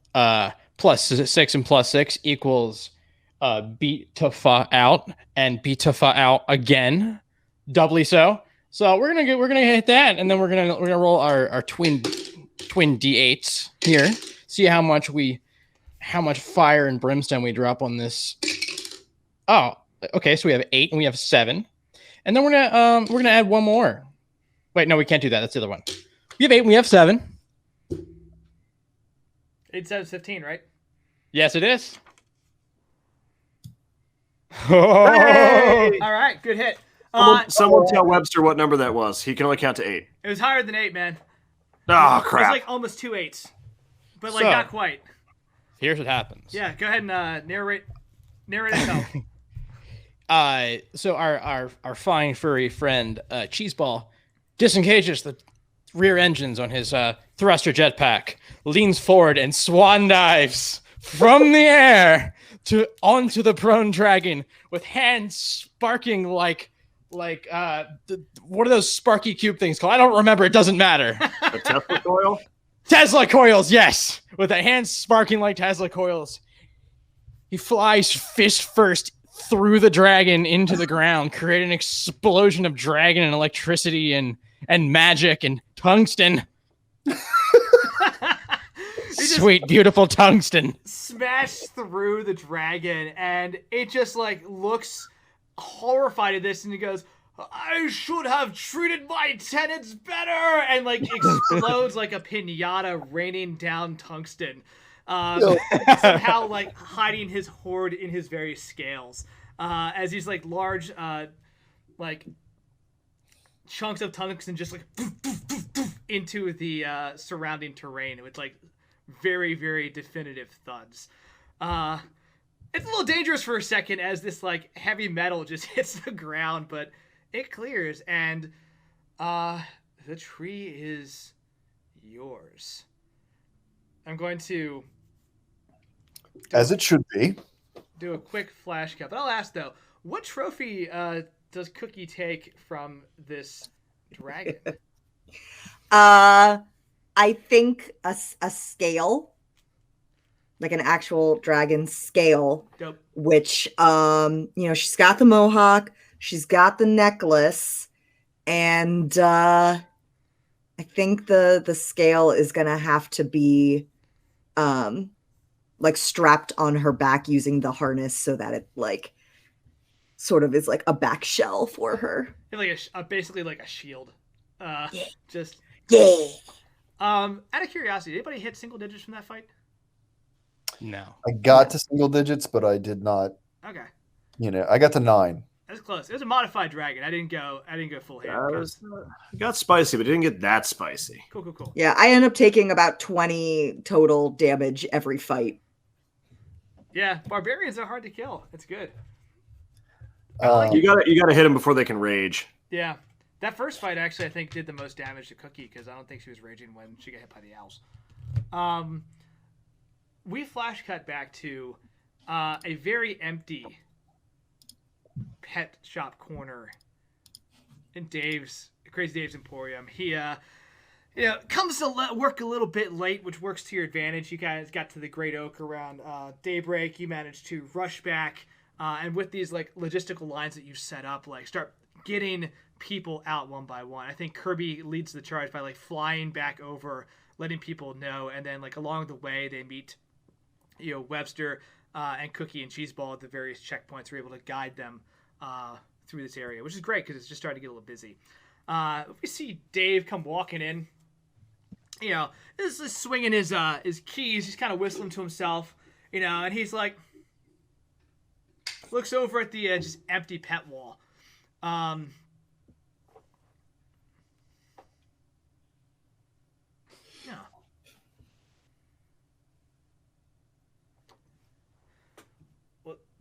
that ain't right. I could have sworn I had pets in here.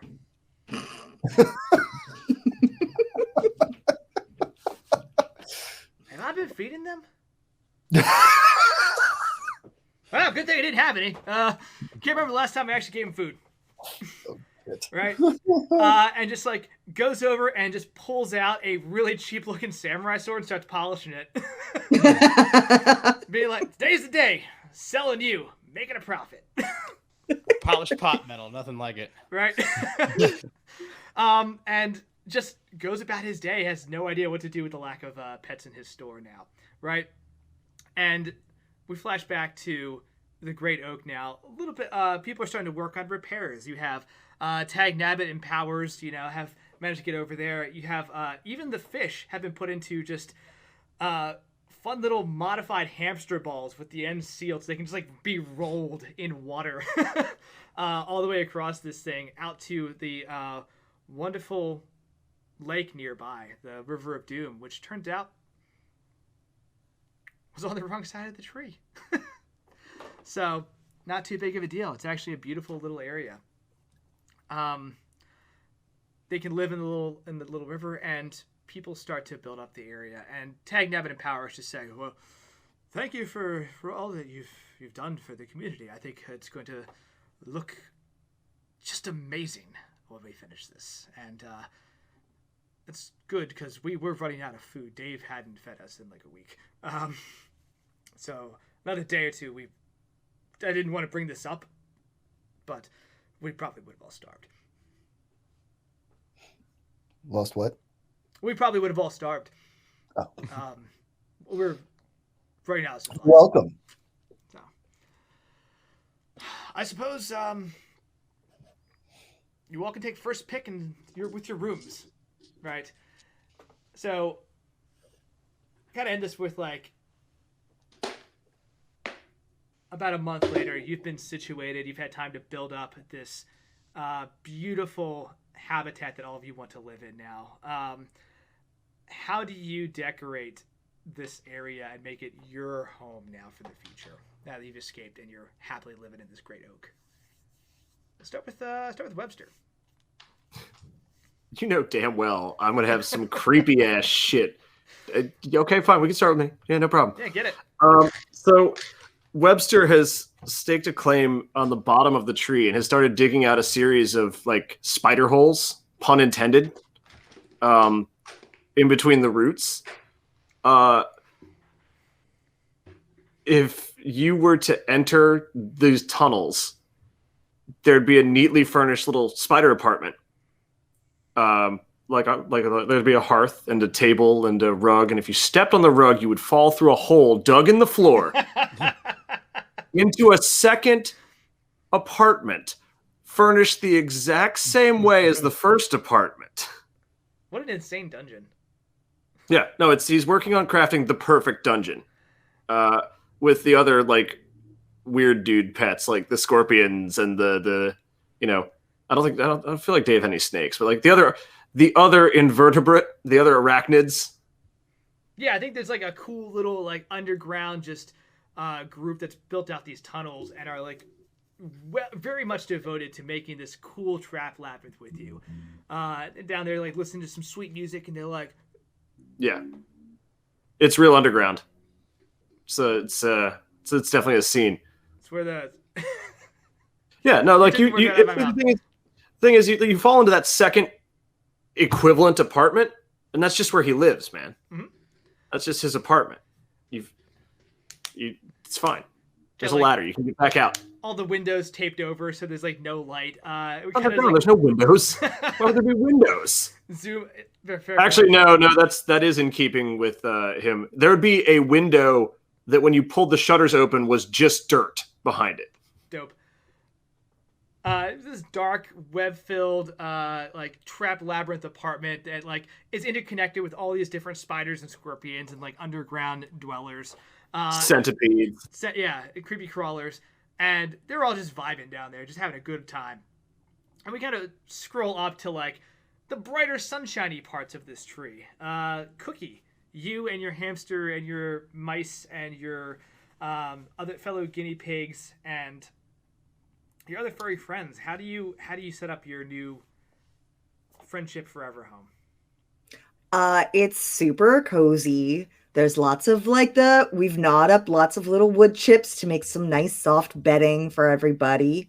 And Cookie kind of took some of the wrestling paraphernalia from Dave's every time they did a trip. So now she's got all these cool wrestling like figurines and stuff that she's put up in corners of the cozy burrow. And it's just super homey. Very cool. Powers and a bunch of the other Powers and a couple other of the fuzzies have managed to drag pieces of like tunnel and slide as well, and are starting to like interconnect these things through this tree as well. And Powers just like,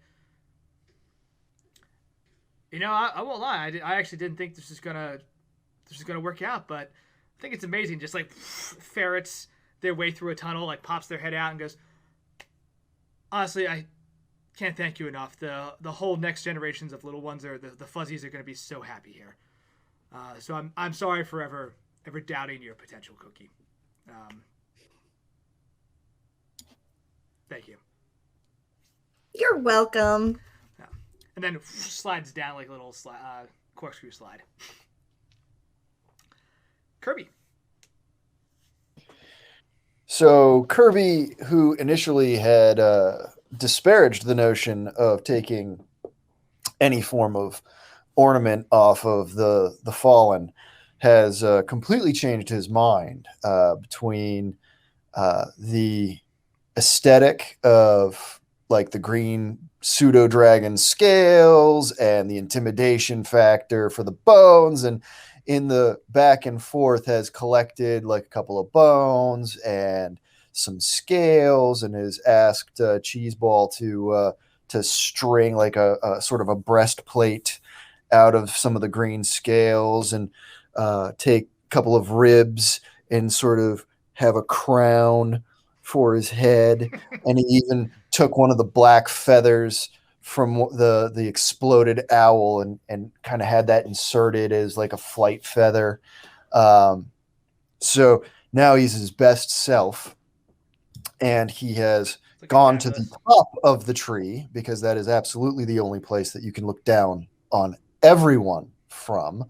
And he's built this just enormous, more like bald eagle style nest, using as many pretty things as possible, but it has to still be structurally capable. That is now where he lives. And he comes down to bless everyone with his presence now and then, but only when they really deserve it. Of course. Yeah, I think you come down and you can see like the others as they're starting to get situated. They're happy to see you when you come down. They wave to you when you're up there. It's been a lot of thanks. One of the things that Tag Nabbit says is, Kirby, there's some other of the clipped wing birds who want to be more like you. They want to learn how to fly better and rise higher. Would you be willing to take them under your wing, so to speak, and help them get used to this new expanded world around them? If they believe in me, I will help them grow those feathers back. I think that's how that works. If you believe hard enough, you grow feathers. Believe in me, not themselves. Believe in me. Of course. Well, here they are. This is, and he points out like a couple of the newest pet shop birds they managed to get a hold of right before the sale. And said, do your best, and make sure you believe in Kirby. He'll get you where you need to be. He'll help you soar to new heights. And Tag Nabbit gives you like a wink, like, you've got this. And kind of hops away. And so you have this new group of birds who are learning to just fly better with their clipped wings, right?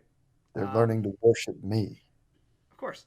This is the most important thing. They must learn to worship me, and if they believe in me enough, I will heal them. Someone's got to always start a cult. I like it, though. Yeah, sure. But Webster was the creepy one, right? Webster was the sinister guy. Yeah, okay. He's the only one not wearing pieces of the dead. Hey, I'm not alone in that. My outfit is super cool, Webster. I don't know what you're talking about. It's very fashionable. It's a warning so that people know not to hurt my friends. Oh It's no, a I warning get that I behind will I get ignore. behind using Viscera as a warning. I'm not sure I'm behind it using it to declare yourself God King of the birds. If you were a bird, you'd understand. A beautiful bird like me. That's fair. Yeah, his mind would not understand what it means to be a beautiful bird. No, I love it. Cheeseball, I'm going to narrate some stuff, and then let you tell me what you've done for this Great Oak, right? Slash your trips to the landfill and how you've built up your cool tech lab and what you've done with this tungsten.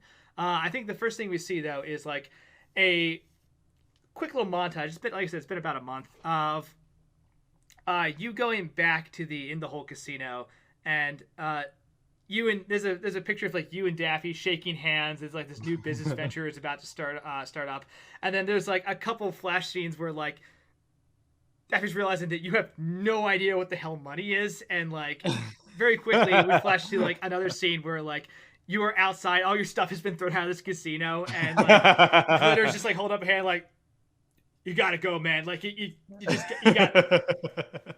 gotta go. And this partnership just very quickly falls apart. But was attempted. Daffy does say, look, it's not me, it's you. You can't count, and that doesn't work for me. But I do like you a lot, so come by and hang out anytime. But these contracts, we're done business. We're done being business partners. So after he leaves, confused, after being kicked out, because he's not sure why he was kicked out, he thought he was doing everything fine. He took all of the different metals they gave him, and he used them correctly in different scientific instruments, as anybody would. Of course. He then went on to construct a rat-sized version of the Super Dimension Fortress Macross, using all of the tungsten. He has constructed his own SDF-1, which can convert from spaceship to giant robot as his personal palace, the bigger rocket that he always wanted and always needed the tungsten for. He finally had an infinite supply. I love the idea I love the idea that the occasional predator comes towards this tree and there's just just robot that meets it, and they're no, absolutely leave. And yeah, you end up talking to Tagnata and Powers one night, and they're we're looking to put you just solely in charge of the defense of the Great Oak. If anybody gets into the tree, I think Cookie and her group can more than competently deal with it. But as a deterrent, would you be willing to perhaps shoo things away before it escalates? Cheeseball just kind of looks him in the eye and then starts cackling maniacally. What up? Welcome to the chat. Just in time for the finale. All right.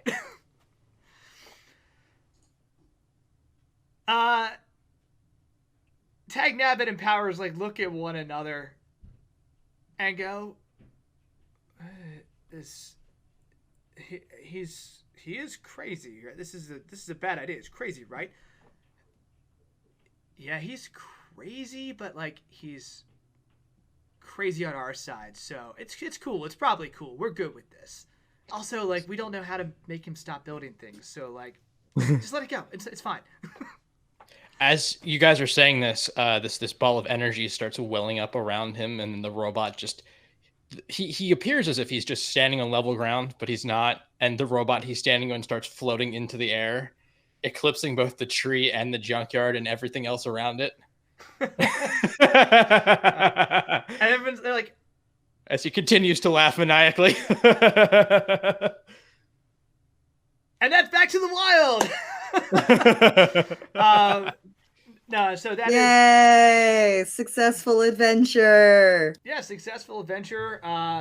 Fun, cute pets who go on an insane journey to the Great Oak, fought all sorts of bizarre creatures along the way, and eventually saved their friends and family from the probably not malicious, but mostly just neglectful and unprofessional treatment of Crazy Dave, and are going to move forward living your best lives.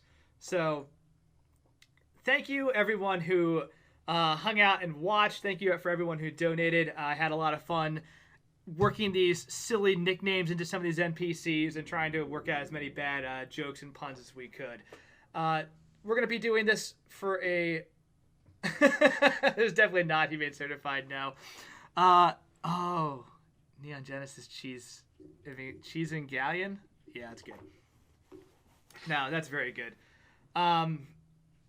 Yeah, thank you. If you like what you saw, again, donate. We're doing this forever, right? So if you think, wow, this is really cool, but I don't have the donations money right now, that's cool. We're doing this for the entire year.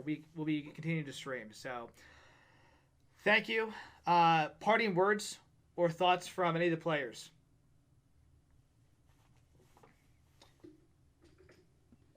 Happy birthday, Jen. Oh, thank you. Happy birthday, Jen, indeed. Yes, most importantly, happy birthday, Jen. Now, this Happy birthday. Thanks all. This whole gaming weekend was put together by Jen. She did an awesome job, and that's part of the reason why we are here gaming and doing this cool thing. So thank you for your efforts. Glad everybody gets to game and have fun. All right. I have a question. Yeah, go ahead. Did you use a spirit naga because you realized if you used the bone naga, the entire group would derail into bone zone jokes? I've learned that there are certain things that you just don't put into the world. But nevertheless, Okay. Fair enough. All right. D&D is gonna do what D&D is gonna do, right? But I liked it. Had a good time. So, thanks for playing. Thanks everybody for watching.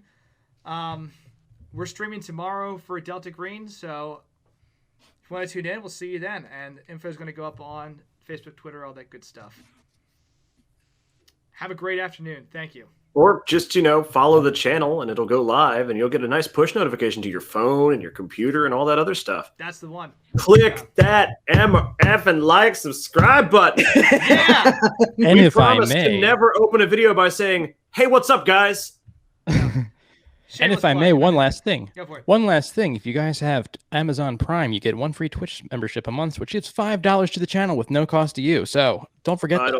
don't think we have that. I don't think we're an affiliate. Well, We're not. we're not. We don't get money that way. We're not- well, Give it that's to unfortunate. Like, Yeah, maybe one day, but we've only just started this using this channel this year, so that's a give us a month sort of advice. Let me figure out more of this social media stuff, and then we'll actually try to be cool. I mean, I post a link. when Bezos gets back to any of my hundreds of all caps red text emails, then we'll have an affiliate. But for now, give it to whoever you want, I guess. But if you try and give it to us, it's not going to work. And if you get somebody who says they're us, we'll take it. They're lying to you. I'll be honest, I don't actually know where it starts on the follower list. It's some research I have to do, but we'll definitely look into. But yeah, shameless plug, like, subscribe, do all that cool stuff. And again, thank you for watching, and I'll see you tomorrow for Delta Green. Bye.